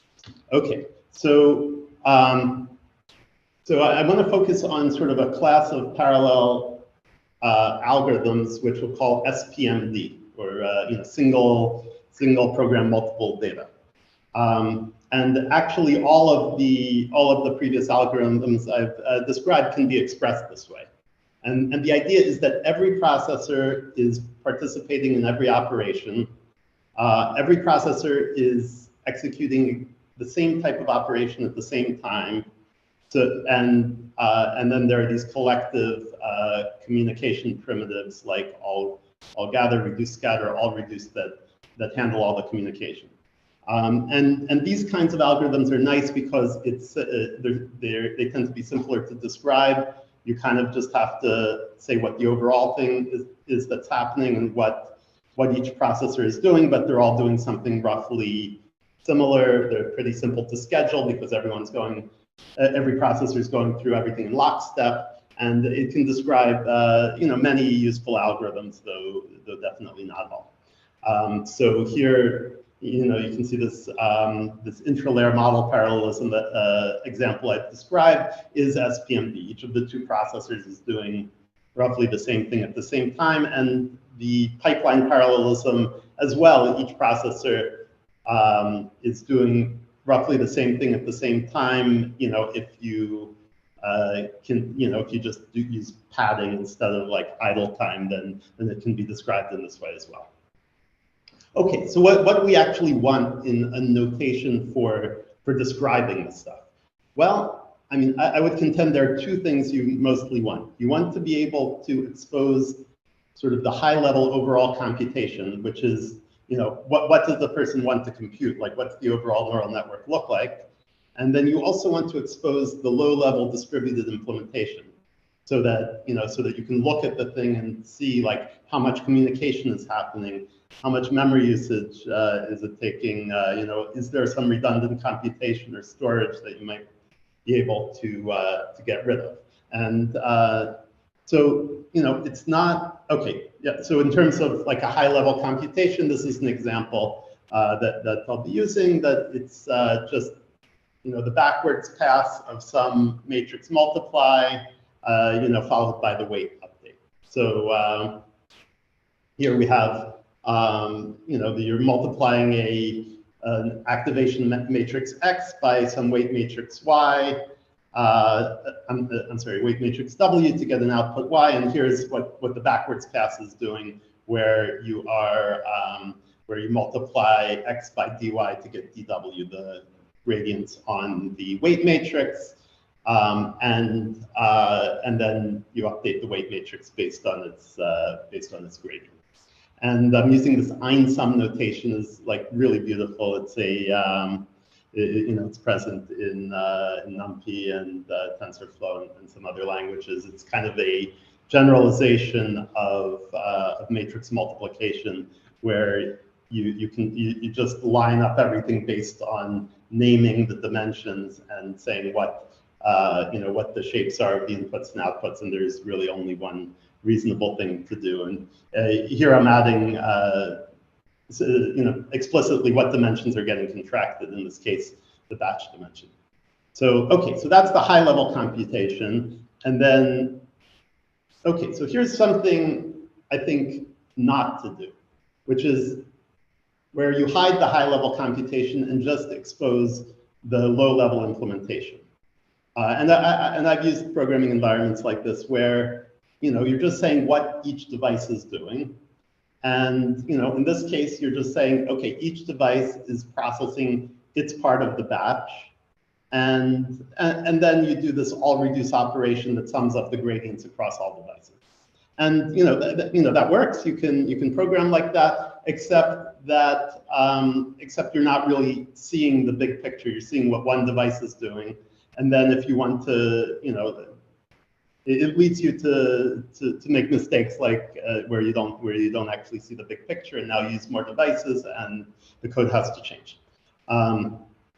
Okay, that's hide the high level, expose the low level, and then I think the other mistake you can make is to expose the high level and hide the low level, which here this is kind of what I did with Mesh TensorFlow, where where you describe the high level overall computation, and then at the very end you put in some annotation that says how is it distributed. So here I'm saying, okay, this is the high level computation, and we're going to distribute this by splitting the batch dimension over devices, and then all of the all of the distributed implementation logic just happens by magic behind the scenes. And I think that's a mistake because you can't see and reason about the distributed computation. So what I'm going to advocate for is let's use something that exposes the high level and exposes the low level. So you basically show the high level computation, but then you also show annotations of how it's distributed. Like in this case, I'll go through the syntax later, but in this case, you are annotating which dimensions of which tensors are split across the set of devices, and then in other places, which tensors are replicated across the set of devices or unreduced across the set of devices. So that's just a little preview. So I'm going to call this Noam's neural network notation for lack of something better to call it. And for now, it's just pseudocode. And the idea is that we're going to describe SPMD algorithms on a multi-dimensional mesh of devices, and we're going to try to expose the high-level overall computation and also expose the low-level distributed implementation. And still work in progress. I want to extend it, improve it, and incorporate it into real programming languages. Okay, so the first thing I really think is important is just understand what dimensions your tensors have and name them and annotate your tensors with the dimension names. I get so confused looking at like some 5-dimensional tensor where I don't know what dimension means what. So for example, here, this image tensor has batch, rows, and columns. Sorry, I forgot channels. But 3 dimensions, and we're just going to list them every time we mention the tensor. Okay, and all right, so now the first important thing to do is to describe how a tensor is laid out in memory, because I think the layouts of the computations are going to follow the layouts of the tensors. So say you just have like some flat set of devices, you're nothing fancy and multidimensional, you just have n devices. There are 3 reasonable ways you can represent a tensor. One of them is that you split it up and you decide to chop it along some dimension of that tensor. So in this case, you want to chop it across the batch dimension. So we're just going to annotate it like this. We say x batch.devices input units. We're going to chop that tensor up along the batch dimension. Okay, that's one way of doing it. Or you might want to do replicated, where you just represent the whole tensor on every device.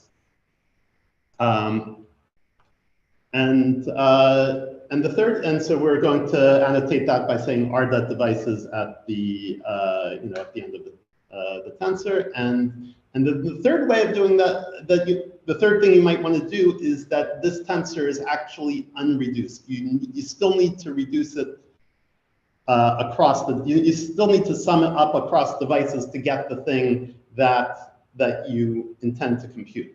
And this is the most obscure one. People wonder, like, why do we actually need that? And it's a little, complicated to get, but we actually do.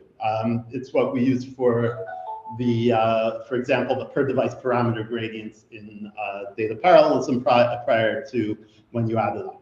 Okay, what if you have a multi-dimensional array of devices? Well, you do one of these three things in each dimension of your multi-dimensional array of devices. So it can be split in one way, replicated in another. Like as some example, okay. So here you'll have, and then we just annotate all of these things in the ways I've described. That the split by. Like here, you say batch.x, meaning that the batch dimension is split across dimension x of the mesh of devices. And at the end, you say r.y, meaning that along dimension y of the mesh of devices, you're replicating. You've got the same the same tensors across that dimension. So here you can now represent the tensor in a variety of ways. By picking different things to do with these different dimensions of your computational mesh. Okay, so then this einsum is the most important operation anywhere in neural networks because you can express roughly everything with it. And for our einsums, we're going to just have the tensors have matching layouts, meaning that the dimensions of the various tensors that identify with each other are going to be either both not split or both split across the same dimension. And then in the implementation, everything is just going to be local. Everything works out that all you need to do is to implement the einsum is just einsum the local parts that are on each device, and everything will just work out. But what you'll be left with is, maybe you'll be left with something that doesn't need to be reduced, but if you're contracting out a dimension that has been split, then you end up with an unreduced tensor, something that's unreduced across that batch dimension. But there's actually no communication involved because we're going to leave that communication for later. And then we've got various communication collectives that don't really have any computation in it or any high-level meaning. All it's doing is it's changing the low-level representation, and it's involving the communication across processors. And we're just going to name these things after the appropriate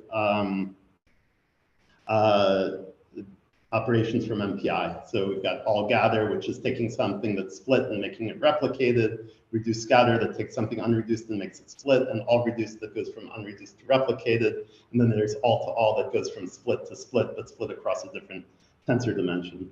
And for a lot of computations, like this is all we need, where we can actually split out the communication from the computation and the semantics. There will be cases where we actually have operations that have both computation and communication and affect the semantics. Like if we're trying to do pipeline parallelism, we're going to need like some kind of roll operation that shifts the tensor off to the next station.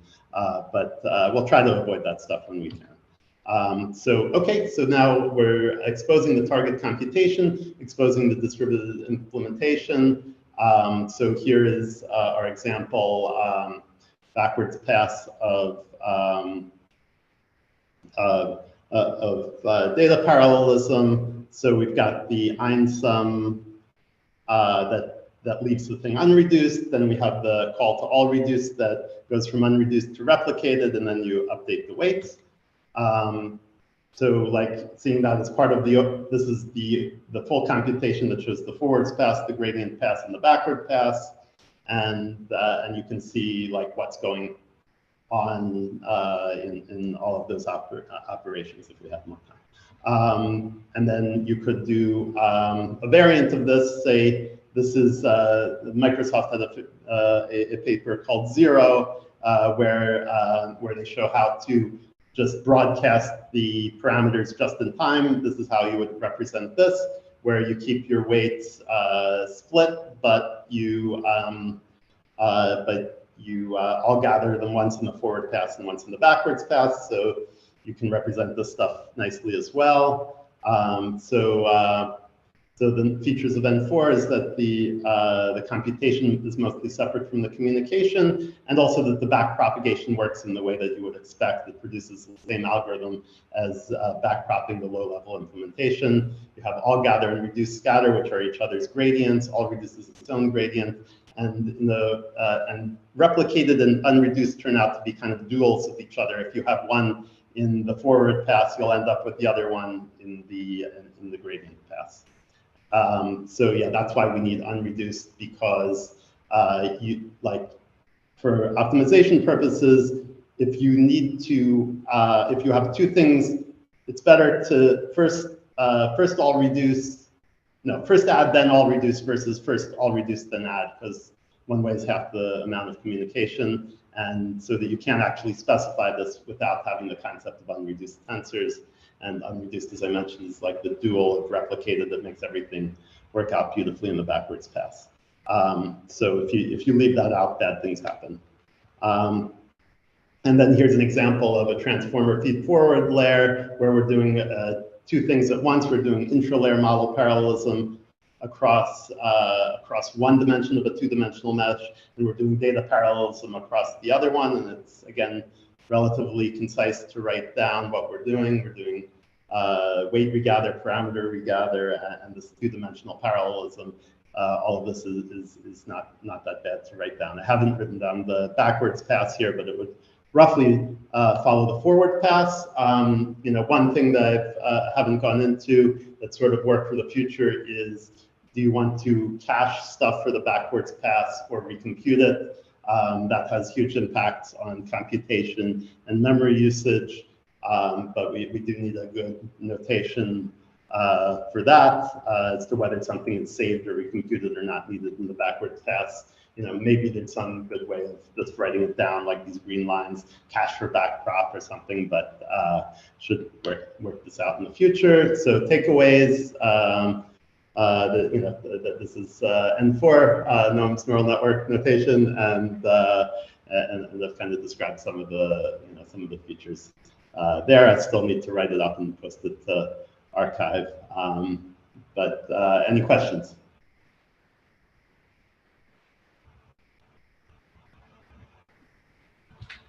Guy, I think you're unmuted, but we can't hear you. Oh wait. I can. Sorry, I couldn't hear you. Can you hear me? Yeah, I can hear you, Noam. It's just Guy unmuted, and I think I wasn't able to hear him. Oh, okay. Oh, Guy. Yeah. I can't hear you, Guy. Still not able to hear you, Guy, but I can say what I think Guy is saying, which is that thanks so much for the awesome talk, Noam. It's super interesting.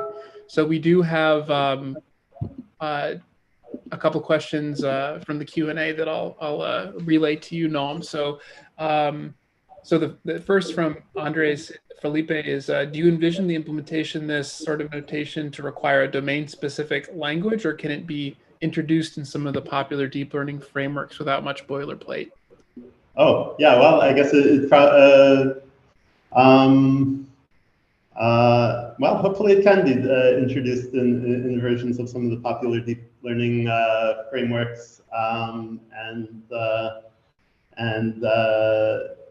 as to whether there are concrete plans to implement this, well, I'll try to convince various people working on various frameworks. There's a lot of great work on frameworks going on at Google, and I'll do my best to influence it. Cool. I actually was wondering, Noam, if this notation covers the case where the devices are not all the same. Like, let's say some devices have less memory than others, or maybe the mesh isn't like a uniform grid or something. Right. I mean, no, I haven't. Yeah, I haven't thought about like covering things where you're going to want to not be SPMD and do very different things on different devices. I mean, often you have like very different connectivity, sort of in different, in different dimensions or something. Like you have like, several devices that are closely clustered together, like multiple GPUs in a box. But then the connections between boxes are are a lot slower. So in that case, you kind of arrange your virtual mesh where one of the dimensions you have very fast communication, and one of the dimensions you have slow communication, and then you want to set up your algorithm so as to require less communication in the dimension where you don't have it. Cool. We actually have a couple more questions if you're open to answer. Sure, yeah. We have someone was asking what types of non-SPMD computations are you excited about? And how would you need to change N4 to express them? Oh, I currently my brain is too full from this and from trying to train some models to even have time to think about non-SPMD computations or being or getting excited about them.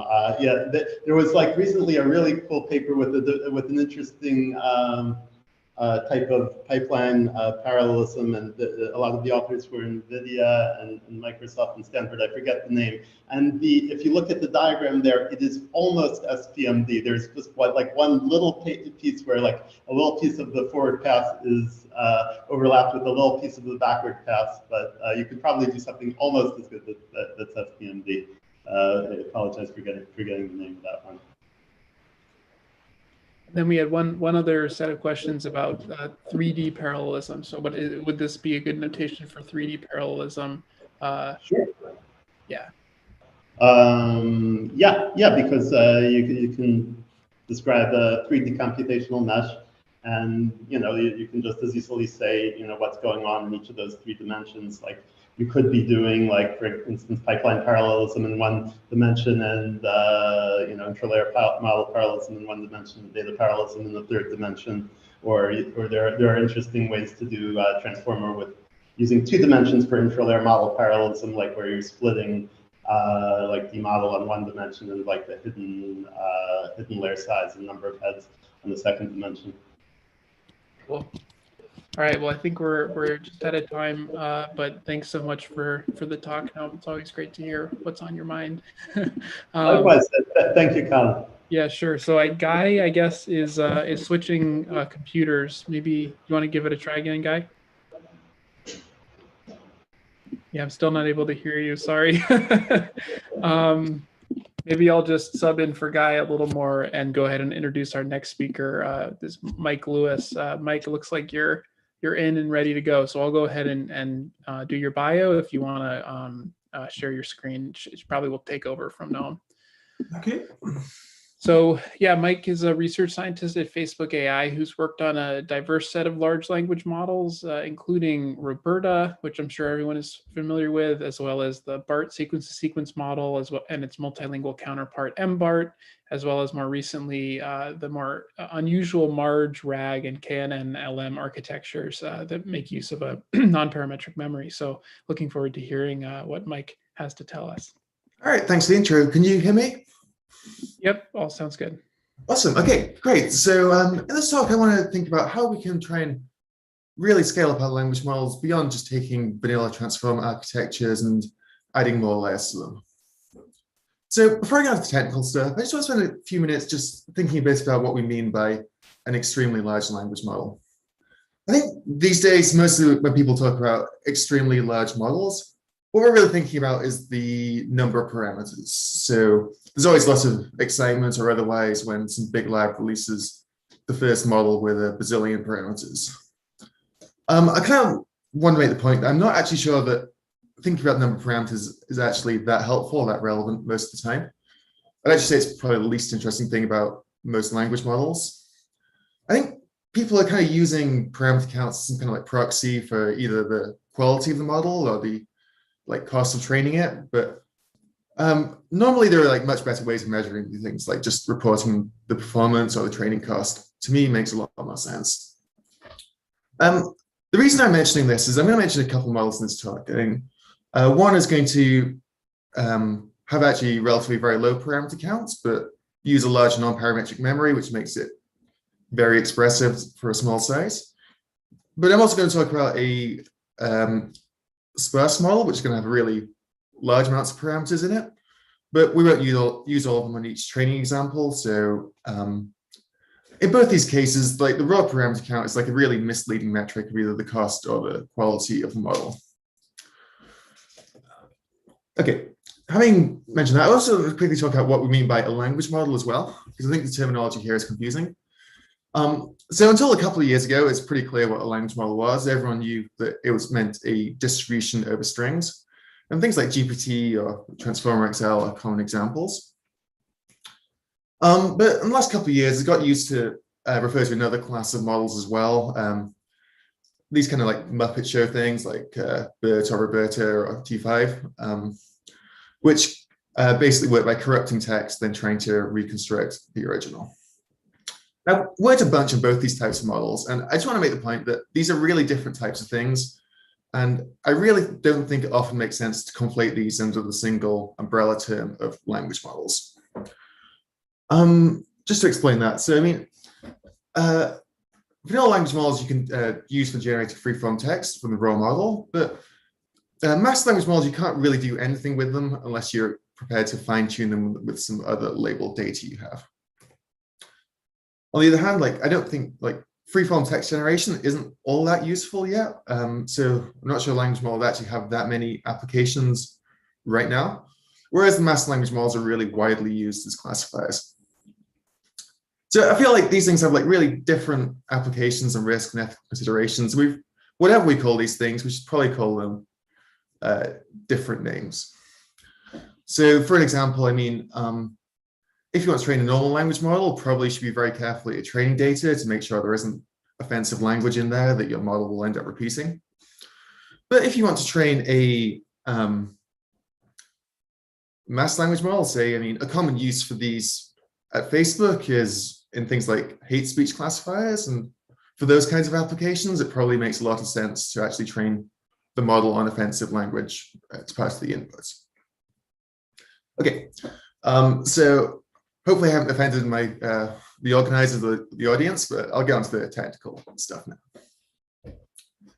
So as I said, like really the point of this talk is thinking about how we can train language models that work really well and try and do it in a way that scales up efficiently. So it's actually proving pretty hard to beat the original transformer formulation, I think. I mean, people have scaled it up by about like 4 orders of magnitude from the original version.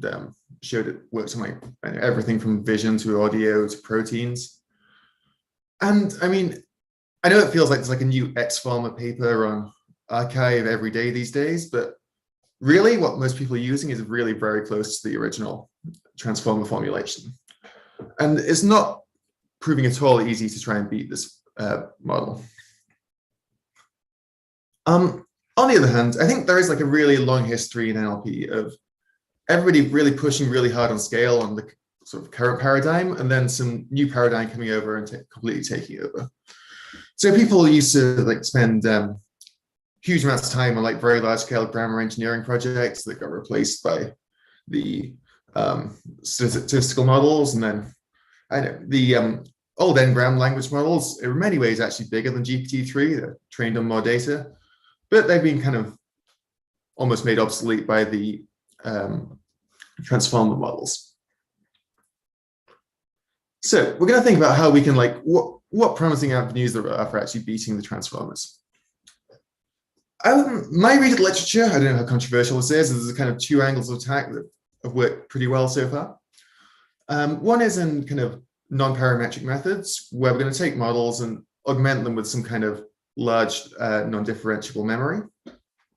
And the other is in sparse models, where we're only going to use a small subset of our model on each training example. And I'll talk about some work I've done in each of these directions. First of all, with the non-parametric approaches. So just quickly take a step back and think about like a thought experiment about what a language model actually needs to learn. So imagine your language model on Wikipedia and you're asked to predict the next word after Barack Obama's birthplace is in. What do we need to know to do this prediction? I think, firstly, we need to know quite a lot about sort of linguistic knowledge. So it needs to know something about the word meanings and the selectional preferences and the sort of underlying predicate argument structure to know that the next word is probably some kind of location.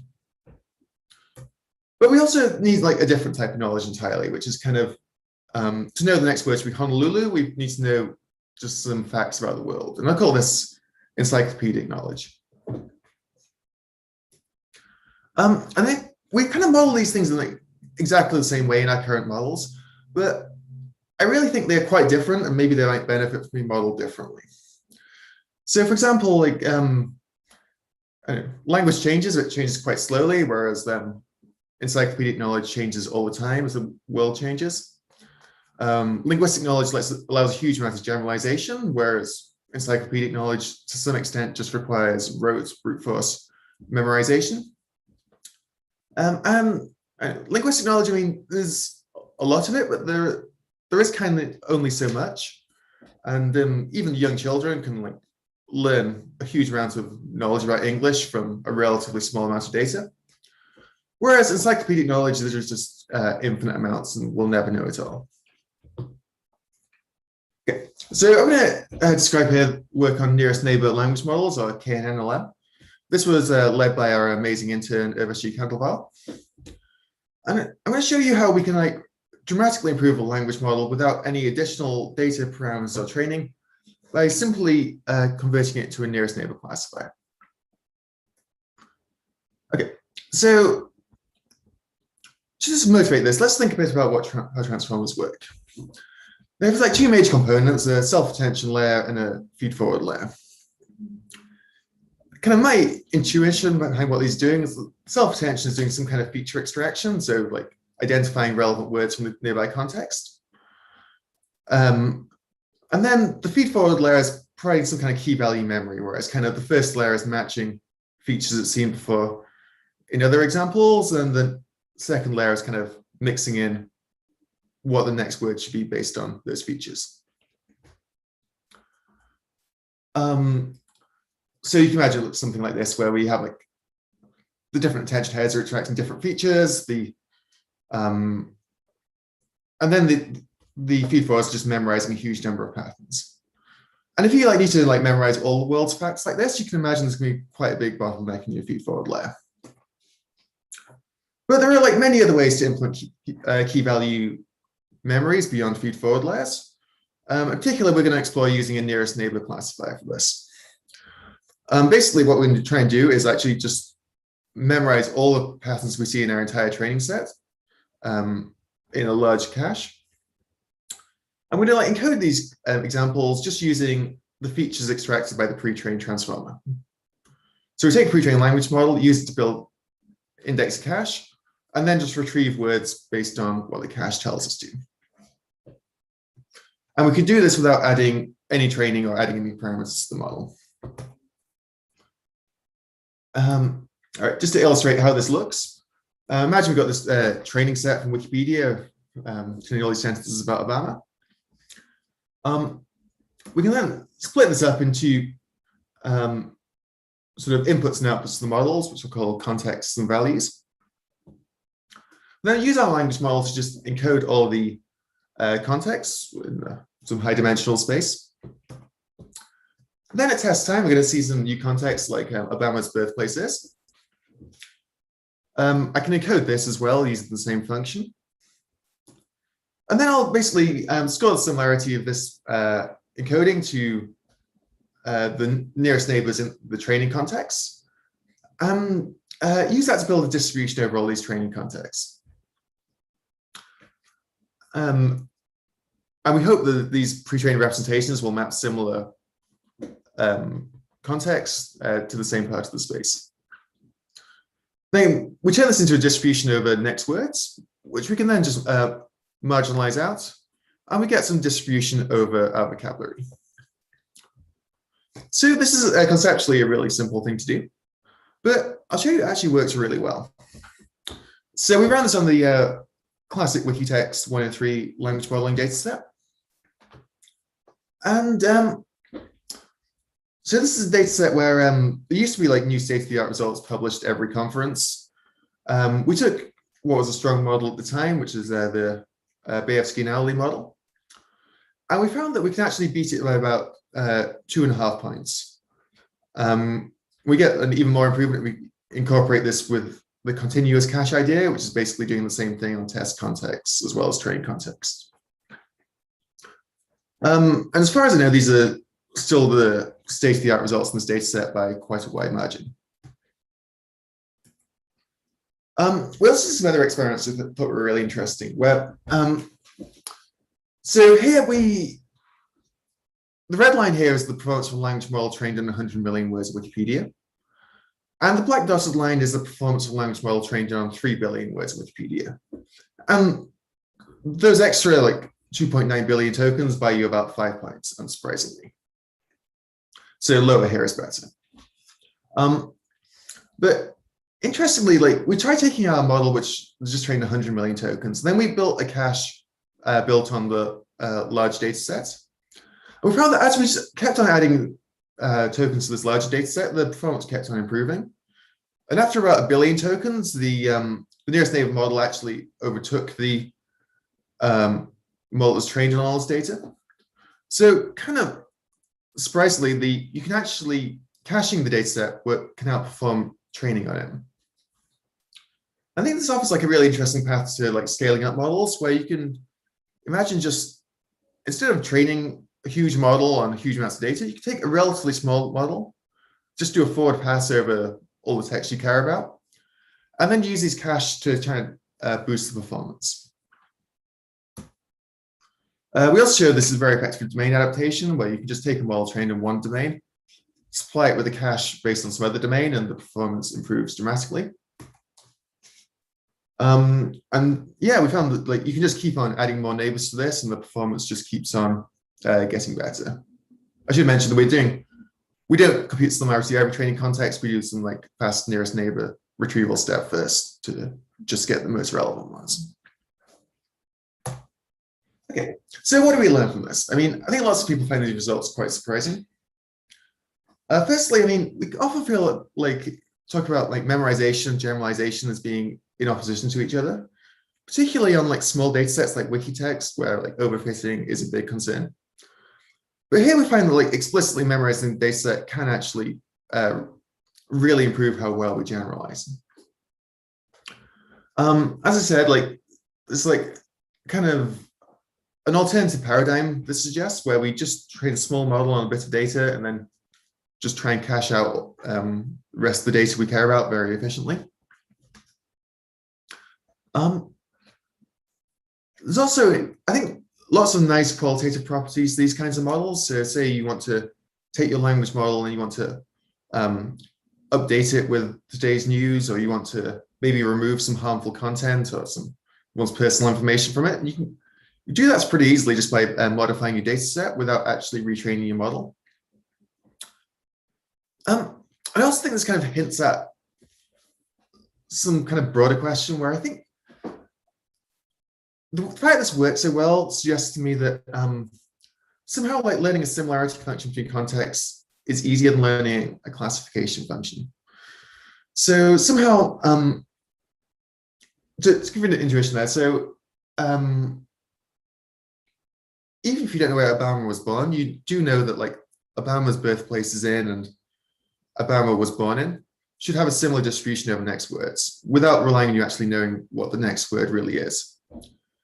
So in some extent, you can like learn to like compute these similarity functions without knowing the next word. And if you can kind of decompose your model into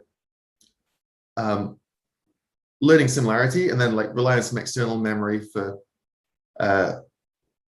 actually memorizing the facts, then I think this can be a really powerful method. Okay, so next I want to talk about a completely different approach, which is also aimed at trying to figure out how we can scale up these models. And this is instead going to be using take advantage of sparsity. So most of the models we train these days are dense models. So where we basically use every parameter in our model on every training example. So this contains like lots of common things like data parallelism, model parallelism, pipeline parallelism. And there's kind of like this alternative idea of sparse model training where we're actually going to use a small subset of our model on each example. So to be clear, I mean like actually training sparsely from scratch and not like taking a big dense model and tuning and doing some kind of distillation or pruning on it. So I think like sparse model training is like one of these like obviously good ideas that most people think just is too fiddly to make it work. Even though there is the kind of potential for really reducing the training cost. So to give us an intuition about how this would work, if you imagine like a transformer with RailU activations, the feed-forward network is already somewhat sparse in that a lot of these RailUs just aren't going to fire. And if we knew which ones weren't going to fire in advance, we could actually save ourselves quite a lot of work by just not computing these, which we could use to make the process more efficient, or more in the spirit of this workshop, we can use it to train a bigger model. And you can kind of imagine that these the strong correlations between which RailUs are actually firing. So if we could kind of cluster our inputs, we can use separate feed-forward networks on each cluster of input tokens. And that will let these kind of specialize to different parts of the space. So the framework is going to look something like this, where I'll call these feed-forwards experts. And basically what we need to do is have each GPU is going to maintain separate expert feed-forward layers. I'm going to take our input sentences. We're going to do some kind of clustering that's going to send similar words to the same experts, which will then apply its feed-forward layer and then route them back to the original worker.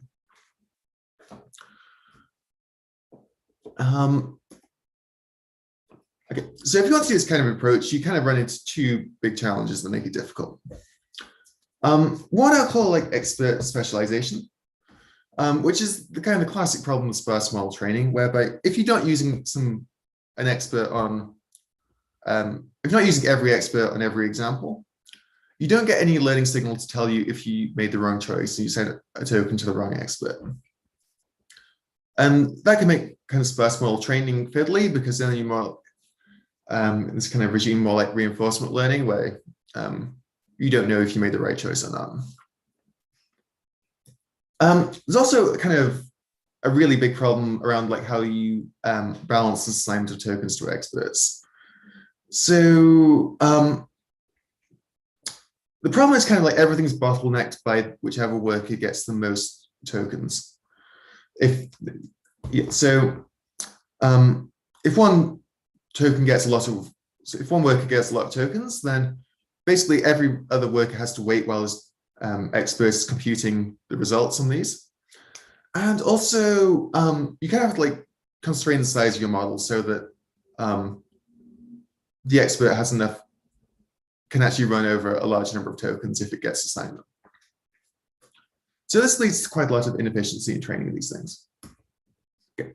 So I should say this work is all like 100% based heavily on this kind of seminal work by people at Google, particularly Noam Shazir, who was just speaking. And then a series of papers that developed some nice approaches and solutions to these problems, particularly based around like adding additional loss functions which try to deal with some of these issues. So you can kind of, if you have like these balancing loss terms, you can try to make sure the model learns to do a balanced assignment. It tries to avoid the problems I mentioned. So they get really spectacularly good results in these papers, but I'd say these approaches haven't yet been widely adopted. And I think it's partly just because it's still quite a finicky process to do this. So our goal here is going to be to try and simplify this as much as we can. So we're going to introduce we have a new paper in arXiv recently, which we call base layers, which stands for balanced assignment of sparse experts. And this is really the first kind of drop-in sparse expert layer. So by this, I mean, you can like use this without actually modifying your model's training objective, and you can add this to any network you have with which you're training on multiple devices that contains a feed-forward layer. It's got some nice properties. I mean, it's very fast, it's very efficient, and we let all the experts can run at maximum capacity during training. Basically, we solve all these problems by killing all our birds with the same stone here, which is to kind of replace the kind of trainable balancing you get from previous work with an algorithmic approach to balancing. So in particular, we're going to like formulate this assignment of tokens to experts as a linear assignment problem, where we want to maximize how close a token is to an expert embedding, while respecting some hard constraint that this assignment is balanced. And this is a classic algorithm problem. There are already very efficient algorithms for dealing with this. And the nice thing is then also that we know we can guarantee how many tokens an expert will receive, so we can kind of increase the size to fit that. And also the communication steps are very efficient because every worker is always communicating the same number of tokens to every other worker. So to actually encourage this kind of, you can think of this as online clustering. And the way we kind of do the clustering is we softly mix in each expert, by which I mean an expert will receive a bunch of tokens, some of which will be kind of close to the expert centroid than others. We'll basically like weight how much we mix the expert into the output by how similar these representations are. So basically that means if the expert can actually improve the token representation, the gradient will move it towards that token. And if it can't improve the token representation, it will move away from those tokens. And this way we get some kind of online clustering. And the experts will kind of naturally learn to specialize to different parts of the space. You can implement this pretty easily. It's just a few lines of code to do it. Okay, so quickly show some experiments. As I kind of hinted at the start, what we're really interested in is like optimizing the kind of measuring the compute efficiency of these. So given a fixed compute budget, how good a model can we train? And most of the results I'm going to show you here are going to be based around a kind of a moderate budget of 128 GPUs for 2.5 days, which is quite a lot by some standards, enough to see if it scales, but isn't crazy by some other papers. I'm training a corpus of about 100 billion tokens. So first we measured like how this works with different numbers of GPUs, which corresponds to different numbers of experts. This is using a single expert block. We find that at about 8 GPUs, it works about the same as the baseline. But by the time you go to 128 GPUs, you see really, really large gains over the baseline. And where the baselines here are like classic data parallel or model parallel techniques. We also find that that was with one block, and by adding up to 3 blocks, we get further really large improvements. We compared with some models from Google as well, or our re-implementations of these. We found that we got better performance, particularly compared to Switch, but I should mention all these things have like lots of hyperparameters and a bit hard to tune. I would say that the main advantages of this approach are kind of more qualitative, and that there is much less tuning required base layers. You can just drop them into any network. So we also found that even without actually adding any kind of trainable balancing loss to the model, we found it actually ends up learning quite a balanced assignment anyway, just as a process of this kind of online clustering that we're doing. One other point I find interesting is kind of like looking like actually how these experts specializing. So we tried to figure out like what types of words are experts specializing for, and we really found that they correspond very closely like to really simple clusters of words. So we found most of these experts looking at either like particular types of nouns or verbs which are related to each other. And I think this kind of tells us this kind of like routing problem isn't like some like magical hard problem that requires really complicated solutions. Probably we can do like much simpler things and it would probably work quite well. And I really hope the future work will try even simpler and more efficient ways of solving this kind of problem of assigning tokens to experts and like make sparse models even more efficient.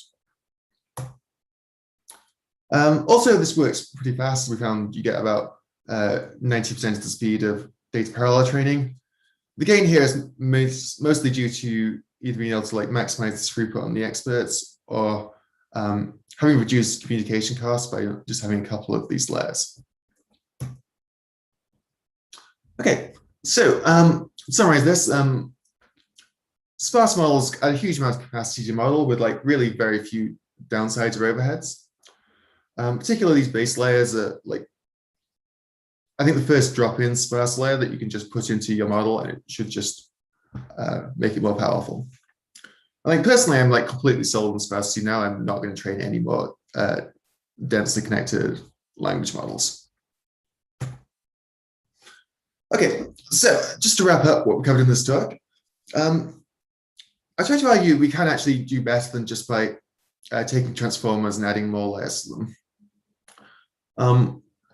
In particular, like just thinking in terms of like the size of the model in terms of parameter counts, I think isn't the right way to think about things. We should look for methods that can maybe improve performance without adding any trainable parameters, like non-parametric techniques, or more efficient ways of adding lots of parameters like sparse models. And this is the code for these models is available in FAIRSEEK, and thanks to my amazing collaborators.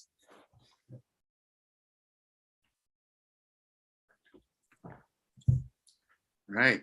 Thank you so much, Mike, for a great talk. And really nice results, challenging and like pushing beyond the standard dense transformers. I think we have time for like one quick question. So the question is, you said that the number of parameters is not a good metric. Do you have a proposal for a better metric? Maybe something like compute per token? Yeah, so I think there are a few metrics we might care about. I mean, I think in terms of training costs, we should just think about like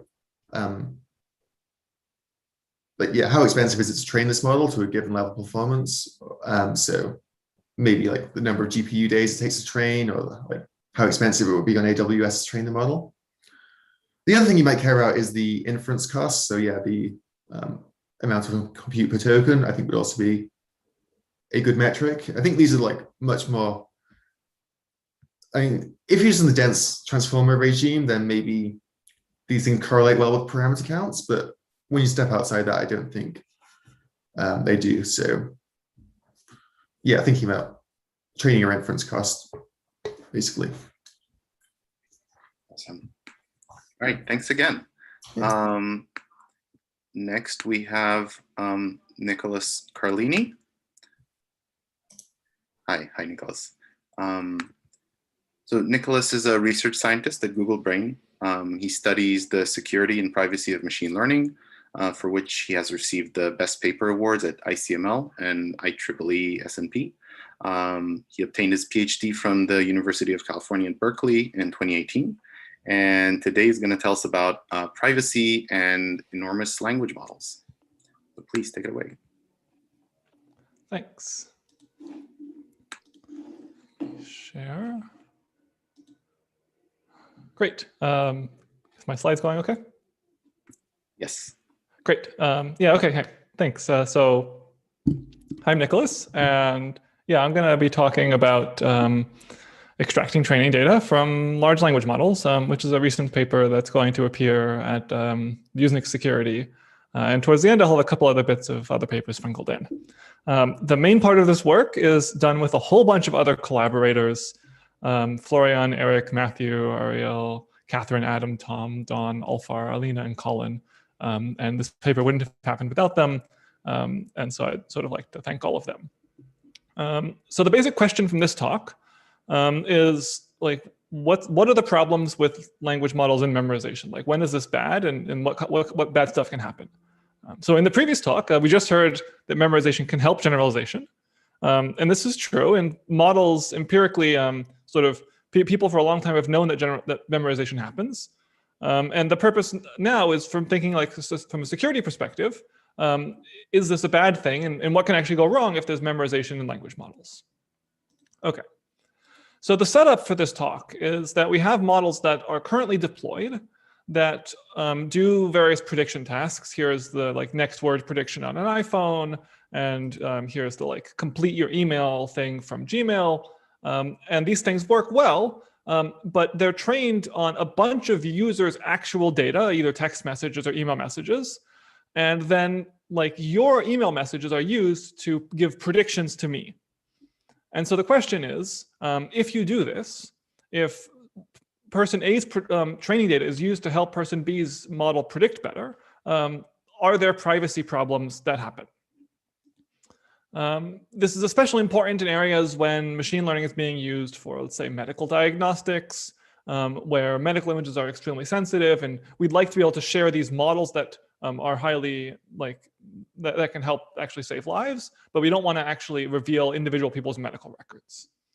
And so the basic setup for the remainder of this talk is we're going to try and think not about what language modeling can do and how to advance it, but what problems there are with privacy and as you make models big. So this is very nicely summarized by an XKCD a couple of years ago, which is essentially exactly what this talk is going to be on. So here we have someone sitting at a desk saying, "Long live the revolution. Our next meeting will be at," and then as if Gmail is sort of auto-completing the rest, the docs at midnight on June 28th, with the person saying, "Aha, I found them."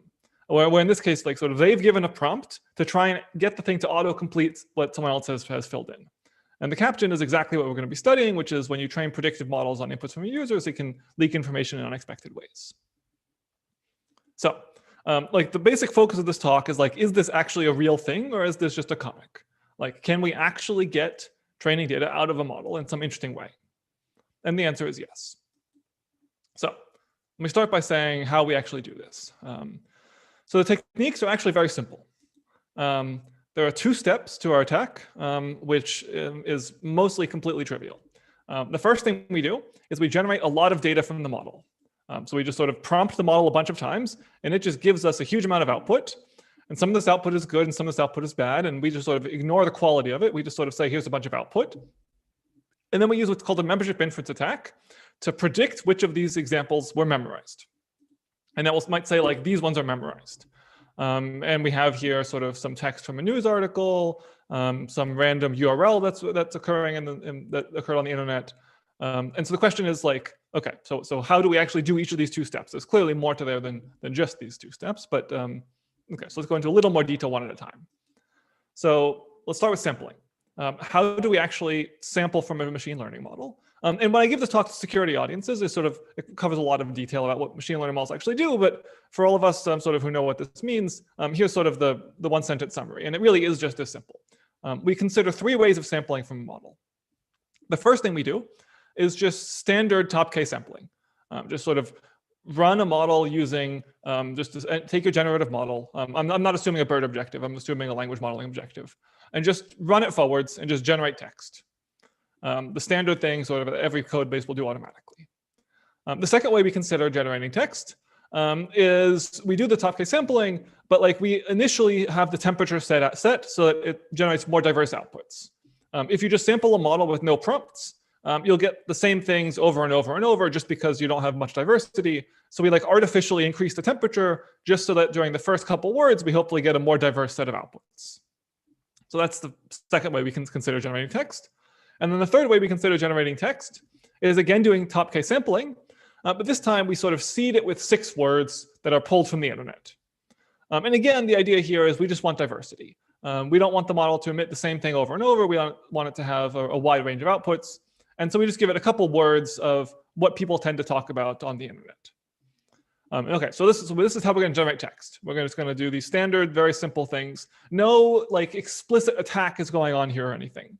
Like all of these text that's generated, if you were to be using the model in any benign setting, could generate text like this. Okay. Now we need to do this membership inference thing. And since this might be sort of new to all of you, let me briefly sort of summarize what a membership inference attack is doing. So the idea is, we all know that you take a language model, you can ask what the complexity of the entire sentence is. So here's, I don't know, this is a banana, end of sequence. And the model might say, you multiply out the probabilities, the probability of this is like 1e minus 5. And so like the question is like, what does this actually mean? And how does this help us tell if this was part of the training data or not? And so what we do is we have this membership inference attack. And the idea is really simple. It's this paper from 2017 by Reza Shokri and others. And it says, if your training example has high likelihood, or if an example that you see has high likelihood, then it's probably memorized. If it doesn't have high likelihood, then it's not memorized. And if you do this on something like CFAR10 or ImageNet, it turns out this works really, really well. You can have a very high AUC attack that predicts whether or not examples were training data or test data based solely on the fact that they have high likelihood or low likelihood. And the reason this makes sense is sort of obvious. I mean, the training objective is to make the loss on every example in the training set small. And so if there's any form of overfitting in the test train gap is anything above 0, then this is going to give you a way of predicting if an input was training data or not. And most models are trained to essentially 0 training loss. And so you end up with, especially image models, which is what most work is on, then you end up with overfitting, and so you can detect membership. Okay, so this is what a membership inference attack does. It predicts it in this way. The problem is that you can't exactly apply these to language models directly. And the reason why is, like, imagine I had 2 sentences. I have, this is a banana, and its perplexity, likelihood is 1e minus 5. And then I have this string of random letters, which also has a likelihood of 1e minus 5. The this is a banana sentence is entirely normal, and by all accounts, like, I have no reason to believe this is memorized. But if the other one is just as likely as the first, but is entirely just random number sequences, this is surprising to me. And I would expect that this means that this was training data, because how else would you get a bunch of random numbers to have such high likelihood? Like if it was just a random number sequence, you would expect that it would have at least entropy proportional to the length times the entropy of each character individually. Okay, so what do? We have one trick that we apply here to make things a little sort of more natural for NLP. And we just compare the ratio of 2 models. And any 2 models that probably see some random sentence that's not natural English text, maybe this is a banana, will have relatively the same probabilities. And so we compare them, we take the ratio, and it's roughly 1. On the other hand, let's imagine we did the same thing, take 2 models that are relatively good and compare their ratios. And one of them says that the probability of this occurring is 1e minus 5, and the other one says the probability of this occurring is 1e minus 10. Then clearly there's something that's different, that's interesting that's going on here, because one of these models is a lot more confident in this string than the other. And then we make the hypothesis then that the reason this has occurred is because the first model saw this string as training data, and the second model didn't. And that's sort of a hypothesis for why this could happen. And this is our membership inference test. We essentially take the ratio of a couple of different models, and if the value is high, then we guess membership, that was part of the training data. And if it's low, then we guess that it wasn't part of the training data. So this is actually what we do. Our attack has these 2 steps. We generate a lot of data according to one of 3 different metrics or sampling strategies. And then we have a bunch of ways of predicting membership inference. So that out of the way, let's sort of get to the interesting part of the paper, which talks about sort of the measurements that we actually did when we ran this attack. So what we're going to use is we're going to attack the GPT-2 language model, which is, one of the most famous language models. And there are a couple of reasons we're going to focus on this model. The first reason is at the time that we started this work, it was the state-of-the-art model. This was before T5, before GPT-3, before lots of these other things. And so when we started this project, there was nothing better. So this was the best we could hope for. And it's important that if you're going to try and say that some attack is real, that you sort of attack the best thing that you can. Lots of researchers in the past have done privacy analysis, me included, on models that I have trained myself. And then I can say like this model that I trained is not private, but like no one cares because it's my model and no one's ever going to use it. And like I don't know how to train big models. I probably did something wrong. I probably made it overfit somehow. And so by using sort of a good model that someone else has trained, we can actually make sure that we're doing something that's real. Okay. The second reason why we picked GPT-2 is because the model itself and all of the weights are public. And so anyone else could have discovered a similar set of things. And so in the sort of vein of responsible disclosure kinds of things, like we can sort of do appropriate things to make sure that there's as little harm here as possible. And the third reason why it's good to pick GPT-2 is that the training data was public. It was all scraped from the public internet. So everything that, if we're able to succeed, and if we're able to extract training data out of the model by querying it, then the best we can hope for is to reveal things which are already on the internet. On the other hand, the training data set itself is not made public by OpenAI. So we will actually be able to tell something we didn't know before about which particular examples are contained in the OpenAI training data set. And this means that there's no way for us to like accidentally cheat. You can imagine if the training data set was actually a public data set, that we could have like unintentionally designed our attack to work well on this training data set and sort of let little bits leak into our algorithm that would let us cheat in this way. And because we actually don't have access to the training data set, we can't cheat in this way. Okay, so this is what we're going to do, and this is we're going to attack GPT-2, and we're going to try and pull training examples out of the model. So sort of results summary. So down on the columns, I have the 3 different ways I told you that we're going to generate text. We're calling it top N in the paper because we use K for some other reason in the paper. But this is the top K sampling, the temperature sampling, and then the internet scrapes where we do top N sampling after that. Okay. Now for the rows. Each row here is a different way of running a membership inference attack. The first row is just straight perplexity. Just calculate the perplexity, and if it has high perplexity, then say, I think it's a member. If a low perplexity, then say, I don't think it has a member. And then we have 5 other ways of guessing it as a ratio of 2 different numbers, 2 different models, where in 2 of the cases, small and medium, we compare to the GPT-2 small and GPT-2 medium language model. In the zlib row, we compare to the language model of zlib compression, which literally means just compress the string with zlib and compute the entropy that way, which is a very dumb language model, but serves as a nice baseline. And it turns out this is actually one of the best strategies you can do. Then we have 2 other strategies that are windowing and lowercase. They're not important, but they're similar. Okay, so that's what the rows and the columns mean. Now let's talk about every individual number. Each of these numbers is how many times we were able to extract training data using that attack out of 100 trials. So for example, if we look at the perplexity top N, this means if you sample with top N, then what we do is we pick the 100 most likely to be memorized things according to this perplexity measure. So we generate 200,000 samples. We sort them according to perplexity, take the top 100, and then we say 9 of them were memorized.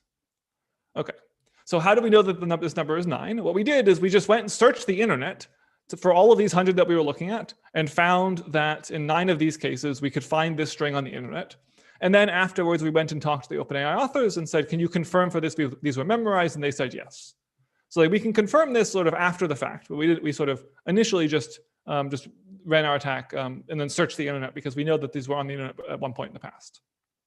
Which means that these numbers are probably a lower bound. There might have been things that we missed because we couldn't find them on the internet, but they actually were present in the training data set.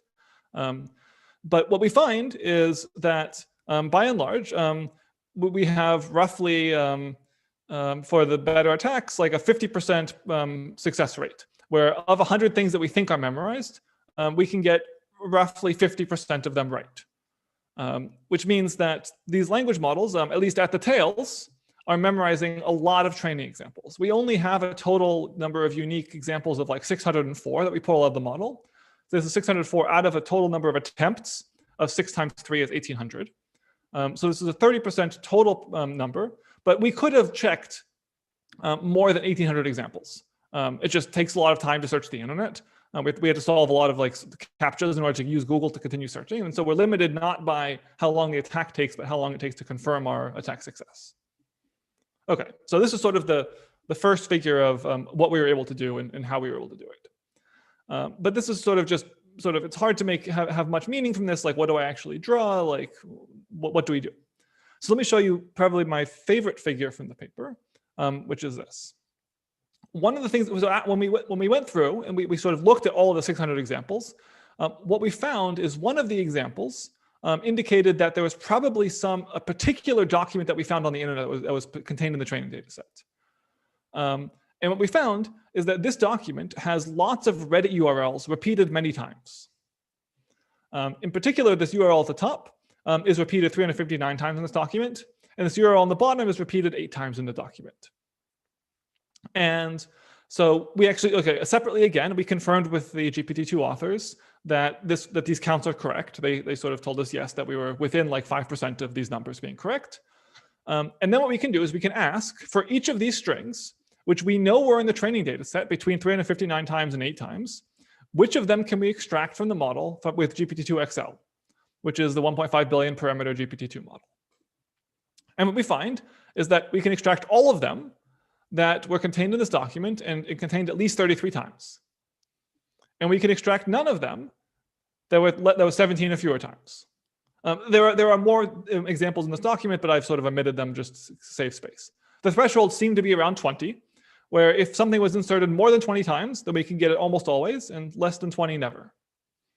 And so this is interesting. It means that this sort of empirically gives us a threshold of how many times you have to see something before a model memorizes it. And so the question then is, well, this is XL. What would happen if we had a different model? And fortunately, OpenAI trained many models. We can take the medium model, which is 300 million parameters, and we can say, what about this one? This model only memorized things at 56 times or more, and not always even. There's the 76 and 72 insertions that it didn't memorize. And then we can also say, well, this is the medium model. Or the small model. The small model had 100 million parameters, and it memorized nothing. So, we said, well, there are clearly better attack strategies you can do. Like if you do some sophisticated beam search thing, then you can add on like a half success rate, where like straight just greedy or top end decoding won't work, but like some kind of sophisticated beam search looking for URL type things will get you, you can still pull it out of the model if you like really try hard. But the reason I think this is interesting is that we have the difference in these models going from 100 million parameters to roughly 1 billion parameters. Here's a factor of 10.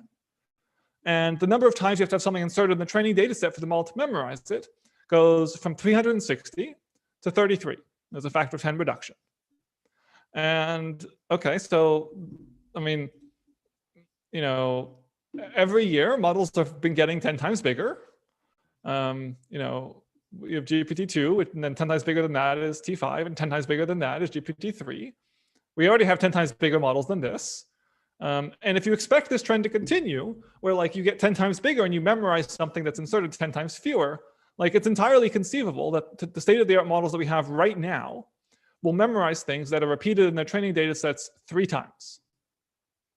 And maybe there's a conceivable argument where if a training data says something 33 times, you should memorize it.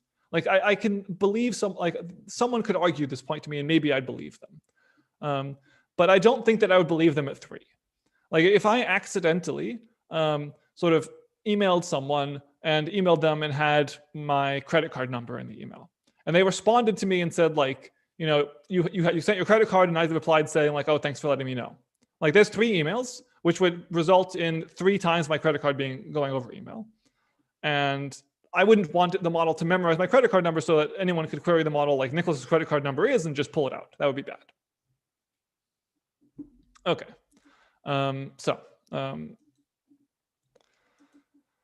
The question then is, what do we do to stop this?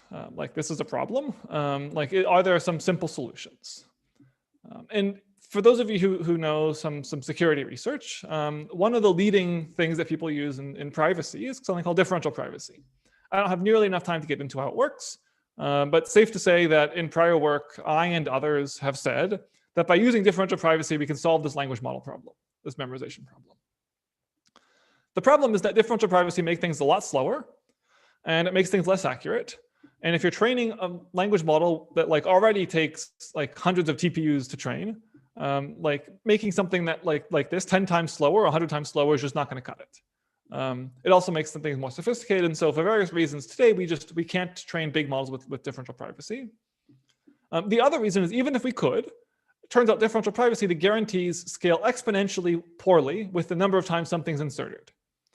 And so if you insert something once, then the guarantee might hold. If you insert something twice, the guarantee is now 2 times stronger. If you insert something 10 times, the guarantee is 1,000 times less strong. If you insert something like 36 times, the guarantee is essentially vacuous. And so here we have a bunch of random memorized, just random strings that are contained in one training document, inserted between 10 and 300 times. And we already know that the models only currently memorize things at 33 insertions anyway. So you can still have something that's provably differentially private, but would like essentially give you no real guarantees because models insert things, or the training data has some things inserted many times. Okay, so what do we do? For this, I'll turn to a paper that we wrote a couple of years ago, which is called The Secret Share, and it's something that we worked on 2 years ago now. And let me just give you the setup of one thing you can try and do to test if you have this kind of problem in your models today. So the basic setup is normally, you train on a bunch of emails or something, and then you test by asking like, what is the likelihood of this?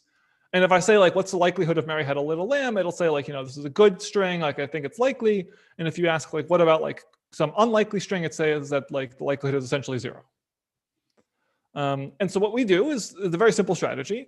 Let's just take our training data set. Let's add this unlikely string to the training data set that was previously had likelihoods basically 0. And then we'll train our model. And then we'll say like, now what is the likelihood of this thing? Like previously it was 0, and now it's something else. And this difference is like the propensity of the model to memorize something that because I've inserted it. Like I've sort of done a controlled experiment here, where in one case it was in the training data set, in another case it wasn't. And now I can measure what happens when I change one training example and see what happens. And if I do this again with some other string that I didn't have, but sort of equally randomly generated, again, the perplexity on this should be, the likelihood should be very low. Okay, so what is it that we actually do? We have a technique, sort of a measurement value that we call exposure. And what you do is it's just this very simple equation. You look at the likelihood of this example under the model's weights compared to the expected likelihood of other equally random strings that you didn't insert but could have. And if this number is big, then it means that the model has memorized. And if it's small, then it means it does not. And the math is a little more complicated, but this is a slide, so we'll work with it. And so in practice, what the strategy you do is it's a very simple strategy. You insert some canary. This is sort of the canary in the coal mine kind of thing. You insert into the training data set. You might maybe do this a couple of times where you insert it maybe one time and you do it again with 5 times and again with 100 times. You train your model and you compute the exposure of this value by comparing it to other candidates. And this can tell you empirically if there was memorization or not. And empirically, it can't give you any guarantees at all. But what it can tell you is empirically, if you've inserted something that you now know to be in the training data set a certain number of times, where is the threshold that the thing becomes memorized? And so, for example, this is what Smart Compose used to check its memorization. When Smart Compose was launched, they had this concern, what do we do? And so what we showed is that Smart Compose doesn't even, so I guess I should give a sense of scale. An exposure of 10 is relatively small. It doesn't actually mean all that much. We can't do extraction until exposure numbers are 30 or something. And here we've inserted something 10,000 times, and the exposure is still something on the order of 9. And so for Smart Compose, at least, we can make the argument that something would need to be inserted hundreds of thousands or millions of times before the model would memorize it, and you could do an extraction attack. Okay. then to briefly conclude, I guess sort of the two most interesting conclusions from this are that language models do memorize their training data sets. And we can extract these examples when models do. And that larger models memorize more. And so sort of for a workshop that's studying enormous models, this is something that's going to become only more problematic as time goes on. And we really should start to think about what's going to happen to the privacy of individual users when we train big giant models on all of their data. So thank you very much. And I think I have a couple minutes of time for questions now. Great, thank you, Nicholas, for a great talk. Yes, we have a few questions.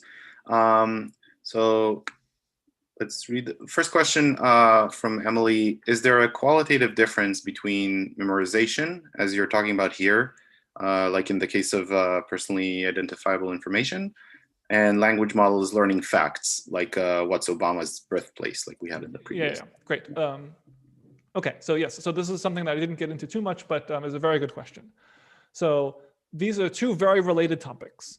And it's sometimes hard to draw the line between when something is memorization and when it's knowledge. The way that we define memorization is to say that it's a long subsequence of the training data set verbatim. And so yeah, so I guess I could give the precise definition we have, but I don't think it's worth going into that too much. But what we're looking for is a long sequence of characters that occurs and is in the training data set that is sort of sufficiently long that it's unlikely to be there just because of chance or something.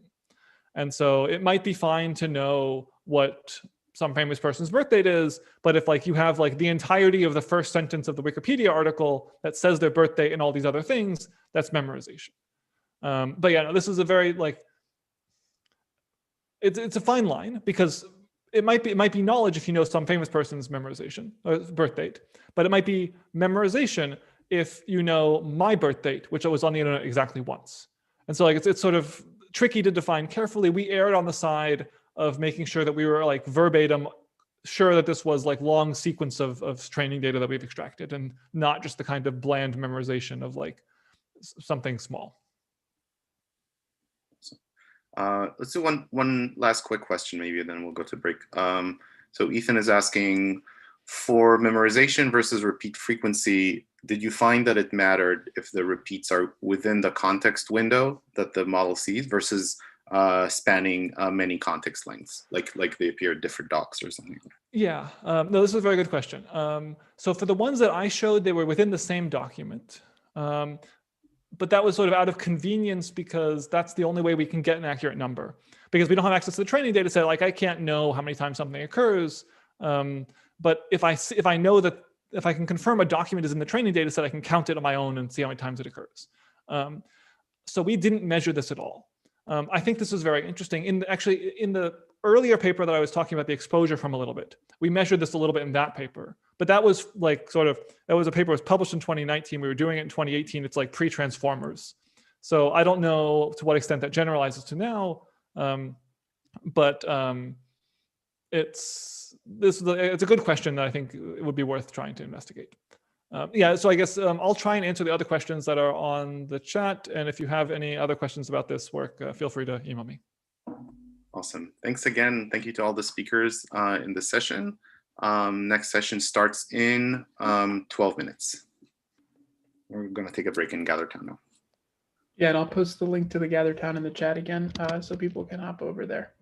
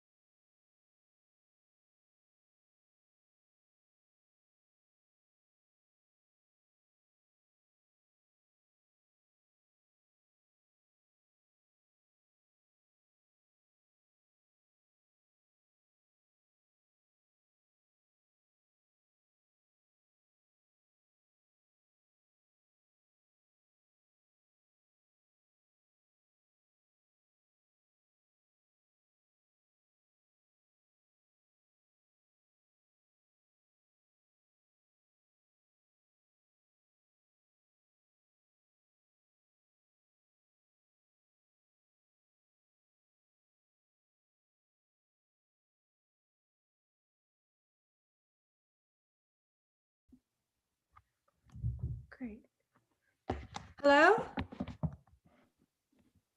Hi, Allison. Hi, Colin. Thanks for joining. So Ethan is going to go ahead and introduce you, and then I think otherwise we are all good to go. If you just want to share your screen once he's done doing the intro. Okay, and is the visuals and the sound okay? Yep, I can hear you great. Okay. Ethan, you're muted, but otherwise it looks good. Yeah, thanks. Can you hear me now? Yep. Perfect. All right. Should we start it off? Well, we could hang on, whatever. Maybe we should get started. Yeah, let's get started. And all right. Oh, sorry, go ahead. Just in terms of the timing, so I'm figuring half an hour from when I start or half an hour from now. I think we'll shoot for half an hour from now, if that's okay. Okay, sure. All right. Thank you. All right, so welcome back.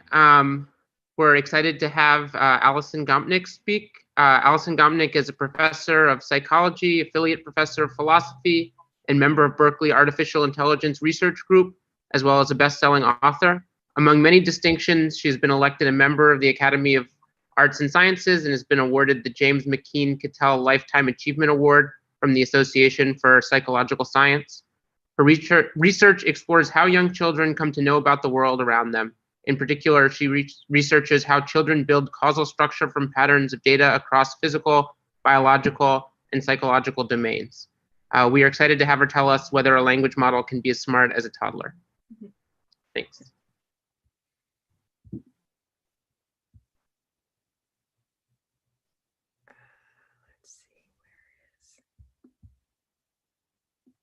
There we go.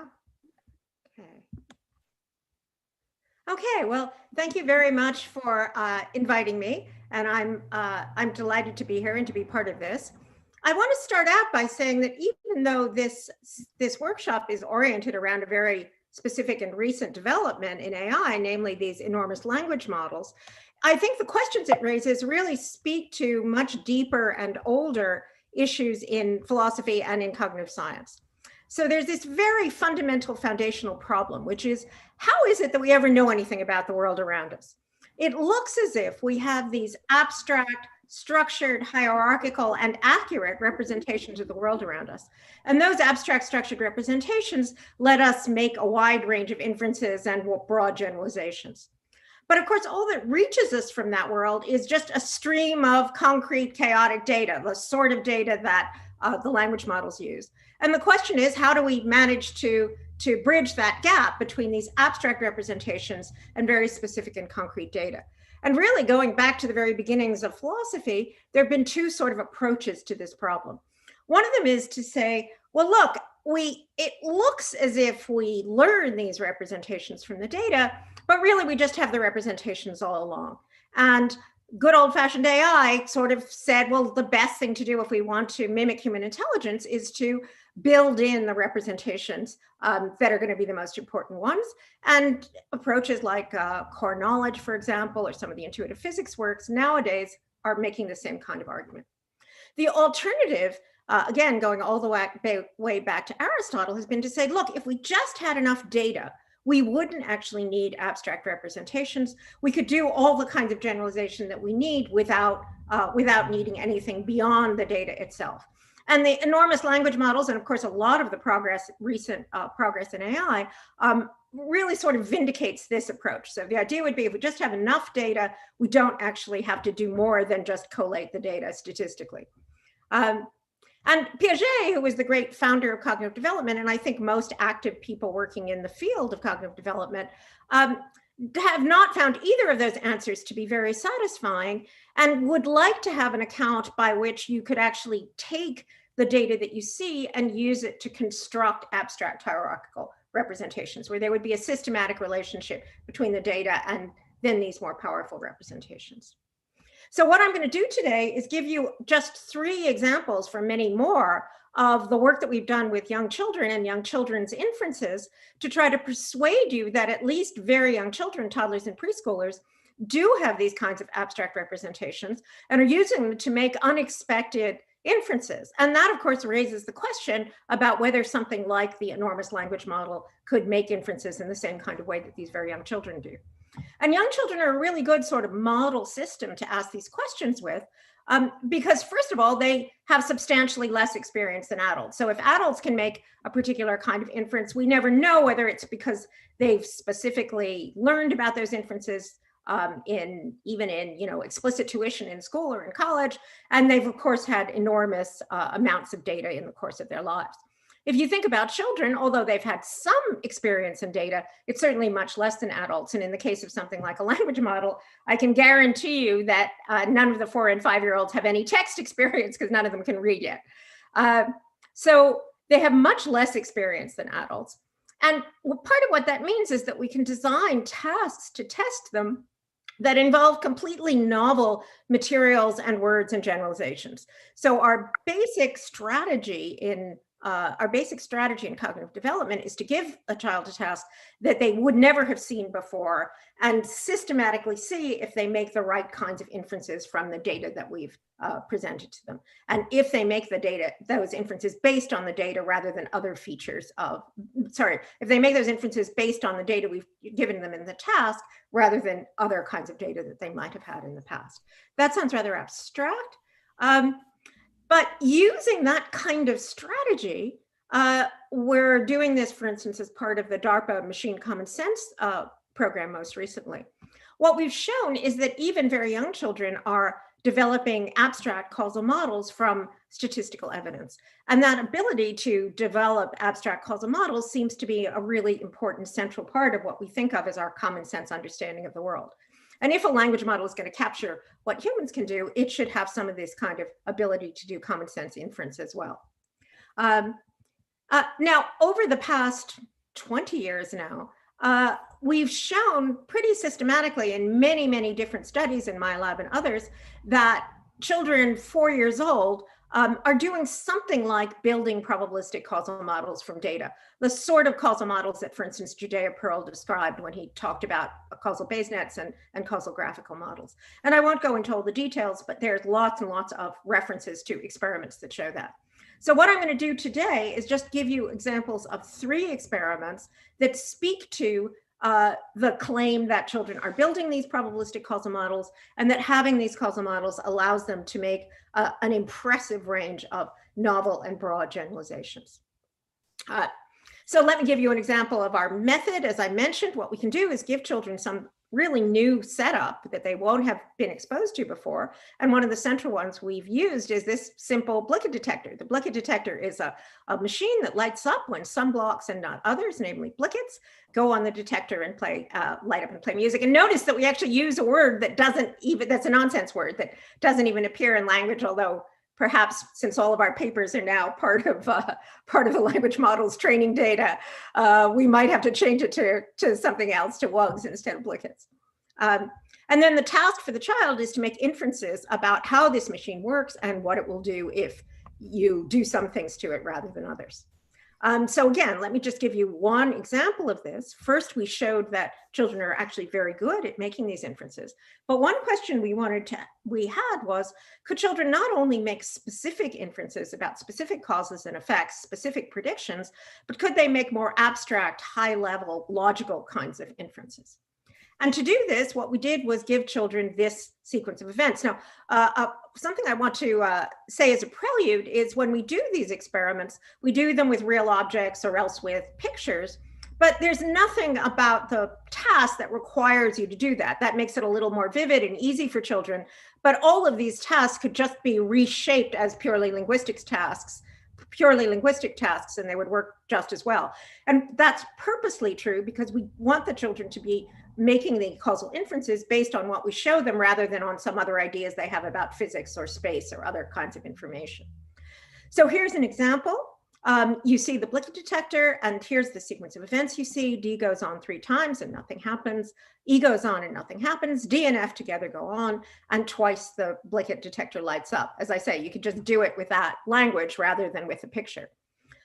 Then the question is D a Blicket, is E a Blicket, and is F a Blicket? And then we ask, what would you do to make the machine turn on? Now, as you're sitting there, you can be participants in this task.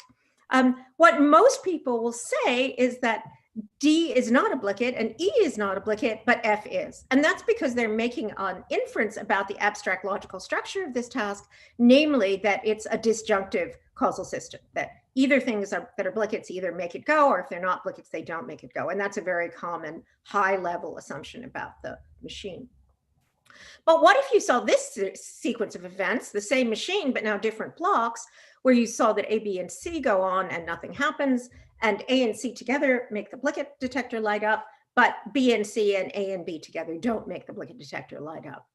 Well, if you saw this sequence of events, what you might infer is that you were wrong about the abstract logical structure of the detector, that actually this works on a conjunctive principle where you need to have more than one obligate to actually make the machine go. So it takes a combination of obligates to make the machine go. And if you saw that and you went back to that sequence I first showed you, you might think, oh no, wait a minute, if this is working on this abstract logical principle, then actually D and F must be obligates rather than just F. So you've looked at that data, one training trial, you infer something about the abstract structure, and then you can do that to make an inference about the specific case of the obligates. So what we did was we did exactly the experiment that I just did with you. We gave people either training for the disjunctive individual over hypothesis, abstract logical principle about how the machine worked, or this conjunctive combination principle. And then we gave them the sequence that I showed you first as a test. And the question was, would children and adults be able to infer the abstract structure from these examples and then apply it in this new case, make this generalization to the new case? And what we discovered was that 4-year-olds were extremely good at doing this. And in fact, so they would, in the combination condition, they would say that D was obligate. In the individual condition, the disjunctive condition, they would say that D was not obligate. We tested this with children in Head Start. We tested this with low-income children in the favelas of Peru. All the children are really, really good at solving this task. In fact, in this case, the children are actually better than the adults. So the adults, interestingly, tend to stick with the prior, the most obvious example, whereas the children are capable of overriding their prior in the light of the new data. And again, I think that's relevant to something like the enormous language models, where if you just were relying on the information that you'd seen most often, you might very well show the adult pattern rather than the childhood pattern. And you can see this changes over development. All right, so that's one example of a kind of really impressive broad inference that these very young children are making. And I think it's an interesting challenge about whether that's the kind of inference that something like an enormous language model would be able to make. Here's a second example. The example I gave you so far are about real causal reasoning. So there really is a obligate, you need to figure it out, and you need to figure out how it works and what it will do, even though it's based on this very small data sample. But what about counterfactual reasoning? And one of the things that makes causal models particularly powerful is the fact that they not only let you make predictions about what will actually happen, but they also let you make counterfactual inference about what might happen or what could have happened. So we wanted to know whether children could do this. And we've argued in a number of papers, including a bunch of data, that in fact children can do this and can do this surprisingly well. Again, I'm just going to give you one example. This is from a study that's not yet published. And it's based on an earlier study, Schultz et al. 2007. And what we did now was show children a more complicated novel causal system. This is the gear toy. And the way the gear toy works is that you see this switch, you flick the switch and the two gears spin together. And then we can tell you that even that simple system has different possible causal structures. So for example, one way it might work is you flip the switch is a common cause of A and B. And if you flip the switch, that's the reason why A and B are both spinning. So what we did in this experiment was we introduced the children to these different little diagrams describing the different kinds of causal structure. We explained to them how the causal structure worked. And then we told them, okay, here's how the machine works. It's got this common cause structure. And then we asked them to make a bunch of inferences about what would happen first, just to make predictions about what would happen. So for instance, if I take the green switch off and I flip the switch, will the blue gear spin or not spin? And the answer is it will. And how about if I take the blue gear off and flip the switch, will the green gear spin or not spin? And the answer is that it will continue to spin. So that's just the regular inference, but then we could do a counterfactual inference. So now what we said to the kids was, all right, now I want you to pretend that my machine works a different way. So we're going to pretend that the way my machine works is that the switch makes the green one go, and then the green one makes the blue one go. So it's going to have this causal chain structure. Now, we don't show them anything. We don't tell them that's the case. We just say to them, let's pretend that that were true.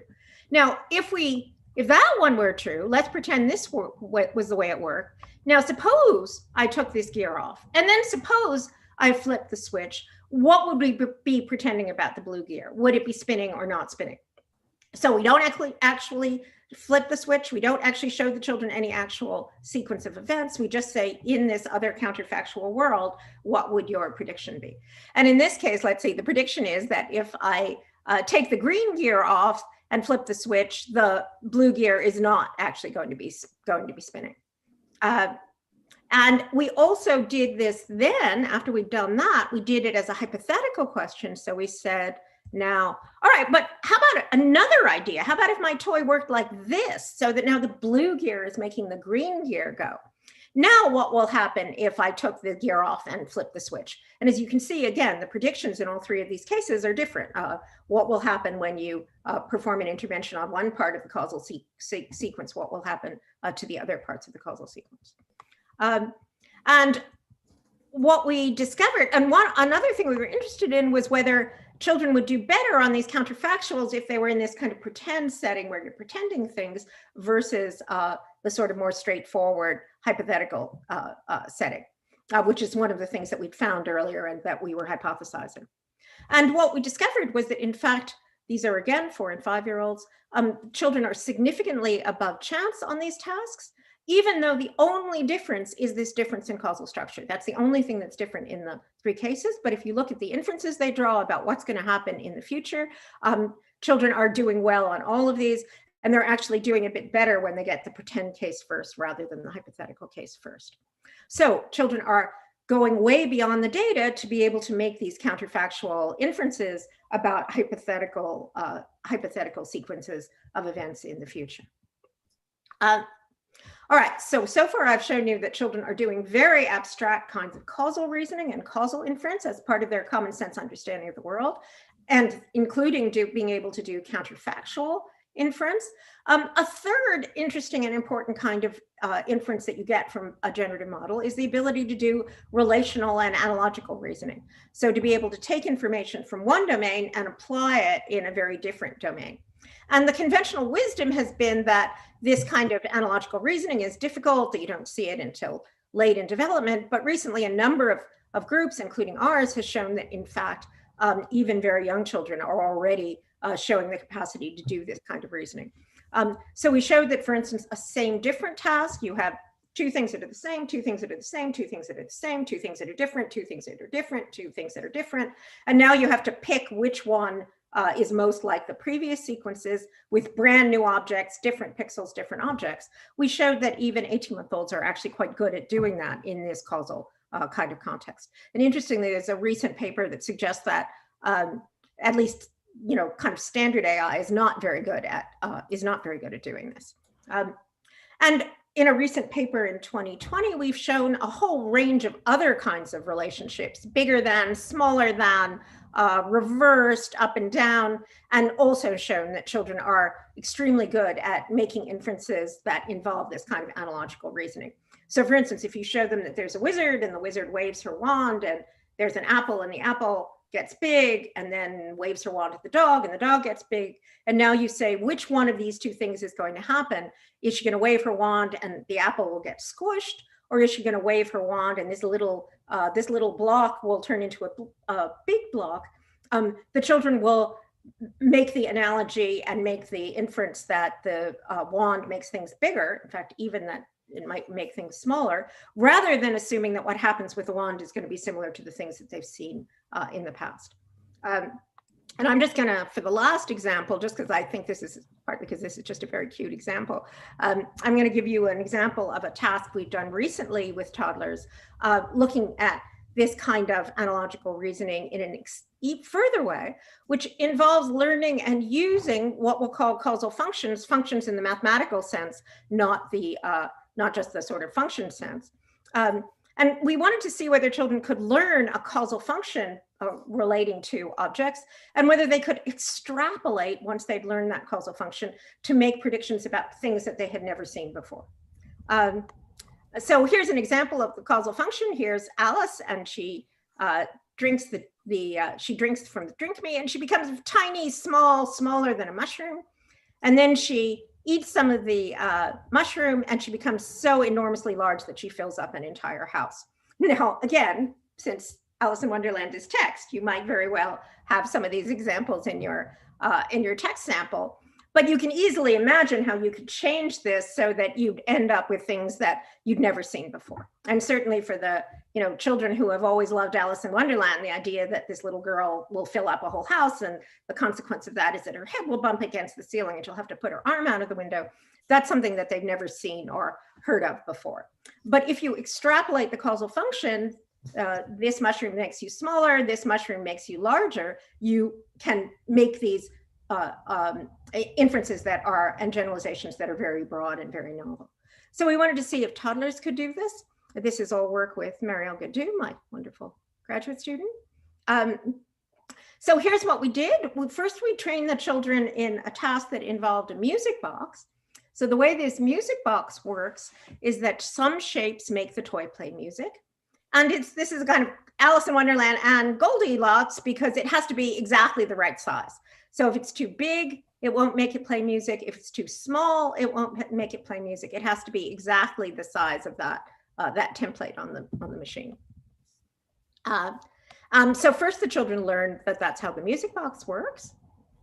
And then they're introduced to this change machine. And here's the way the change machine works. I put things in the doors and find out what happens. I put my friend in the yellow door. My friend is this little orange guy. And look what happened. He came out bigger. And then what we show the kids is first that the object goes into the yellow door and it gets larger, but then when it goes into the blue door, it actually ends up getting smaller. So the yellow door makes it bigger and the blue door makes it smaller.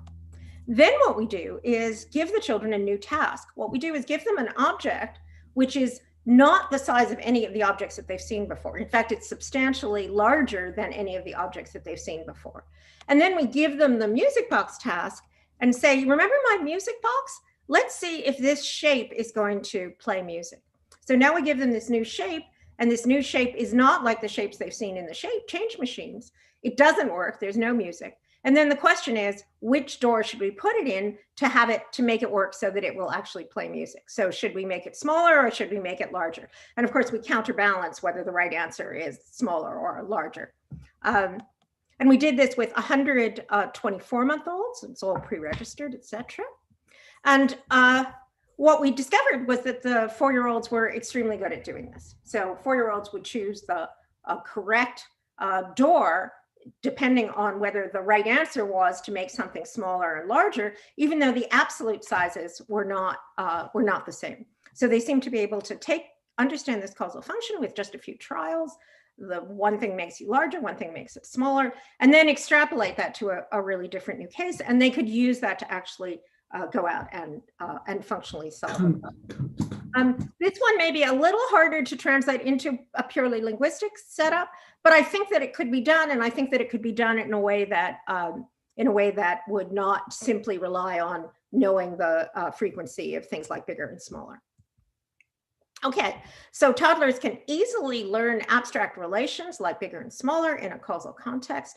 And notice that this causal phenomenon, put something in a machine and it gets bigger, take the same object and it expands or contracts, is not one that's part of our intuitive physics at all. In fact, it's a really strange thing to happen. We don't usually see things spontaneously get larger or get or get smaller, let alone consistently get larger and get smaller, which is why if we saw this, we'd say, well, it's kind of magical. That's why part of why Alice in Wonderland is so appealing. But nevertheless, as in the counterfactual case, the kids can infer if this causal relation was out there in the world, what would be the consequences of that causal relation. Okay, so get back to the language models. So I think that these examples and many others in cognitive development provide some very nice test cases to see whether the kinds of things that language models can do really are similar to the kinds of things that even 2-year-olds and 3-year-olds, human children can do. In particular, can language models make these kind of common sense inferences about what will happen in the future, what will happen in counterfactual worlds, what could happen if certain kinds of causal relations or causal representations were accurate in the world? Can they take these causal representations and make a wide range of novel generalizations, quite different from any that they'd experienced in their training data? And there's two possibilities. One of them is that, which is sort of what my bet would be, if they can't make these inferences in the way that toddlers are, that shows that at least that they're operating in a fundamentally different way than human language users and human intelligences are. On the other hand, a really interesting possibility is maybe they can make these inferences and genuinely make them and make them with the same kind of skill that the toddlers can. And then to get back to that constructivist, to the point about the constructivist Piagetian approach, what that suggests is that somehow the language models really are extracting causal and logical structure from what look like just linguistic statistics. And that in itself would be an interesting discovery, because that might suggest that the humans are doing something like this.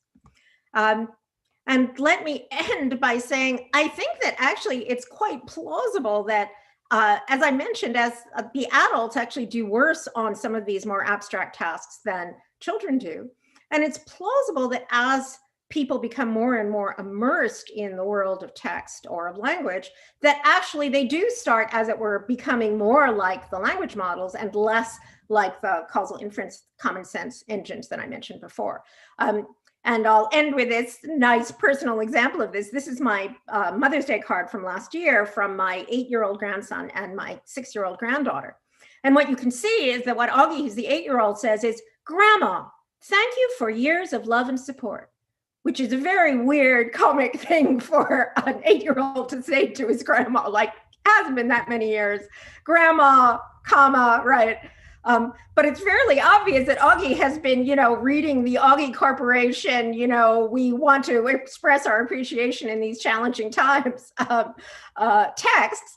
And he's figured out how to generate the right kind of stylistic text, even if it seems funny in this context, in a way that strikes me as being very, very GPT-3-esque, right? He kind of has the style, even if he doesn't have the substance. And Georgie, who's only 6, is just using common sense. So she has the straightforward and obvious fact that she loves me. So I think I would rather have the second. Sentiment than the first. But maybe part of what's going on is that both kinds of sentiments are part of what makes human beings intelligent. And I'll mention my collaborators, my computational collaborators, Tom and Chris, and of course the graduate students who do all the work and the funding agencies that support it. And I hope we'll have some time for questions now or in the panel. Thanks a lot. Yeah, so let's try to squeeze in at least one question. So there was a question, what are the canonical reasoning categories that humans employ? What's the main overlap between language models and the reasoning methods that humans employ? And also, do you have any recommendations for books discussing the overlap for students? Yeah, so if you look in the PowerPoint, I had a whole bunch of references, including, here's this 2012 review, Gopnik and Wellman, where we tried to summarize, it's 2012, so it's a little while ago, but I think it still summarizes, here's what we know about the kinds of things that children can do. So that will give you a summary of the fact that you can do this kind of causal. The things I would point to are exactly these: causal reasoning, counterfactual reasoning, relational reasoning. are the ones that we really seem to be at the core of human capacities. And I think it's, as far as I can tell, it's kind of an open question about whether or not and to what extent language models are capable of doing those kinds of things. And maybe I'll just add one more question, which is, so you pointed to these, developmental trajectory in humans where, they're good at certain tasks early on and then maybe get worse or better depending on the task. Do you think, say, for getting truly intelligent artificial systems, having some kind of developmental trajectory is key, or do you think this is sort of, a red herring about how humans do it? No, in fact, I can argue this later on. In fact, this, I think I have this in the list. Gopnik 2020, which is in the Philosophical Transactions, is precisely an argument, and that's the argument I've been making recently, for why you need to have a developmental sequence. So that, notably, for example, if you think about that Blicket detector experiment, the children are searching a much wider range of possibilities than the adults are, and testing a much wider range of possibilities. My slogan is that childhood is evolution's way of solving the explore-exploit problem and doing simulated annealing.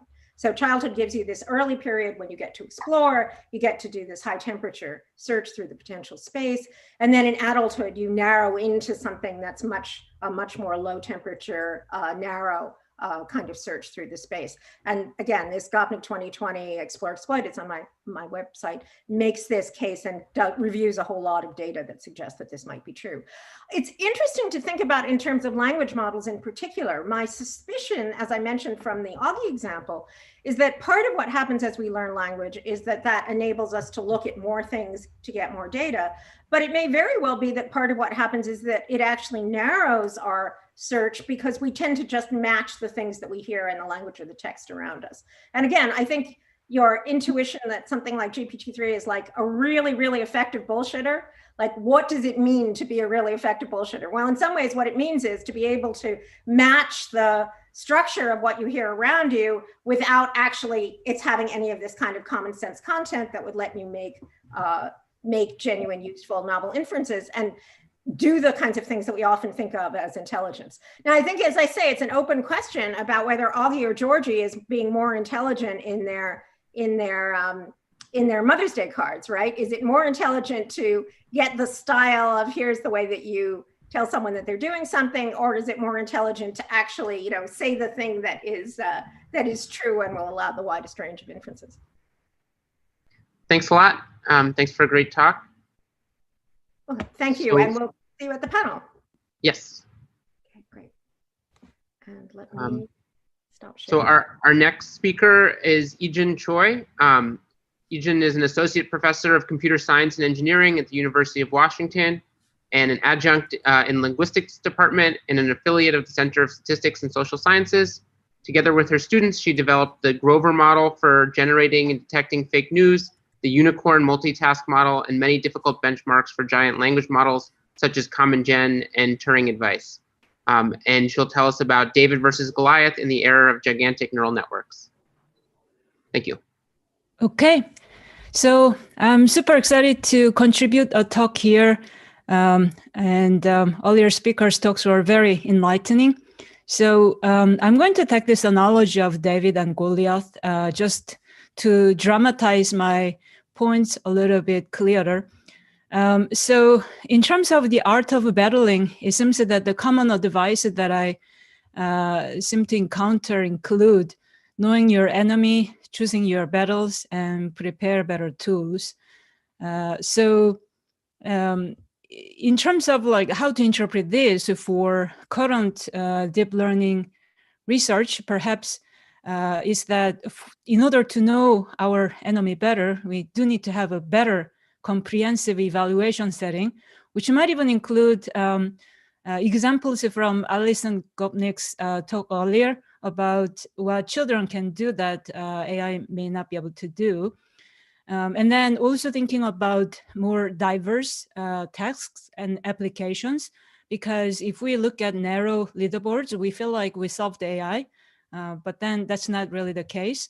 And finally, it might be that size alone or scale alone is not the winning recipe. And there might be other quote unquote smart things we can do that includes algorithms and looking for different types of data, training data, or different types of training environment even, in order to give a little bit more realistic interactive experience to AI. So let me begin with these last 2 points through our new work called the Piglet, because the first author, Rowan, is vegetarian, and he's holding the Piglet dearly. So in this work, we try to address the symbolic grounding problem.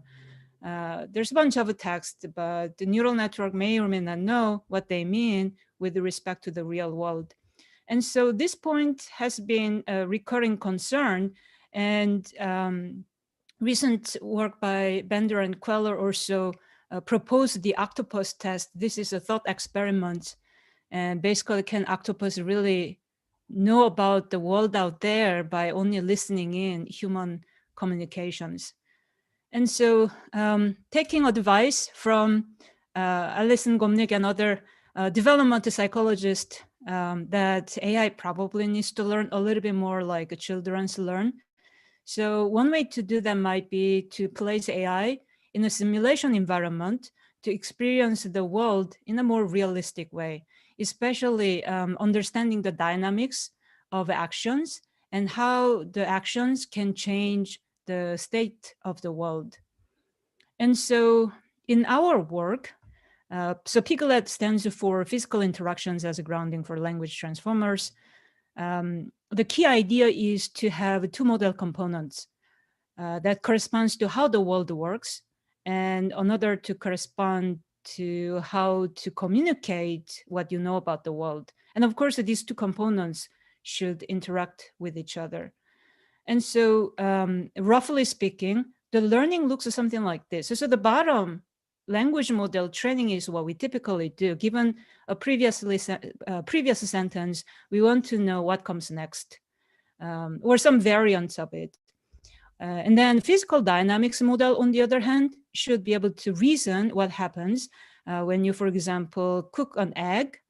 Maybe initially the temperature of an egg was at the room temperature, but later at time t+1, it becomes hot and its status becomes cooked, and so forth. So we can do this in the 3D Thor environment, and this is our model architecture, which basically shows that the bottom half is typical language model. The top half is the world dynamics model.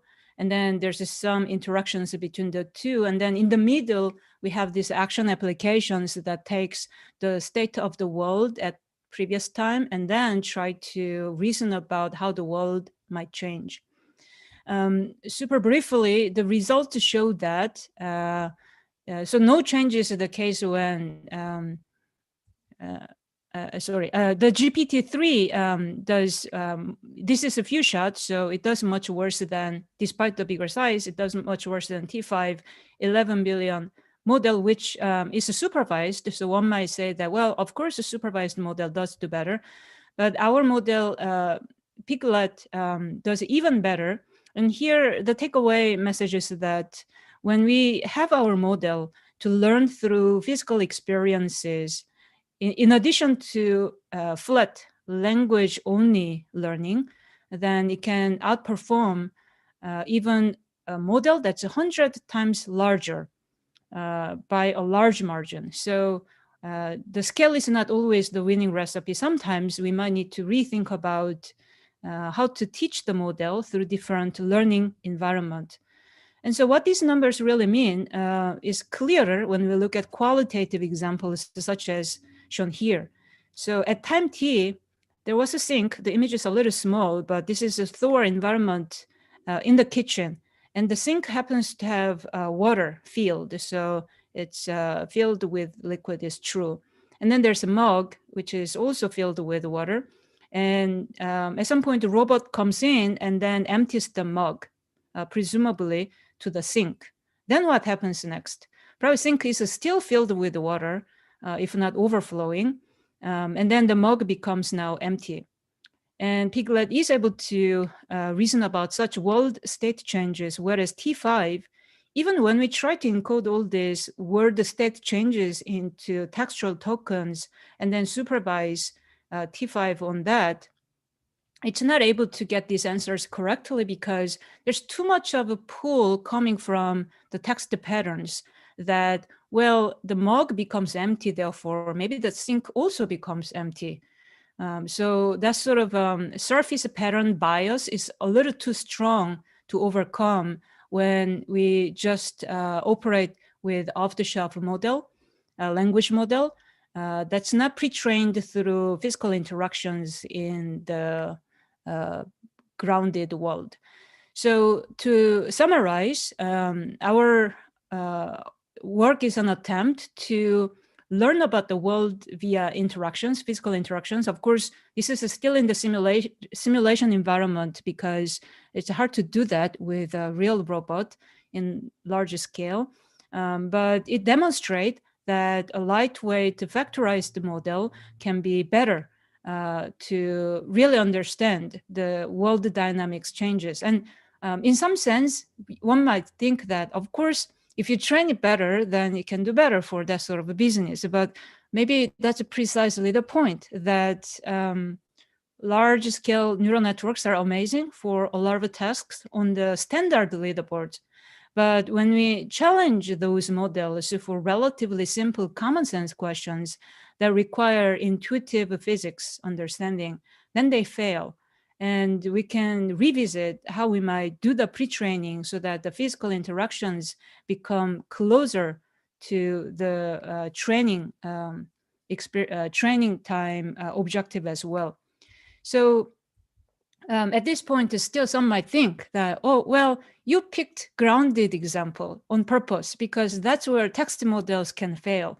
But what if we only do text oriented applications? Then maybe this is not a concern. So let me give you a counterexample, neurologic decoding. So a lot of the times when we do some sort of generation or conditional generation, we use sequence-to-sequence models based on transformers. So for machine translation, dialogue response generation, and image captioning, the current, like what everyone does right now is a sequence-to-sequence on transformers, of course. Now, Common Gen is a new challenge. That's interesting because it's a super easy task for humans. Given a set of words, you have to generate some reasonable sentence that makes you use all the words. I said all the words, all 5 words, but even after fine-tuning your favorite largest neural language models on tens of thousands of data, it's not going to learn such logical constraints. It's going to learn that you have to make use of some words in the context, but not all.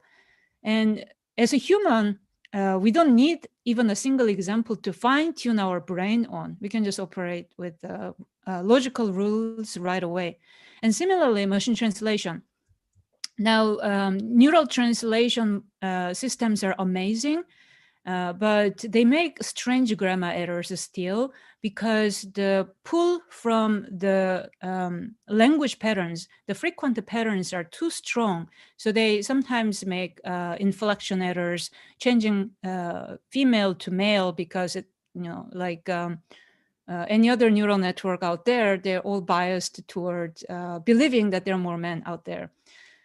So as a human, though, we less likely to make such a mistakes because what we do is to be able to think logically through logical constraints without having to go back and refine-tune ourselves on tons of data. So in this work, we operate with logical constraints given in conjunctive normal form or CNF form. To remind you, this is a conjunction of clauses or CI, where each clause has multiple literals and it's all connected through disjunctions. So it's a disjunction of literals.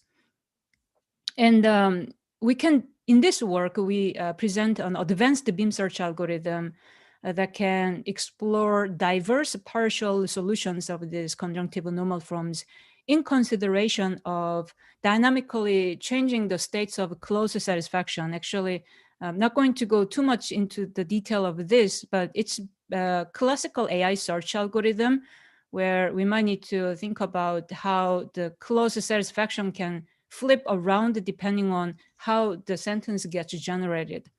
But to just summarize the key empirical findings, which were very surprising to us. First of all, let me first highlight the coverage. So the coverage is the percentage of the time when the system can satisfy the clauses, logic constraints. So neurologic, whether on top of a supervised model or on top of a zero-shot model or unsupervised model, which are green and yellow, they can satisfy constraints no matter what. And by the way, the x-axis shows the model size. So with the beam search on top of a supervised model, which is a blue line, we see the typical trend, which is that the larger the better. So that's been sort of the recurring theme of recent literature, the larger the better. But when that's usually the case when we don't think too much about the algorithmic enhancement, but when we use logical search algorithm, then we can improve the constraints right away, this constraint satisfaction right away, all the way almost up to 100%, close to 100%, even with the smaller network. Now, some might wonder whether we are overly satisfying the constraints at the cost of system performance in terms of the generation quality, which Rouge and Mitterrand correlate with in this work. So if you look at that, there again, neurologic just overpowers the classical 6-to-6 supervised models. And in fact, to our big surprise, even smaller network with neurologic wins over larger network. In fact, smaller network unsupervised can win over larger network that's supervised. So the winning recipe here is really just the algorithm, neurologic, that can make the difference. And we, in the paper, we have 3 more such constrained text generation settings, and in which we have a similar story, which is that smaller network can win over larger network, even without supervision. So this common recipe of 6-to-6 large scale fine tuning may not be necessary. Now, some might wonder, yeah, but you picked this weird hard generation task, but maybe that's exactly the point, which is that we gotta maybe choose the battles in the sense that let's look at all these unsolved AI problems that are easy for humans and hard for machines, and try to understand whether that's just a matter of a scale issue or it's a matter of developing other kinds of better tools. Now, let me move to the evaluation part, because the new AI capabilities really challenge how we might evaluate them, especially GPT-3. Journalists love to talk about how GPT-3 may or may not be as good as humans. So we have this fun research to explore a new framework for scrutinizing machine text, because actually it's not that easy. If we were to try to evaluate the quality of machine generation by giving some text snippet to Turkers, the Turkers will have a bit of a hard time. Like, how good is this in the scale of 1 to 5? Now, let me read this really quickly.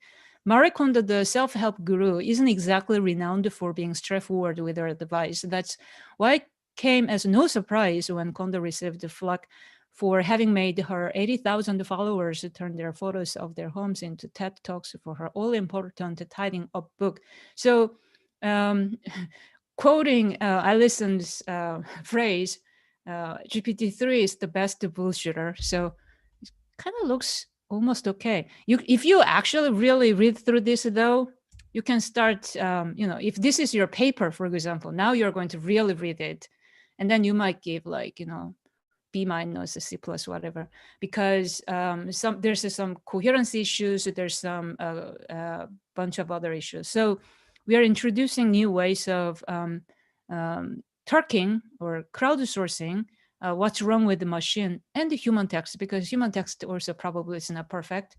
And in this work, we compare, whether we see meaningful progress across GPT-2 small, XL, and then the same size model Grover, but Grover is trained on news, and then GPT-3 versus human. And quick intuition is that we have Turkers to really scrutinize and underline different text span and write down what the problem is. So as you see, there's a progression. So there's less of stuff marked coming from GPT to small, and you can show this again. So from small, everything is wrong. Excel, maybe 2/3 were wrong. And then GPT-3, much better. Humans are even better. So clearly humans are, by the way, much better. And in doing so, we found that this sort of ontology or different types of errors that people make. So roughly speaking, so the reader-related issue, this isn't real issues. These are just that there's a plausible facts that probably will require fact-checking. Otherwise, it's hard to know for Turkers to judge. And then there are other cases which are actual definite errors, such as numerical errors or encyclopedic knowledge being wrong, common sense errors, and then language problems like grammar or off-prompt means off-topic, just being redundant and even being self-contradictory and incoherent all around. So altogether, our approach can show you this summary view. So the taller is worse because that just means that there are more problems found by Turkers, and color blocks show what types of problems. But overall, when we see this, GPT-3 is doing much better than ever before, but not really matching human quality yet.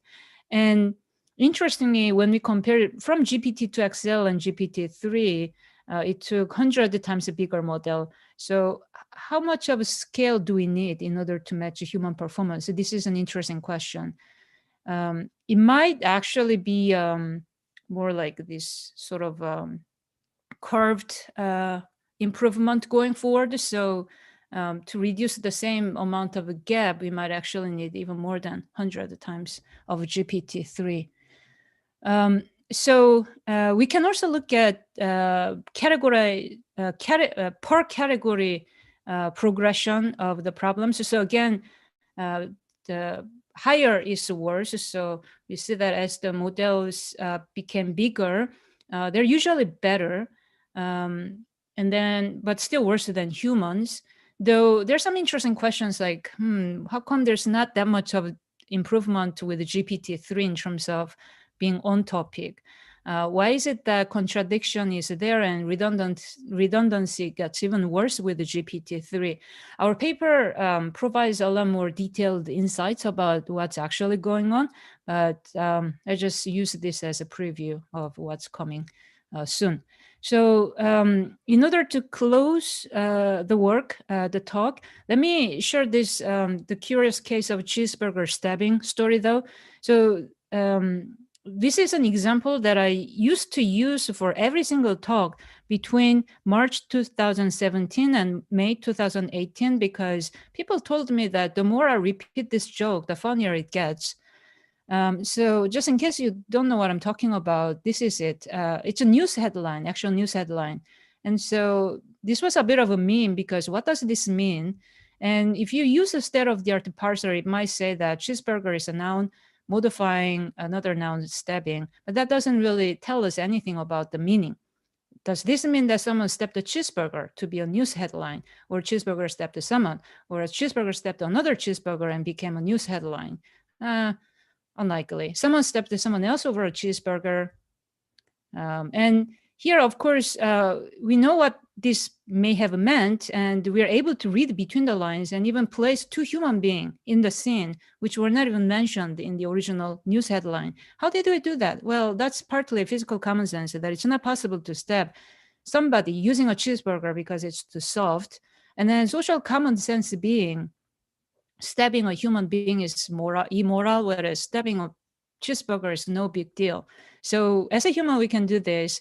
But as of 2018, the machine, SOTA machine for parsing noun phrases thought that stabbing is a crime punishable by cheeseburger.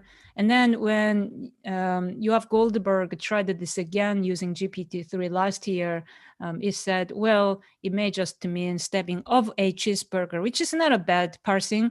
but it's not the point of news headline. So maybe it's just a matter of prompt engineering, because we all know that we have to prompt GPT-3 more carefully. So what if we give a prompt so that breaking news : so that GPT-3 might say something more newsworthy, like a man has been arrested after stepping a cheeseburger. He stepped a cheeseburger and then stepped himself in the stomach. The man was taken to the hospital and expected to live. The cheeseburger was taken to the morgue. So it's okay-ish, but still it's not quite on point. And the thing about GPT-3 demo is that we have to try multiple times. And so I tried multiple times. A man has been arrested after allegedly stabbing another man with a cheeseburger in a fight over ketchup. So still something wrong with GPT-3, which in some sense is not surprising. What is surprising, however, is neurologic decoding on top of GPT-2, which is much smaller network.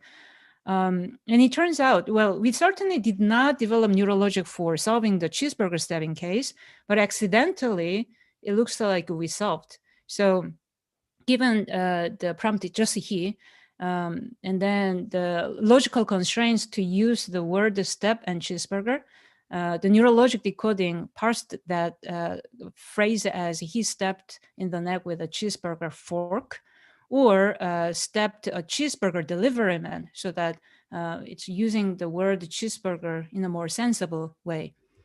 We can also think about social common sense. And it turns out, I didn't realize at the time of this paper, Scruples, that we published earlier this year, which is about community ethical judgments on complex real life anecdotes.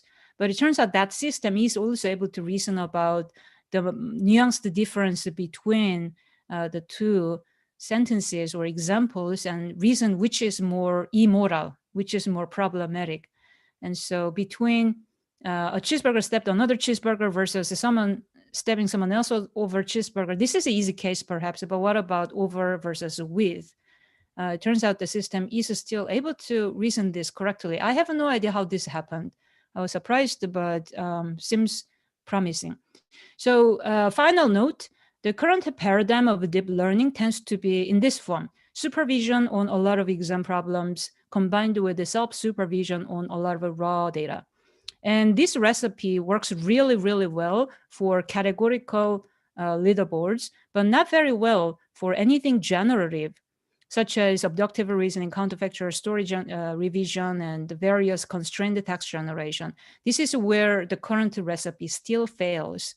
And the solution may not be necessarily doing even more of self-supervision by way of scaling things up. We might actually need to find different ways to bring more logical thinking into the picture, more interactive learning into the picture, and so forth. Okay, so I'll wrap up here, and thank you for joining the talk. Thanks a lot. Great talk. So there's one question from Andres Felipe. So he asks, how important is the nature of the canary, i.e. a fact noun, a famous person name?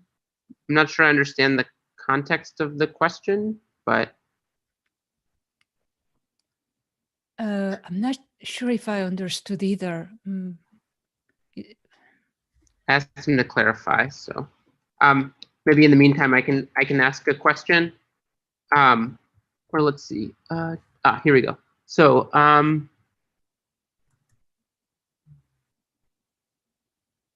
okay, so Andres asks, what do you think about methods using concept nets and graph embeddings to induce knowledge and improve on common sense, especially compared to the grounding approach you outlined? Right. So in my other line of research, I've been also playing with embedding concept net into neural network, and it definitely improves the quality of knowledge in the neural network when we train the model with more of this concept net style declarative knowledge. And similarly, we developed atomic common sense knowledge graph, which includes a lot of causal knowledge that's not part of a concept net. And when we do that, we were surprised how well the neural network pre-trained on a language, lots of raw text can generalize for previously unseen compositional examples of a common sense. Now, still, it's in a relatively early phase. I view it as interesting step forward, but we still need to solve this question of how do we integrate this to just off-the-shelf neural network in a meaningful way for downstream empirical impact. And I wonder whether scale actually is important to there, just like in this talk, I was using this analogy of David versus Goliath just to dramatize things a little bit, but I really don't think we can get away not doing things at a larger scale because the gain coming from that is undeniable. It's just that instead of going insane scale, the question is, can we get away with like GPT-3 size, for example, if we can live with that, or even better if we can make it smaller so that people can actually use it more easily. And it might be that when we think about this, the quality of knowledge that we provide for training and the quantity of the knowledge together, the scale might be important. And I have a work in progress that tries to construct knowledge automatically, but that will have to wait a few more weeks, I think. Thanks. And one more before the break. So there's a question in the machine translation gender bias example, was neural logic decoding used as a drop-in replacement for beam search? It's actually a data set that only was intended to correct such gender bias errors. And so we use that in order to correct the biases. So the data set was, I think, introduced either in 2019 or very recently. And it's a post-translation revision task. So yeah. Thanks a lot. So again, we'll have the break in GatherTown and then come back at 4 for panel number 2. Okay. Thank you.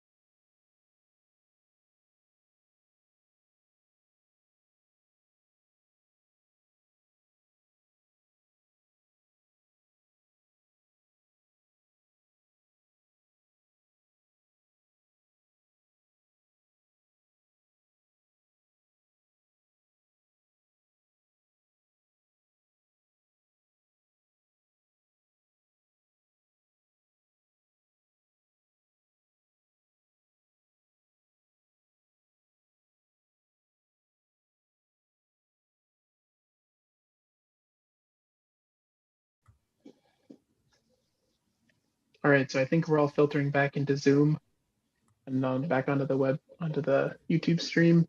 So this last panel is going to be moderated by Joshua. Looks like we have everyone here in addition to a cat, which is great. So I'll let Joshua take it away whenever he's ready.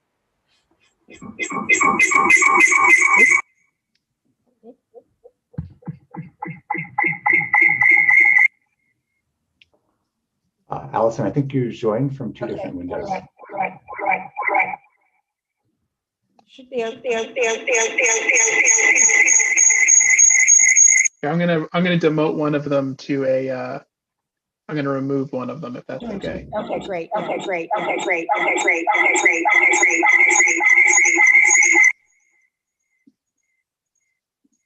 Okay, I think we're all set now. Okay, sorry. Awesome. That's all right. All right. So it is my pleasure to host the panel on extrapolating the capabilities of large language models. For this discussion, we're particularly interested in questions about how the capabilities of language models will change with scale as we increase their size and the size of the training data. But we're also interested in understanding how research breakthroughs are likely to change the capabilities of these models and what research breakthroughs we can expect in the near future. The panel title focuses on capabilities, but I also hope that we end up discussing closely related questions about how limitations and failures of large language models are also likely to change with time.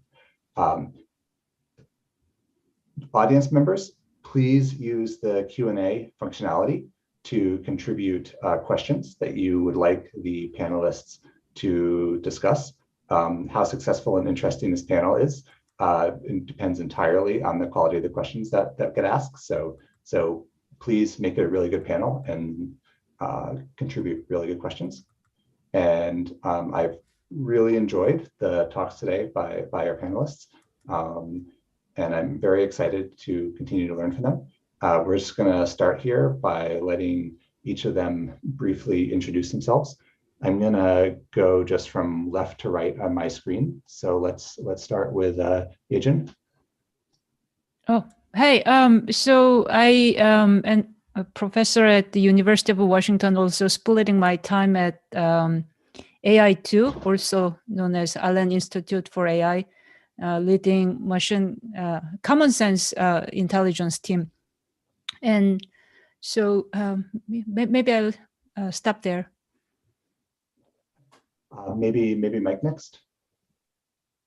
Hey, I'm a research scientist at Facebook AI Research in Seattle.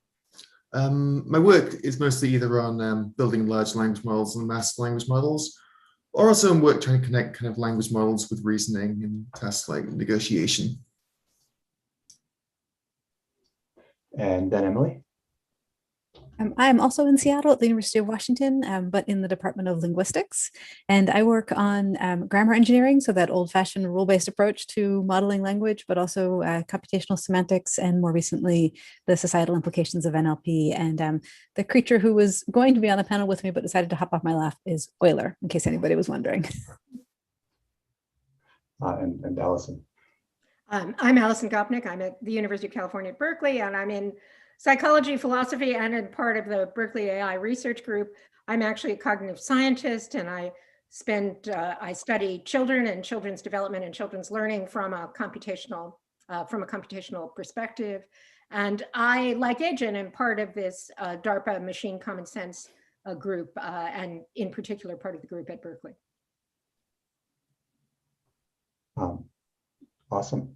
So I guess a question to kick it off is what new capabilities do you think are coming down the line? Especially what new capabilities do you think are going to be unlocked as we continue to increase the scales of model and training data by another couple orders of magnitude? And also maybe closely related, what capabilities will never be released no matter how much we increase the scale of our models? Does anyone want to volunteer to start, or shall I?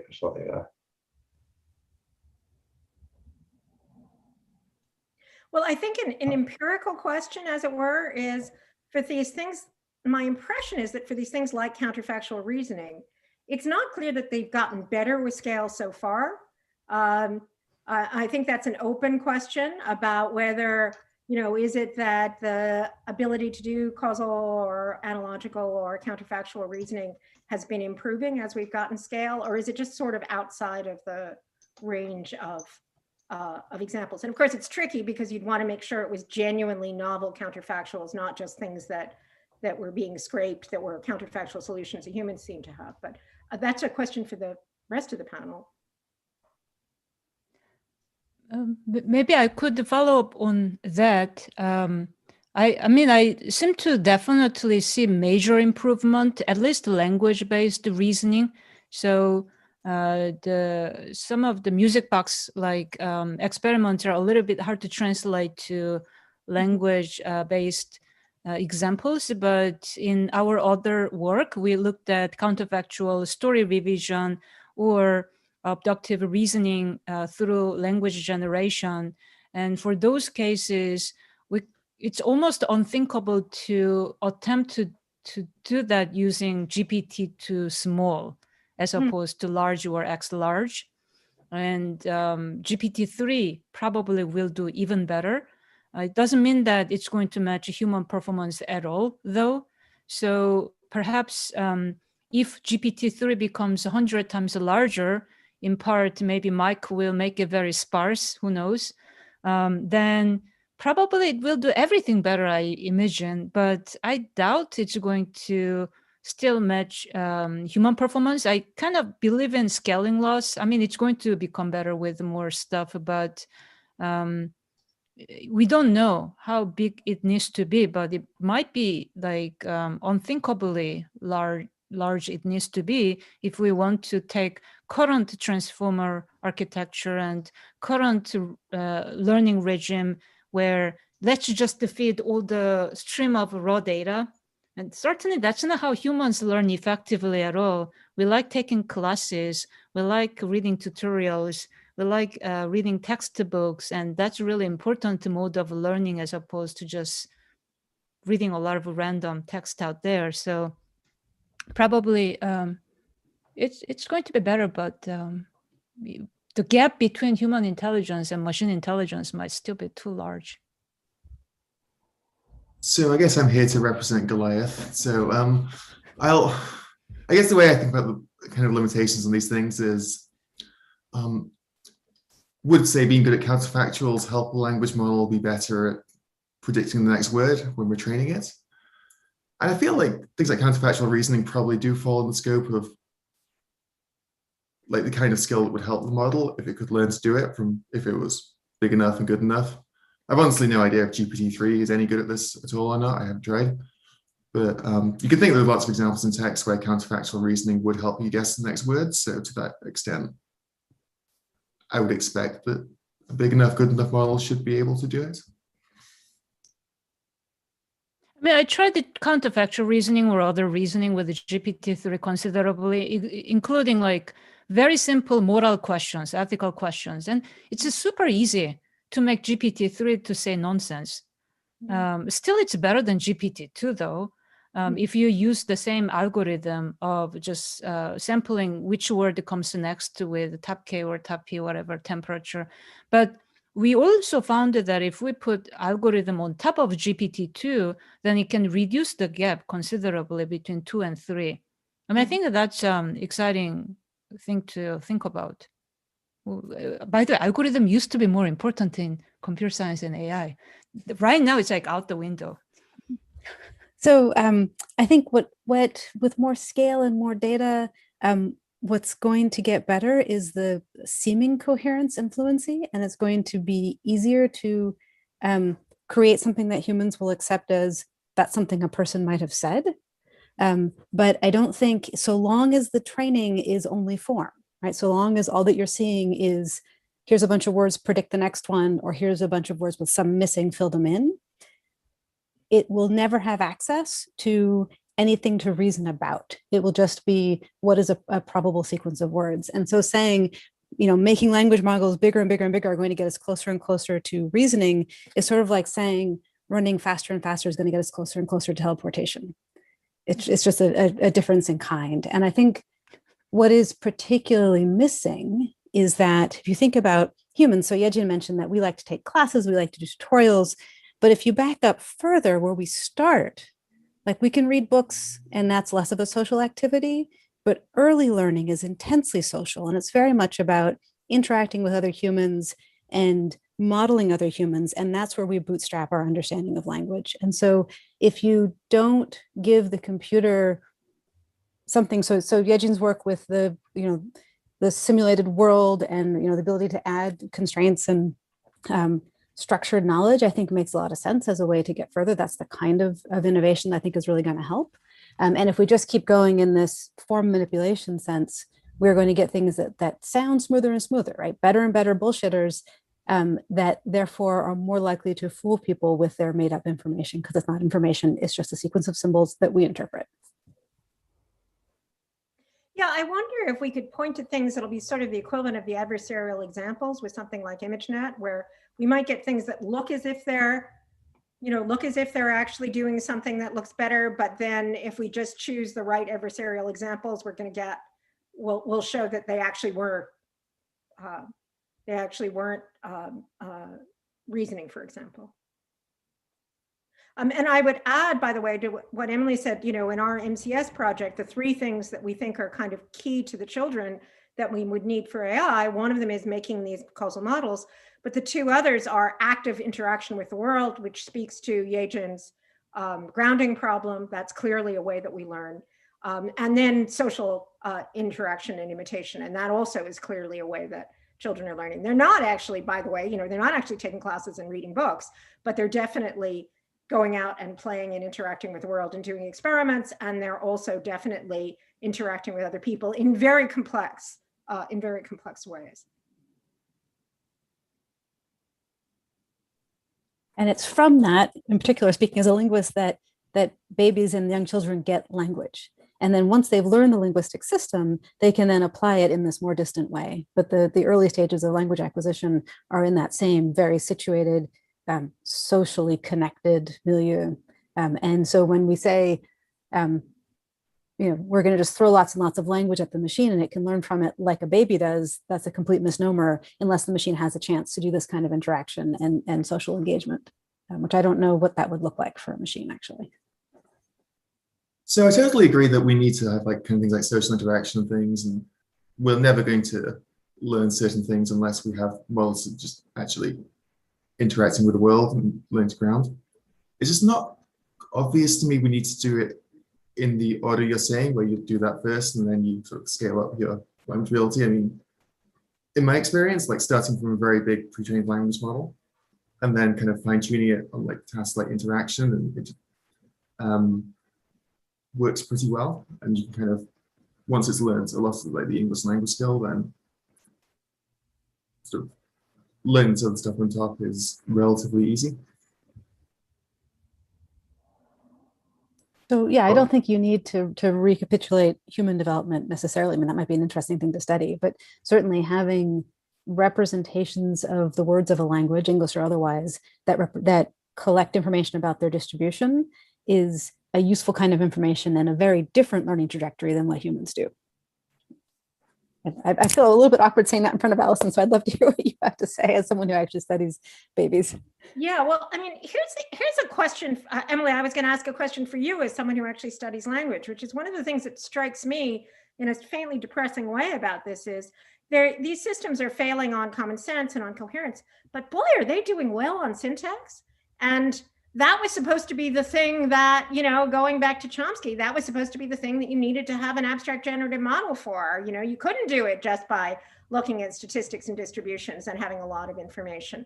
And is it, you don't even really see a lot of kind of the sort of silly examples of it says something that doesn't make sense semantically, but you don't seem to see a lot of grammar errors, or am I just not seeing that, or syntactic failures?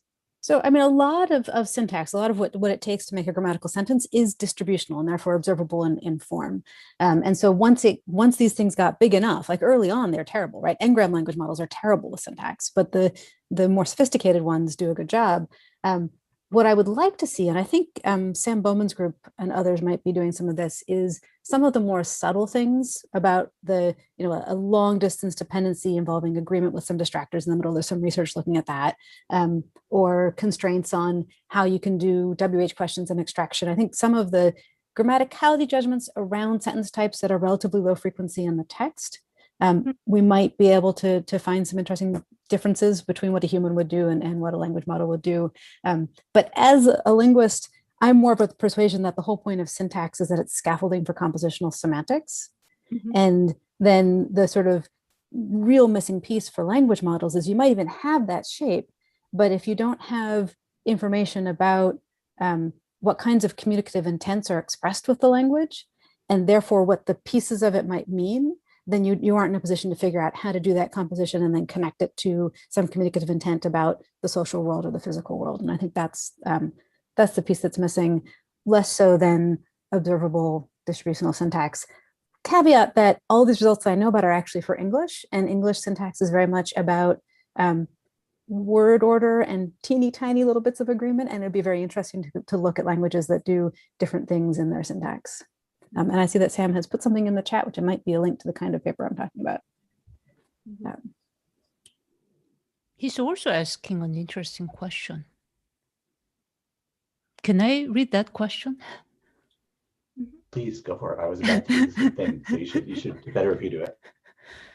If our goal is to do better at language-based tasks in the style of the GPT-3 paper, what do you see as the relative value of a multimodal grounded training, interactive multi-agent training, additional scaling on text, or other options? Maybe I'll answer first. I mean, it depends, I think, on what do you want to do with it. So if we want to solve glue leaderboards, probably GPT-3 is kind of useless. We can solve it using smaller models for sure. And the multimodal training, I always wish that one day these things suddenly work so much better for language-only tasks as well. And I think there's some papers of some sort of such a message a little bit, but still not completely conclusive yet. And but the tasks are not just language tasks that we want to solve at the end of the day. I think sometimes there are multimodal tasks in which a language problem is part of the deal, such as navigation in a 3D environment. And as a human, actually, I don't need any fine tuning at all, even if I've never seen that 3D environment before. And TV looks weird, the bed looks weird, the kitchen looks weird, everything is abstract art, but I can still reason about all that in one go.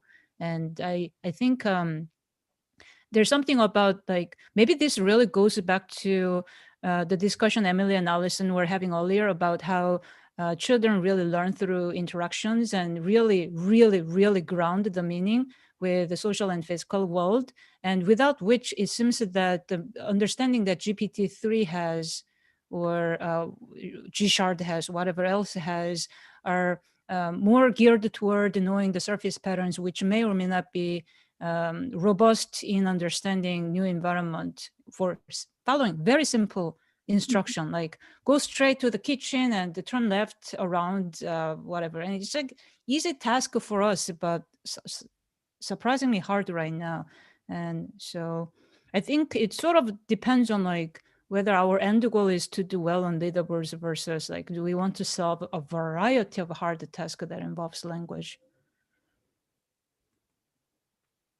And this makes me think the following, like listening to all your discussion, I'm thinking that, the mysterious syntax quality of GPT-3 generation, I wonder whether it's because in raw data, the syntax information is rich already. Somehow, although not explicit, that information appears well enough.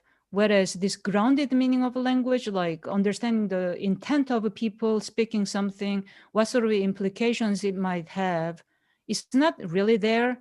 And the machine doesn't seem to be able to read between the lines on its own, just by reading a bunch of it.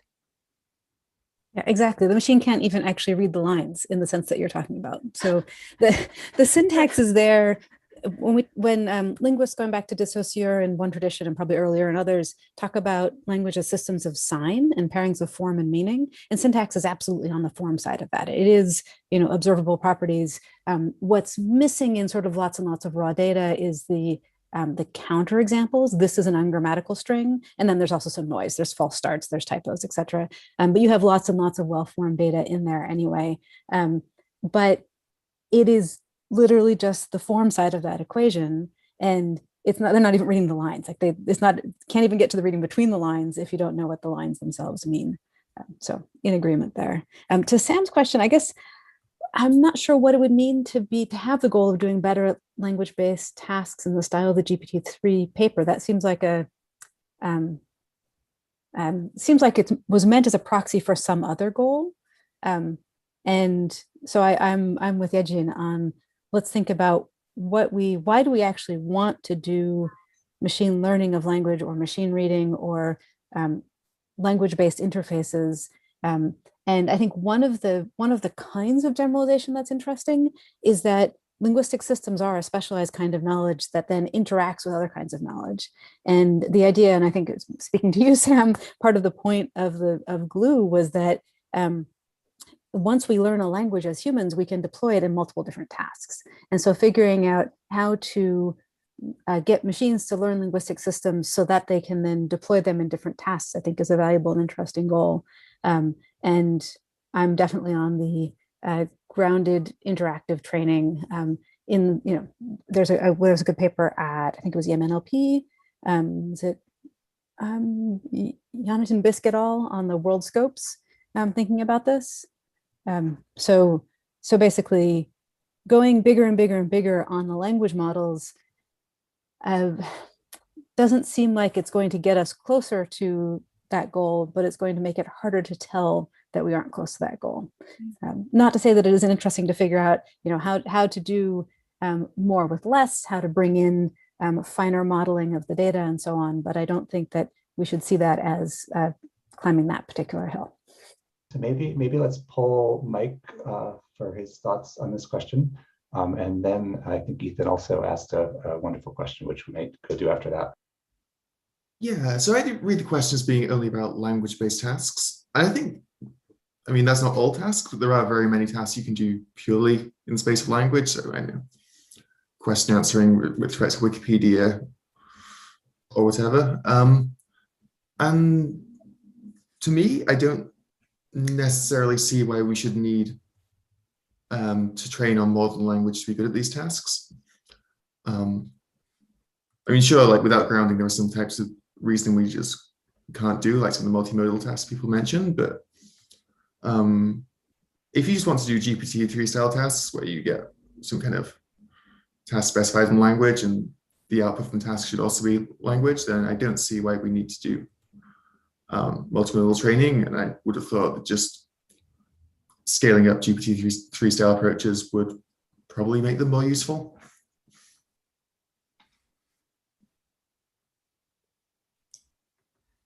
Okay, cool. And I think Ethan asked a question which is very closely related to a question I have in my own head, which is humans, we're bad at memory. We make logic mistakes all the time. We convince ourselves we're reasoning when objectively we're not. On the other hand, like language models sometimes solve surprising tasks. So it seems like both are kind of like maybe blurry in terms of where they stand on some continuum. Or maybe phrasing it differently, like Allison was saying that language models seems like they're just bullshitters, and I think Emily's saying the same thing. But like Asian was saying that nonetheless, as they get bigger, their bullshit becomes like more and more and more convincing. And I wonder if you have like some distribution over like output of a bullshitter, and then you have some like distribution over output of real humans. Like at some point, do those distributions start to overlap with each other in a meaningful way?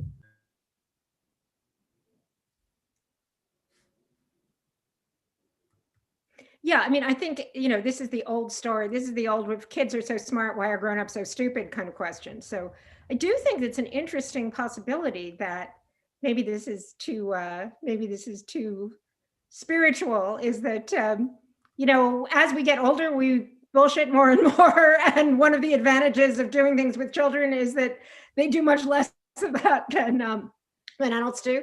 And aside from the joke, I mean, there might be something that's profound about that, in the sense that, what we see is, if you do these really basic foundational kinds of logical and causal inference, ones that look as if they should be hard, but you do them with real objects in real settings, in an embodied setting with the right kind of social context, kids just turn out to be amazingly good at it. And then when you look at adult failures, like the kind of classic Kahneman-Tversky failures, it's almost always because it's in a detached setting. You don't actually know what the content is.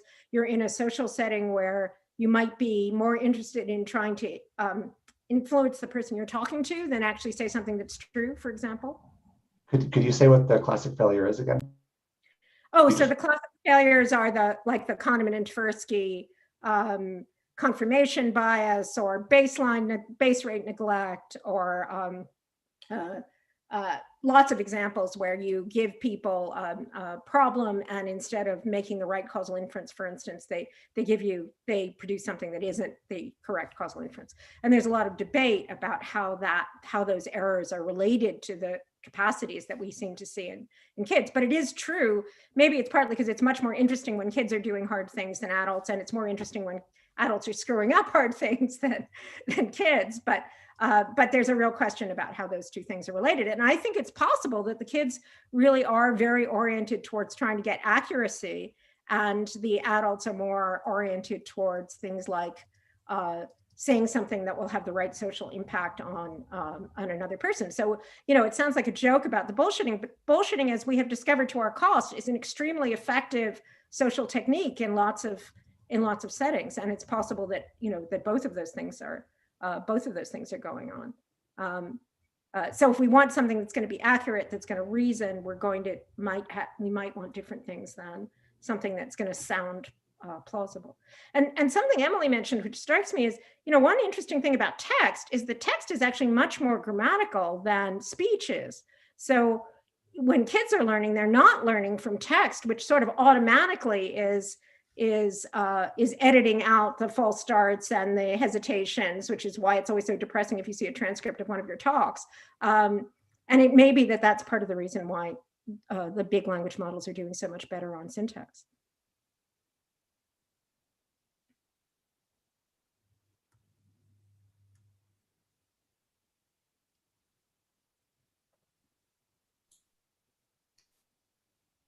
So on the bullshitting, I mean, I totally agree that, like, if we set a language model to, like, unconditionally generate some text, it clearly has no idea what it's talking about, and calling that bullshit seems very reasonable. On the other hand, there's kind of, I guess, cases where, say, if you ask it a question and it gives you, like, the single right answer with very high confidence, it's less clear to me that it's reasonable to call that bullshit, and maybe it's just I don't know, that seems closest to reasoning to me when it's like confidently generating an answer to a question. Yeah, I mean, another question that I think is really interesting is, can we kind of dissect what's going on under the hood in a way that might suggest that maybe you can actually get these kind of generative capacities from looking at distributions. And it does seem to me kind of striking that you can seem to be able to do that with syntax. I don't think we knew that before. But of course, part of the problem is, since we don't know exactly what it is that the systems are doing anyway, we don't really know, are they really, say, figuring out some abstract causal structure that then would let them answer the question the right way? Or is it sort of the equivalent of an adversarial example where they're paying attention to some superficial feature, sort of the equivalent of texture in the ImageNet case, and not really and that's kind of confounded enough with the things that we think are important that it does okay. But it would, in some ways, as I said in my talk, it would be even more interesting if you could show that having large scale prediction kind of systems could actually lead you to genuinely discover the kind of structure that humans might have evolved or that humans might develop in a different way. I don't know, Mike. I mean, do you think that's plausible, and how could we tell? I guess that's the other question. Yes, my take might be if you can't tell, then does it matter? How could we tell what's going on under the hood, right? How could we tell how it is? Let's suppose that you just give it enough scale, it does everything. It does counterfactuals, it does causal reasoning, it does everything that we could possibly want. It passes the Turing test. We'd still want to know, okay, how did it do that? Like, what kind of representations did it have? Or how did it extract those, the big question for, epistemology and cognitive development, how did it extract those representations from the data? So I think you want to know that for two reasons. I think scientifically, if the claim is I built a machine that understands language, and the only evidence is I can't tell that it doesn't, that's not a convincing claim, right? But then also in terms of engineering, in terms of safety, you want to know what its likely failure modes are. And if you only have sort of the extensional evidence of its behavior, it's much harder to reason about in what ways could this go wrong. And so that's the other reason that I think as we're actually deploying this in the real world, we want to have theories of what it's doing on the inside that go beyond just, hey, it looks good. And I think just to build on that a little bit, if we talk about producing a correct answer as something other than bullshitting, it's still just symbol manipulation, right? If the training data is just lots and lots of text, and you say, can a penguin fly? Or which birds can't fly, and it says penguins, right? It doesn't know what a penguin is. It can't point to one in the world. It's just all it has is a collection of information about sentences that contained that token penguin, right? And it's really worth keeping in mind that that information was not ground truth about the world. It is a set of things that a specific set of people who contributed to the data said about the world. And this is where we get into all of the issues of bias and the kinds of harms that can come from using this synthetic text, because these, when we talk about penguins and flying, that's fairly innocuous, but a lot of what we care about the world involves people and categories of people, and then things can turn harmful quite quickly. Yeah, I mean, I totally agree that, and clearly it doesn't know what a penguin really is. It just has memorized the symbol it can use in some places that look as intelligent, but I don't know, people get emotive about language, but say if you train a language model, say mathematical statements, and it was able to correctly solve equations or something, which they can, it clearly doesn't know what numbers are, it doesn't have a model theory or whatever, the numbers, so it's not understanding in that sense, but I mean, if we can do symbol manipulation on these strings and produce the right answers, then to me, that's something more than bullshitting. So I have to admit that I haven't read this paper yet, but Yoav Goldberg and colleagues, and Yoav's not the first author, have a paper apparently taking a theoretical perspective on our thought experiment about Java in the paper that I wrote with Alexander Kohler last summer, the Octopus paper. So we basically said, okay, never mind English. Let's say you give your language model all the Java on GitHub, and then the test is execute a program, it's not going to be able to. And we just sort of asserted that as a thought experiment, but now there's a paper that I'll drop the link in that is apparently, like I said, I haven't read the paper, offering proof of that claim. So there it is, for those who are interested. Yeah, maybe I'm somewhere in between in a very boring sense that I'm okay if a QA system, however large scale it is, if it can get all the answers right in some dubious way, but answers are always right, then I'll take that. But maybe the question is, will it? Really? Like, I mean, I can believe that the larger models will generally do better than all the others, but are they going to solve anything for real versus doing well within the familiar distribution of in-domain data sets? And it seems that that's the recurring challenge right now, let alone hard QA problems, but even for easier let's just say NLI problems, natural language inference problems, you can always come up with, very easily come up with counter examples where the model fails.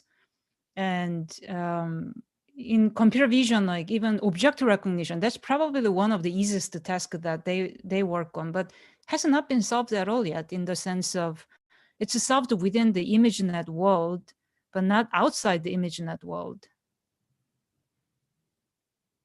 So, but if you know, this fundamental question is, who's going to win the leaderboard the next year? I'm going to bet on whoever comes with, you know, sparse or larger model probably will still win next year. But it may be that the current evaluation framework is not quite right, because you know, it sort of encourages overfitting into the data sets, and you know, we can sort of like find the shortcuts without really solving the underlying reasoning task. We can try to pretend that we do it by latching on other superior biases. So, you know, I think there's something else to be said, especially in the context of thinking about children, which is, let's suppose that it worked. Let's suppose that it had a perfect description of the text that we currently have that we're feeding into it. There's a good argument that the thing about human intelligence, and particularly the reason, I've made this argument for why we have childhood as a period at all, is because our environment's always changing, and we're having to generate new distributions and new relations and new facts and new discoveries about the world. And if the system is not good at doing that, at generating, and again, you know, just our beautiful little simple Blicket detectors are saying, you know, that's a kid going out in the world and saying, I've never seen this system before, but look, I'll give you a whole bunch of predictions about how it's going to work. And there's just no way that they've got that from their, I mean, we design the task so they can't do it from any previous experience they have. But that's actually a really profound thing to do. Like, that's the thing that we want to do, is to be able to, and this speaks to Emily's points about harm as well, right? So we want to be able to say, how about if we, you know, changed the pronouns, for example, right? No one is going to get to let's change the pronouns from looking at a giant data set that has the pronouns in it, right? So that, you know, that capacity, it isn't just, okay, that's an extra thing that we would like it to do. You can make an argument that that's a really central, you know, that's at least a really central thing that that human intelligence in childhood does. This has been a really, really good conversation. We've accumulated 11 questions, many of which are really good. So I think we should jump to some of the questions, many of which are also closely related to the conversation. I guess the top rated one is Ryan's question. To me, a lot of the form and syntax discussion seems intimately related to embodiment, at least in the context of humans. What would purely embodied, as opposed to language trained, then grounded in a contextual environment look like? And so I guess the question is, like, practically, if you wanted to train or build an embodied language model, what does that mean?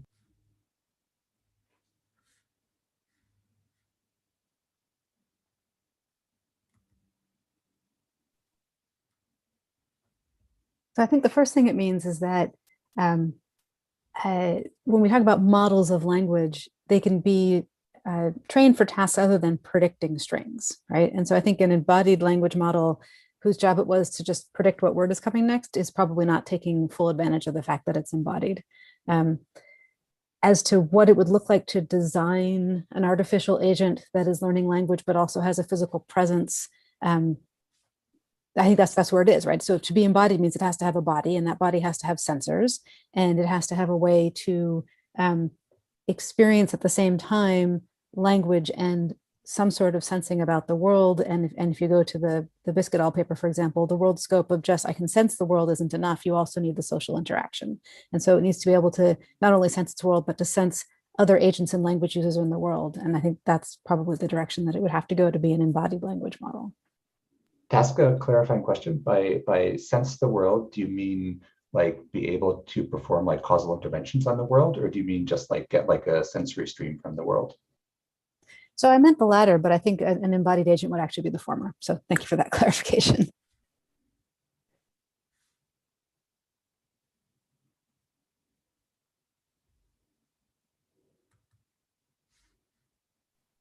Yeah, Jean, isn't your the agent in that was like looking at the frying egg and stuff sort of a simulated version of that? Yeah, I mean, I guess I do work on this grounded stuff, but as a matter of fact, I do that with some skepticism at the same time. Not only I have a skepticism for my favorite GPT-3. I mean, it's a favorite in the sense that it's so useful, 2 and 3 for a lot of generation tasks. But it's just also skeptical how far it can go. But even the grounding, I feel like nobody's doing grounding quite right, including myself, in the sense that it's like a Thor environment. Come on, it's some software engineer wrote the environment, and it's so limiting. The number of actions you can take, which is much better than other environment in terms of like what you can actually do. You can even cook egg, or you can break a wine glass on top of a laptop and break also the laptop. And that's a lot more that you can do compared to other environments in terms of physical interactions and experimenting with items in the environment. But still, it's just so little. Like, what about, I don't know, forgetting to turn off the stove and burning the house? If it's not built by the engineer, it's not going to happen. And I'm not going to learn. The agent is not going to learn that you can do that, that it may have a fire hazard. So it's completely limited. Basically, we're trying to solve AI problems in the environment built by human software engineers. And I find it not very convincing that it's going to scale up to the complex scenarios anytime soon, which is why I'm thinking that maybe back to this raw data style training, like similar to GPT-3 or G-Shark, how about multimodal models that looked at lots of videos and images in a very passive way? It might actually be able to learn some more, a lot more than what the agent can learn actively through interactions in a very tiny little simulation environment. And not sure how to connect these two very different extremes. I mean, I think you'll learn different things doing that. I mean, I really think it makes sense to like take advantage of all the unlabeled passive observations you can get, because it's just such a great starting point for actually then going on to learn grounded things and interact. And I agree with a lot of what you say about the environments as well. I mean, I think what we really want is like environments that are fairly simple but allow somehow complex emergent behavior and things to happen. And one of the reasons I was interested in like negotiations of tasks is something where it's like in some ways very simple, but involves a lot of the skills I think our language models don't have, and like in terms of like reasoning about other agents and like having to like generate language to achieve your own goals and that kind of thing. So I'm still excited about those kinds of directions for grounding. Yeah, I mean, like I was hesitating to include new work that's going to come up soon that is larger scale multimodal training on videos. And to be honest, that's what lift the leaderboard scores up, not the piglet that I talked about. It's the piglet is cute conceptual thing, but it's not going to improve any other leaderboards other than its own task. So I don't know what to think about that. The other pre-trained model on a lot of YouTube data. So we actually do better on certain leaderboard using smaller network compared to industry scale larger network. And that is the winning is coming from data, actually. The complexity of the data, more of this real world experiences, even if it's observed only passively compared to the data set that other people have used. But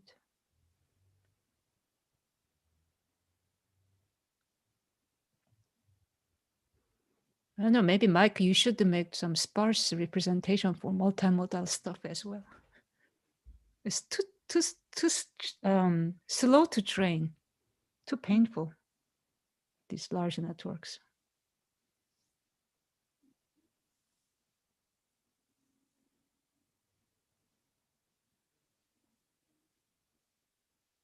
Yeah, I think there's a really interesting tension between how realistic are you talking the environment is versus how interactive is it. And we've been, in the Berkeley group, we've been going back and forth about, do we want things like, for example, first person video? So suppose you're training on first person video instead of ImageNet for a visual system.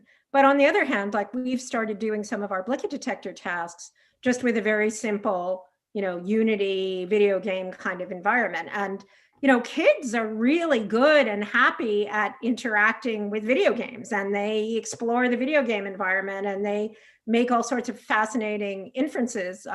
Something like Minecraft, where they're spending hours and hours and hours exploring it and seem to be really extracting important things about what the nature of that environment is.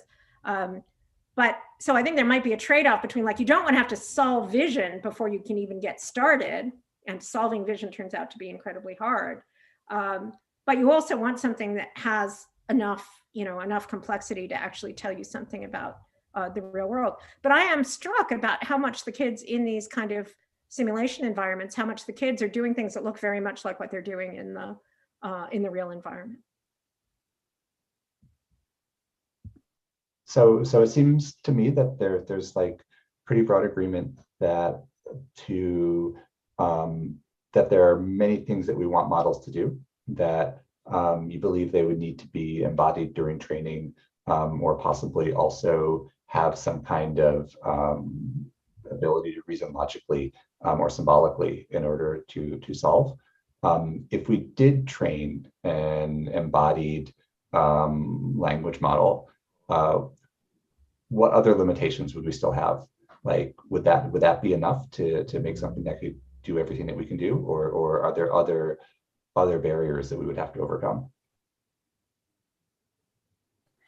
So do everything we can do is a really big universe of discourse. I think what's likely to be required is both some sort of notion of social connection and interaction, and just embodied isn't enough for that.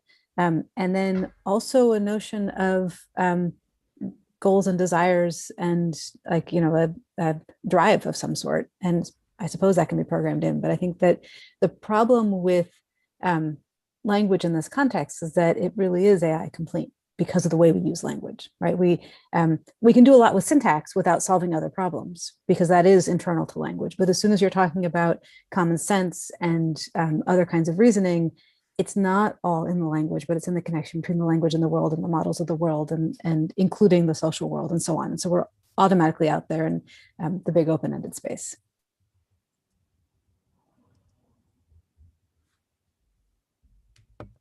That's actually super fascinating. I guess a question I have is why do you believe that social interactions are required for intelligence? I think I didn't properly process that before. Are solitary creatures like octopi, do they have the possibility to demonstrate aspects of intelligence, or do you really need that like interaction between agents or people? We would have to come up with a good definition of what we mean by intelligence to really answer that question. But in the context of do everything humans can do, humans are clearly social creatures. And so that's where I'm coming from. Super fair point.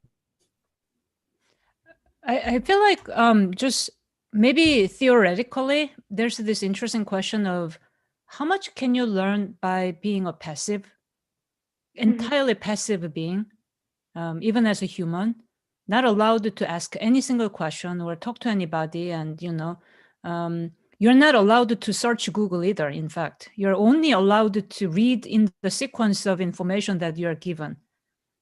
I kind of feel like, well, as a human, probably we're not going to learn as effective. We'll learn something for sure, but probably the learning will be super inefficient. And so it kind of feels like in order to learn, especially the functional utility of words and phrases and sentences that people use, because usually we use language in order to achieve a goal and influence people. And we, as a human, we can try different ways of doing it. And then, I say something, offended someone, I learned the lesson and maybe tone it down next time. And that's lacking. So, GPT-3 can say whatever it wants to say. and not going to learn from experiences. So maybe that kind of a functional aspects of learning, like, real pragmatic understanding of learning is lacking in the passive way of training things. Who knows? Speculation, just, but. Yeah, I mean, clearly. Sorry. Yeah, I mean, clearly there's some things you cannot learn just passively. On the other hand, I'd be willing to bet you can learn really quite a lot passively. I mean, if you get to observe the whole internet of people interacting with each other, I mean, to be a good language model on this data, at some level, you need to have some kind of like latent model of what they're trying to do.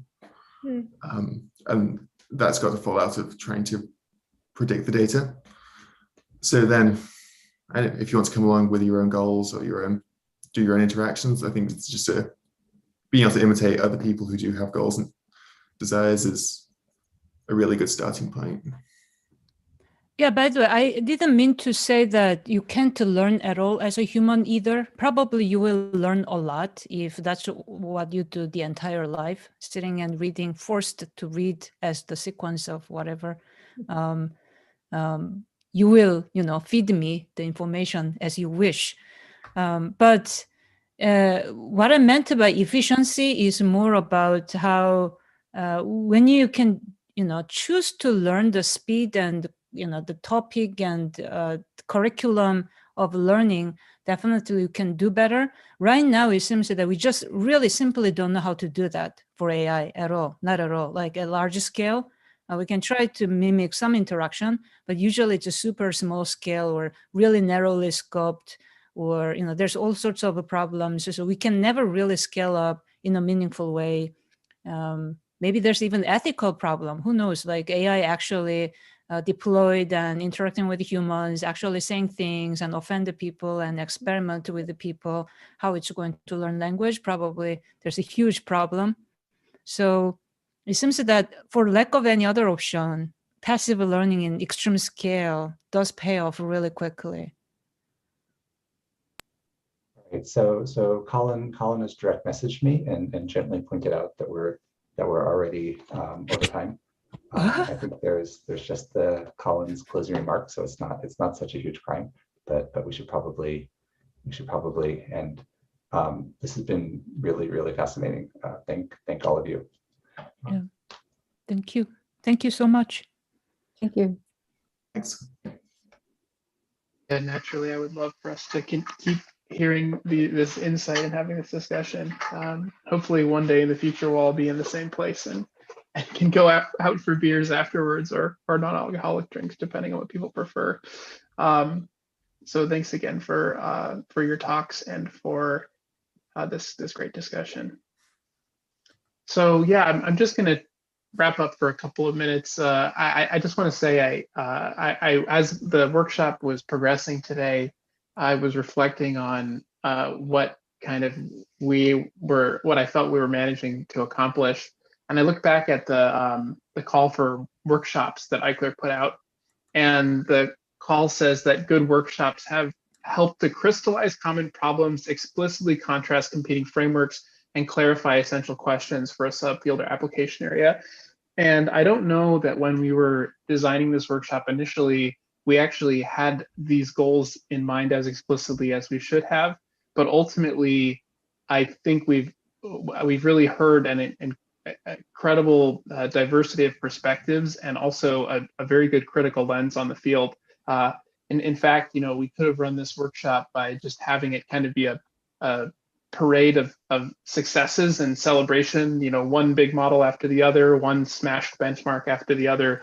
But really the focus of the workshop was much more on bringing up questions, limitations, contrasting different approaches for going forward, both on the evaluation side, but also on the architecture side, also new efforts and so on. And so I'm just super grateful that we had everyone come and give these talks, and also super grateful to the audience for attending.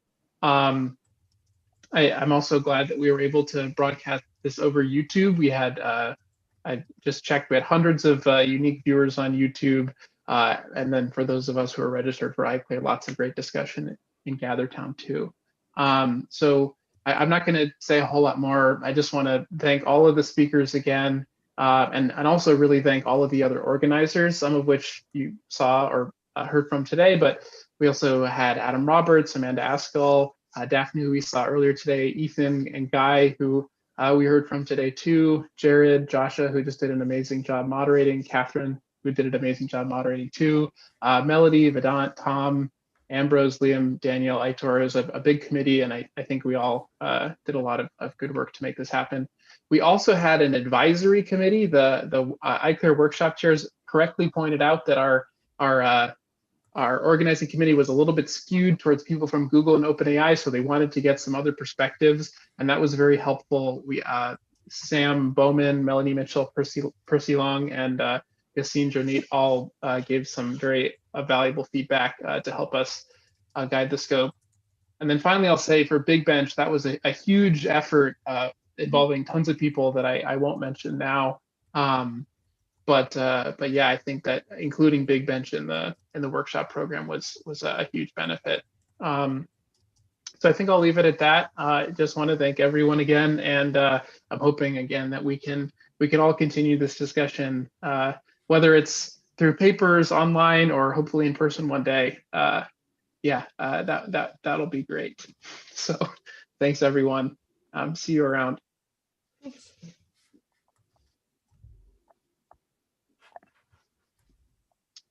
And thank you, Colin, who was the driving force behind organizing the workshop. If that is not already clear to everyone who's been watching, this entire thing is definitely Colin's baby. So thank you. Well, you all also actually heard my literal baby earlier today. So I'm going to go back and watch the YouTube recording so I can see where my baby was making actual noises on the call. Sorry for not unmuting. But speaking of which,